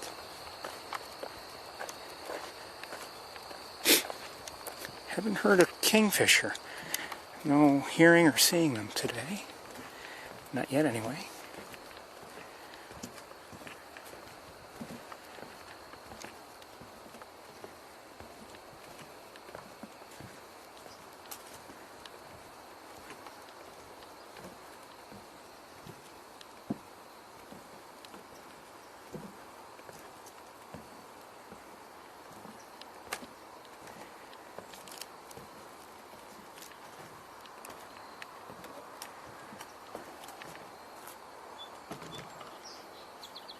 That's a song sparrow.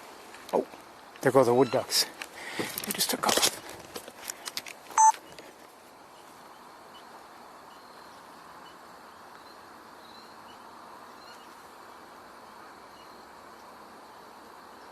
Hope that wasn't because of me. It might have been. They weren't that close, but maybe too close for their comfort.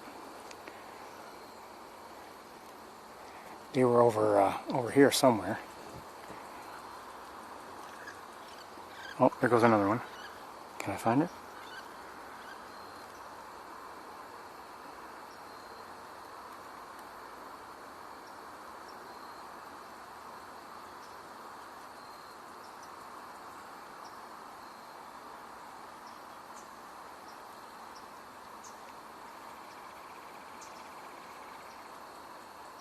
Where are you going? Your friends are over on the other end of the pond.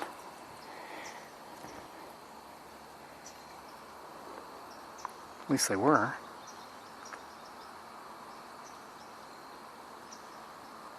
Maybe they took off again. I don't know.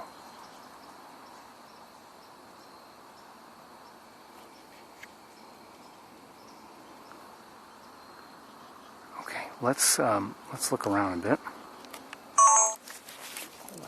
You know, I'm going to look with binoculars. That'll be faster.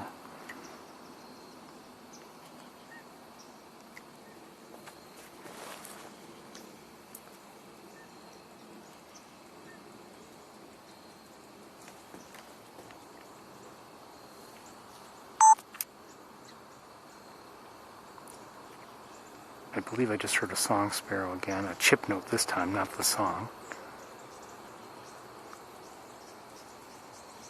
You can see the great blue heron there.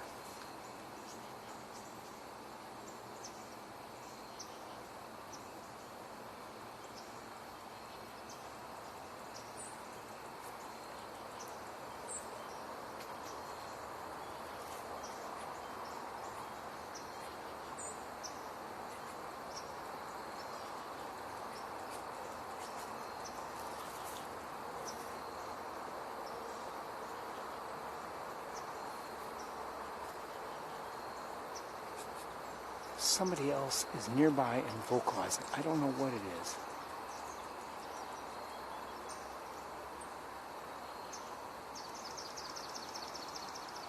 That sounded like a swamp sparrow, I think.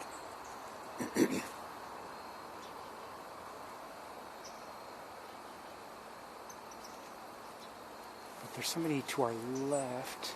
Well, there's a song sparrow to our left somewhere. I hear it.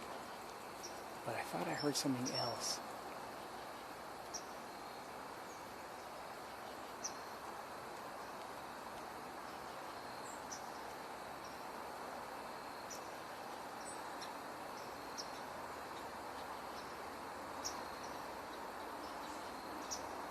I am hearing something else. I just wish it would show itself. It's got a higher chip note. Oh, I think I just heard a white-throated sparrow. Yeah, one or two of them.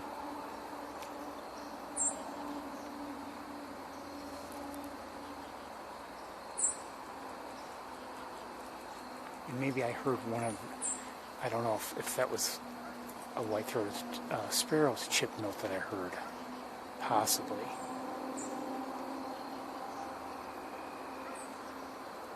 But no one nearby is showing. Oh!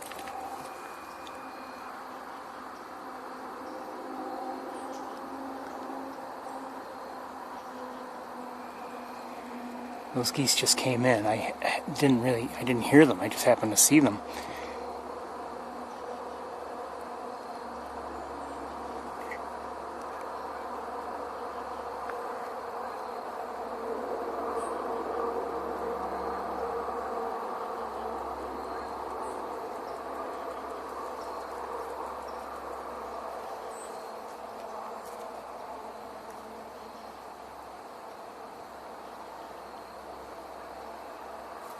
That great blue heron blends in pretty well with, to the naked eye anyway.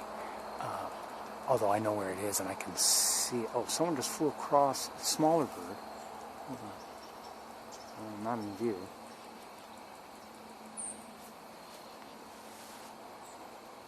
It had flown, whatever it was, flew across the water and towards the reeds on our right.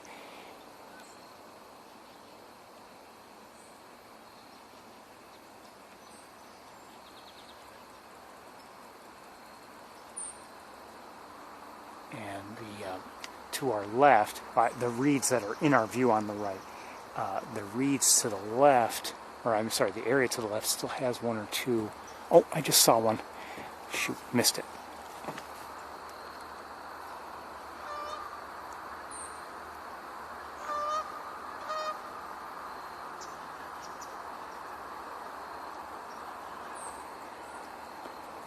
And there may be more geese coming in, I'm not sure. I hear vocalizations.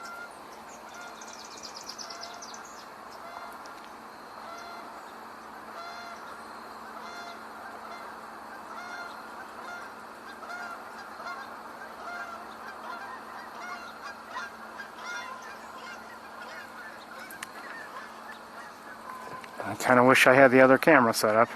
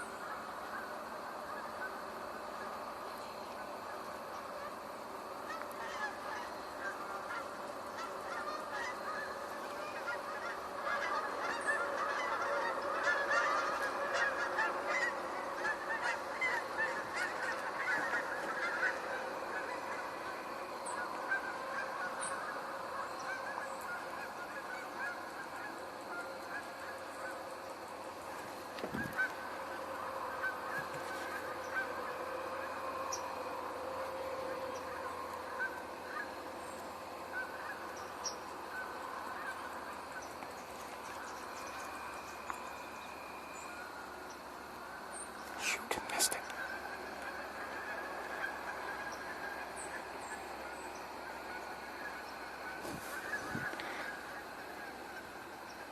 There's a smaller bird that's been moving in and around these vegetation here, and I'm not sure what it is. It might be a white-throated sparrow, for all I know.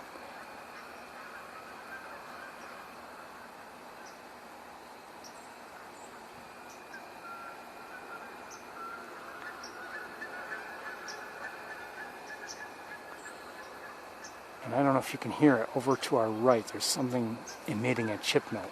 And I don't know whose chip note that is.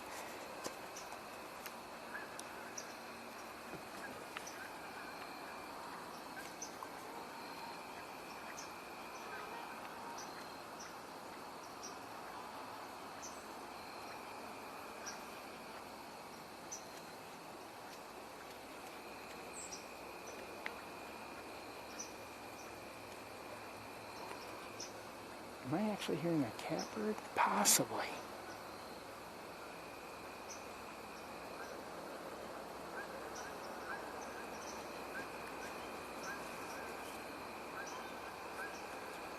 We're gonna, I think we're gonna leave. We might miss more geese coming in, but I wouldn't mind being closer to the outflow.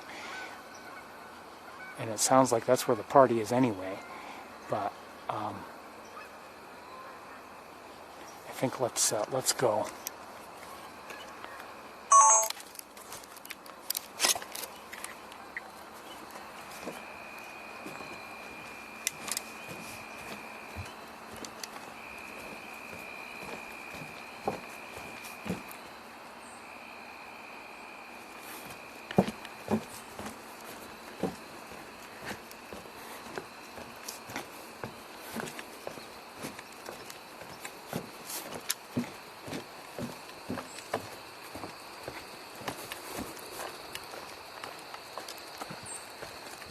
So I'm hearing various vocalizations that are, I believe, white-throated sparrows. You know, it's a higher pitched sound.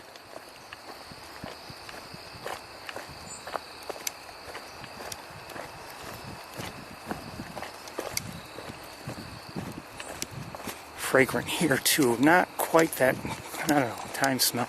Whatever smell, you know what? I don't know if it's thyme. So, just want to say that.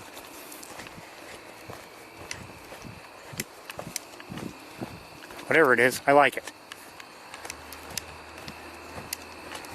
I have a feeling it's not time. I don't. I really don't.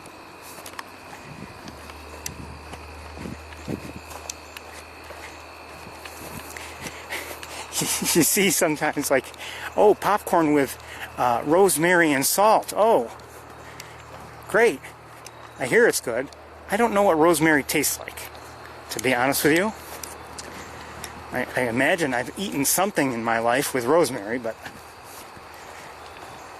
I don't know what it tastes like.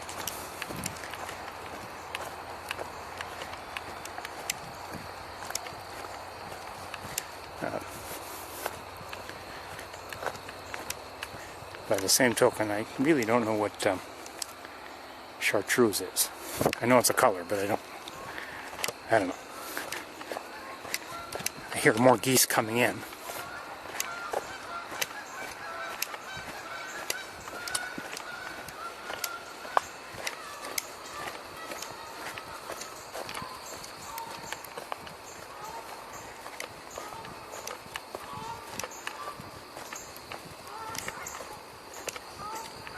Hearing chip notes here and there all around us. Maybe cardinal. Actually, I think they are cardinal. Northern cardinal. Oh. Did I just hear someone sing? Oh, hi, Bunny. Hi, Bunny. Someone's singing. Maybe a song sparrow. It is a song sparrow. Hello, Bunny.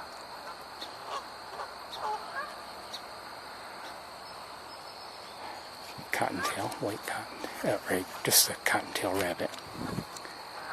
Is it that I'm not allowed to pass?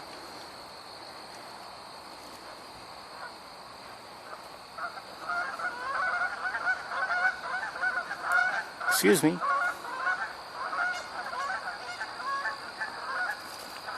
Sorry.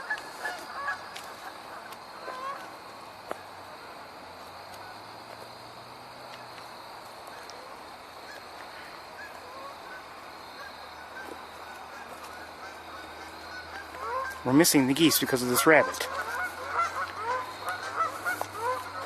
Oh, quite a few geese here today, now. And 2 more just splashed down. This is why I kind of wish I had the other camera. Not the other one we've been using all day, but the other setup.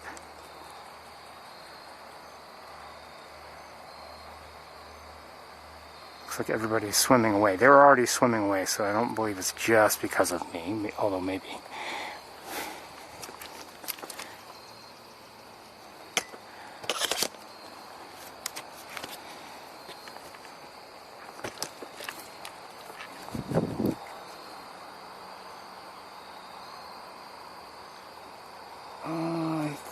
Yeah, I'm hearing a couple more come in.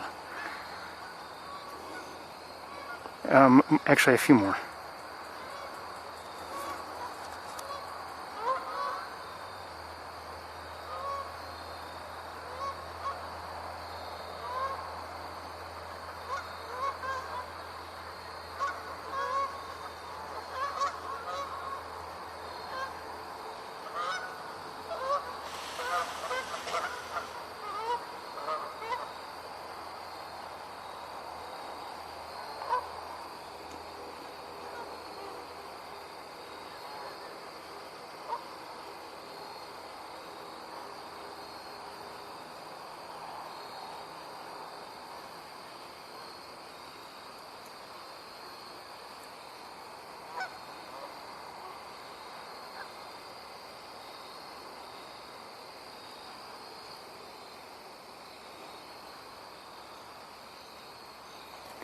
Let's try to see all of them that are on the water.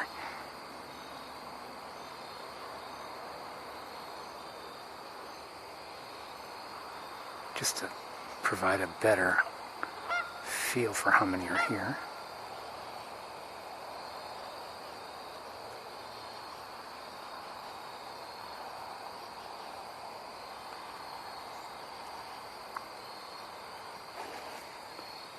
It sounded like a beaver splashing. We'll see in a minute.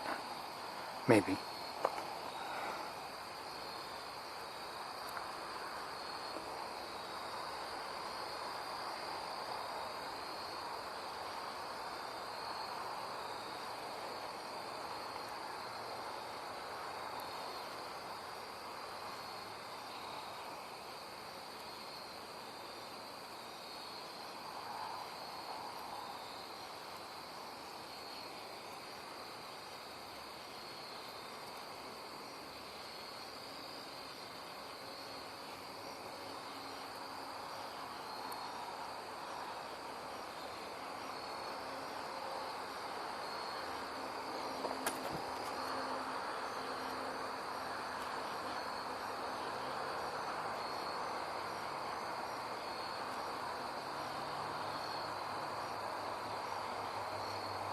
How many beavers are here? Is it 1, 2?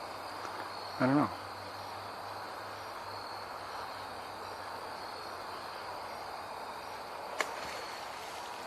I hear somebody.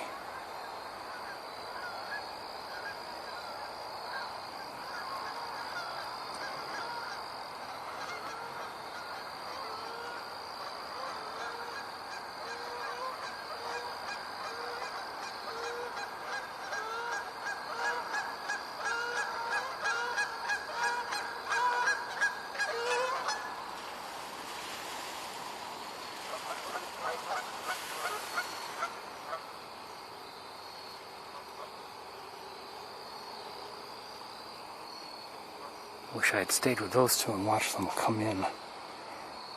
They landed, well, closer than any of the others are at the moment.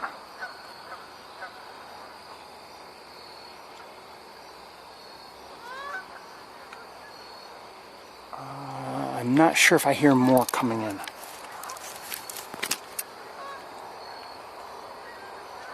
Yes, I believe so. Oh, they're there. Come on. There we go.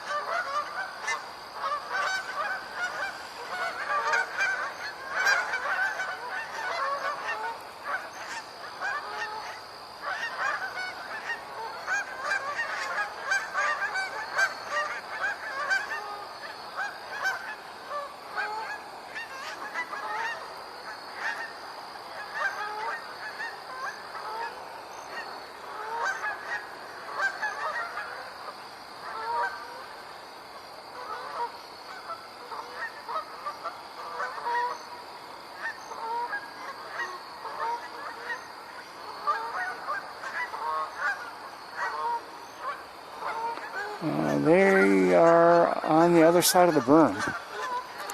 Everybody else has landed on this side. Oh, hold on. We should have had the other camera.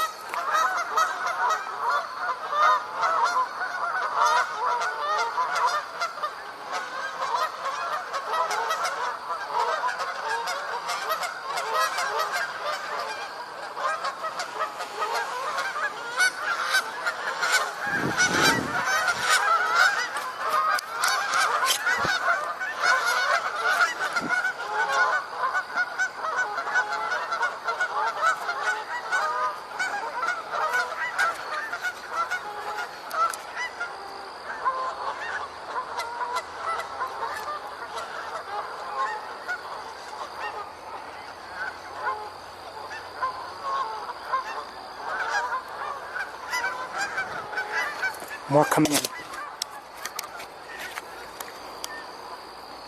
Uh-oh. Quite a few more coming in.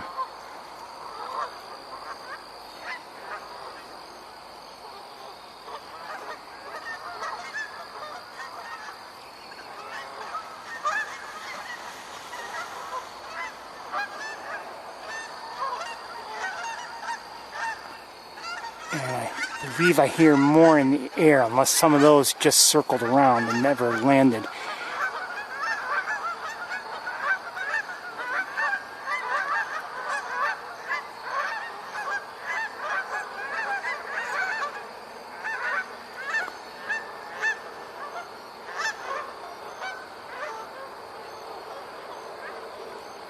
You can see Canada geese all day long, and you know, fine, but it's special to see them come in here to roost on the pond. At least it is, in my opinion. Hey.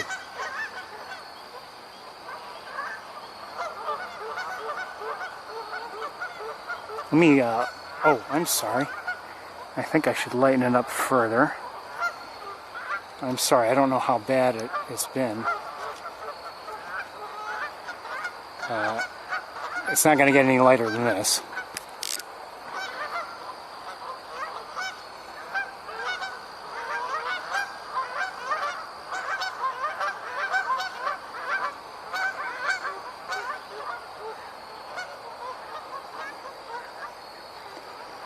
I would not be surprised if more geese come in.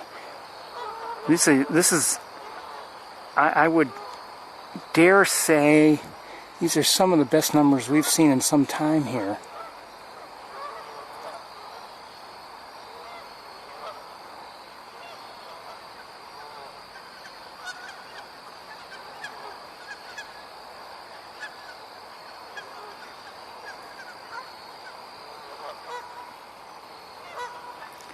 They're kind of dispersing a bit.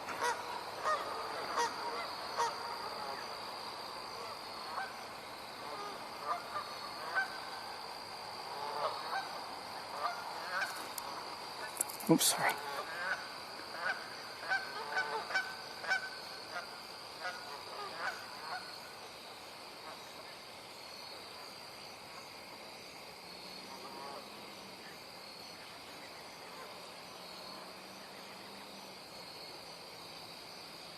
Could be it for the day, I don't know.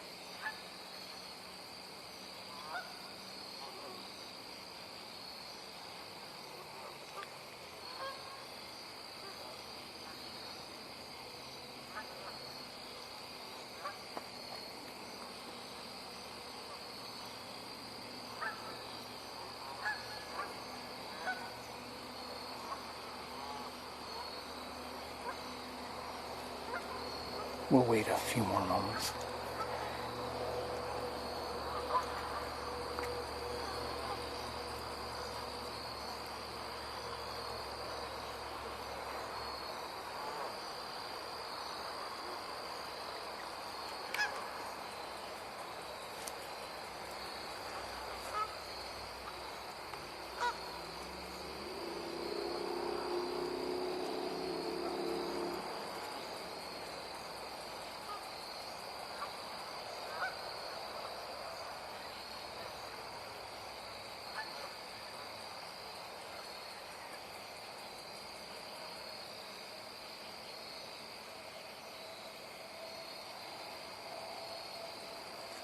I don't know how many are here. I don't think it's all that many. Are there? Well, it's not like you're talking 1,000, but maybe. I wouldn't be surprised if we're over 100 or so. I don't know. Sorry, it was dark. There's one issue I think I've told you about. The various displays are brighter, a little bit brighter than it sometimes comes through. And if you wonder why I do that, it's because if they're at, let's say, even level instead of brighter than they should be, then very often, depending on the lighting conditions on the camera, I can't see the screen.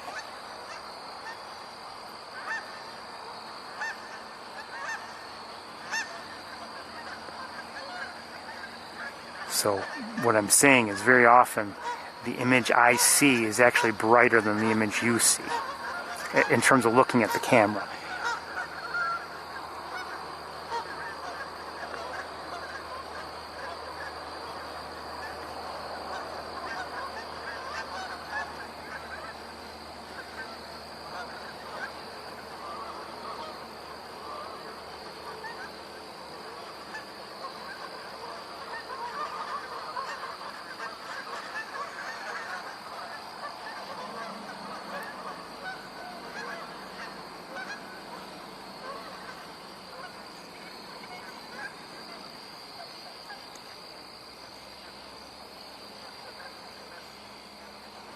So anyway, sometimes I'm fooled into believing you're seeing it better than you really are.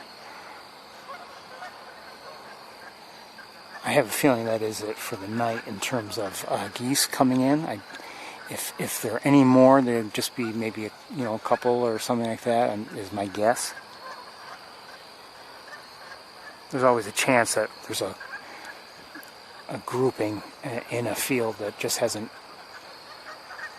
made its way here yet, and it could be of a significant size. Hold on a second.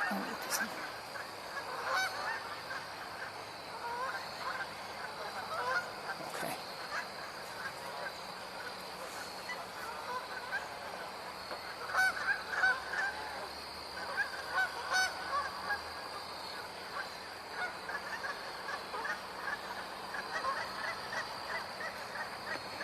You can see now this side of the pond doesn't usually get lily pads. I suspect maybe it's deeper, and in fact, like if the water, if we're having a really dry spell and the water levels are down, this is usually the last area to lose water.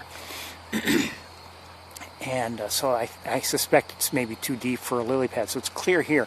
On the other side of the berm, we saw a lot of vegetation in the water. I think it is shallower there anyway. And but soon enough, most of the vegetation will be gone. We haven't seen as many lily pads this year. Other vegetation maybe, but not lily pads. I suspect that the last few years with some really dry conditions have taken their toll on the lily pads. And, we're not seeing like we had in prior years when, a full summer of lots of lily pads and everything eventually gets all curled up and ugly and everything at the end of the summer. We're not seeing that any longer.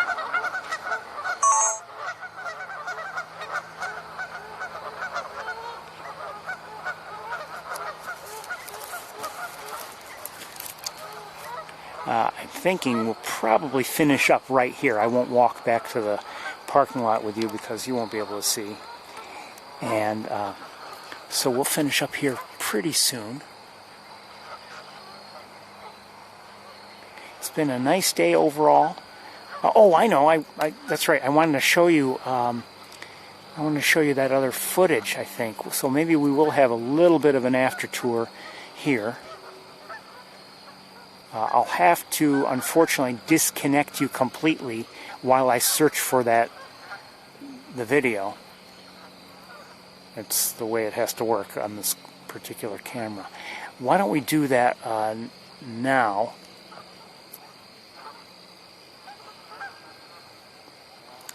And let's see if we can see it in a moment. 1 second. Well, okay, hold on. So again, I have to disconnect you so I can find the clip, and then I'll reconnect you when I hopefully have found it. Okay. Of uncooperative equipment. I'm not sure exactly what's going on, but I'm going to film here for just a few more moments before I pack up and head to Ithaca. This is just beautiful, and unfortunately, I've had to cut everybody off from seeing this. It's just interesting to see this congregation of great blue herons and great egrets on the smooth water. It's just beautiful here. There are also, as I've mentioned before, there are some double-crested cormorants nearby, a few gulls as well.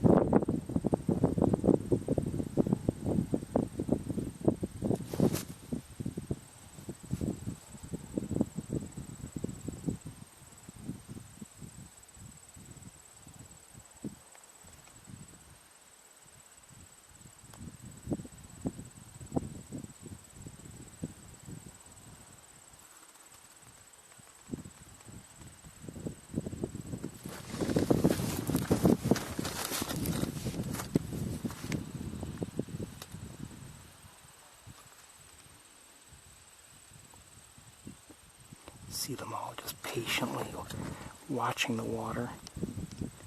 Occasionally one will take off, occasionally one will come in.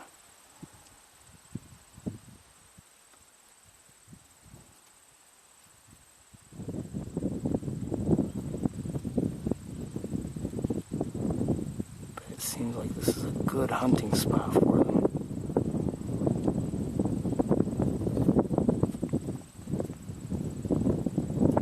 They seem to think so.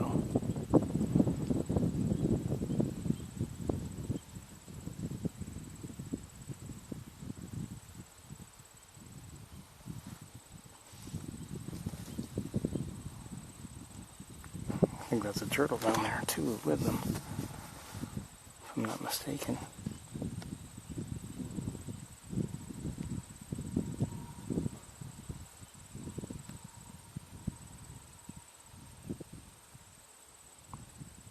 It looks like it's really muddy to walk through.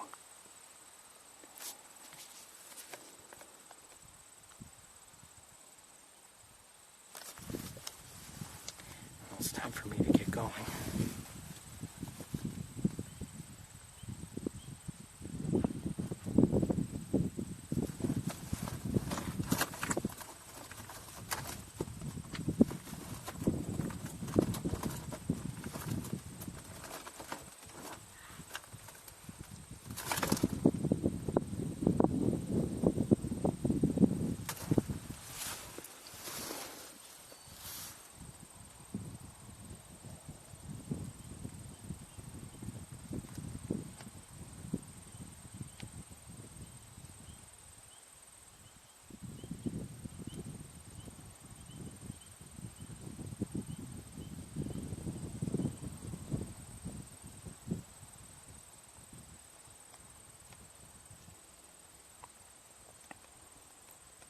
I regret not being able to share this live.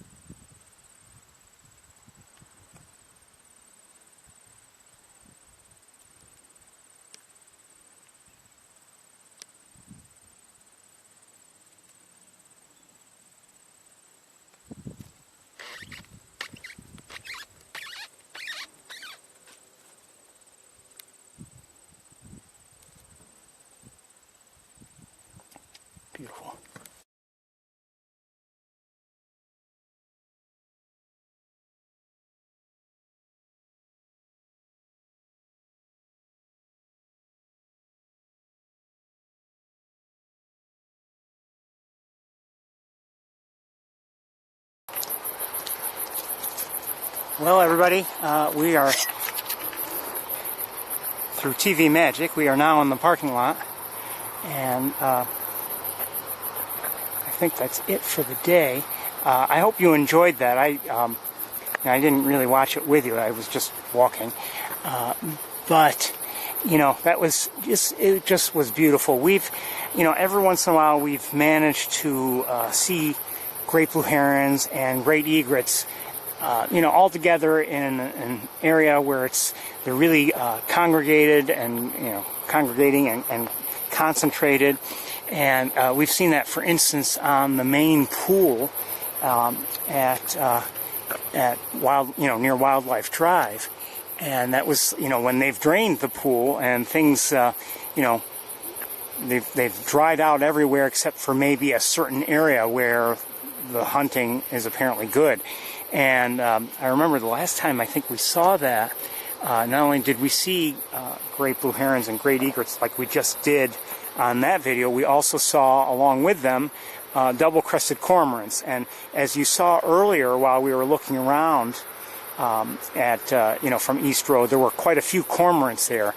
But, you know, in that video I just shared you, a few of the cormorants had been actually not just resting along the, you know, on dry ground, but actually there and going after fish. Anyway, we are out of time, out of light, out of everything. I have to say I've enjoyed this walk tonight at Sapsucker Woods. I'm sorry we didn't get to see our hawks on the campus. We just never found them. And, you know, it wasn't easy to get around with all the people around today. It wasn't easy to get around, and the sunshine right in my eyes didn't help either in terms of searching. But we I think, kind of made up for it here. It was a nice walk. Enjoyed seeing the geese. I hope you did too. But like I said, we are out of light. We're out of time. And I think it's time for me to pack up and head home. Hope you enjoyed the day very much, and I certainly enjoyed it. We had a few technical issues here and there, and you know, as always, there's something to work out for me. Anyway, I am thankful that I was able to, you know, have you along with me today, and I hope to see you all soon. Take care, everybody. Have a great night. Bye-bye.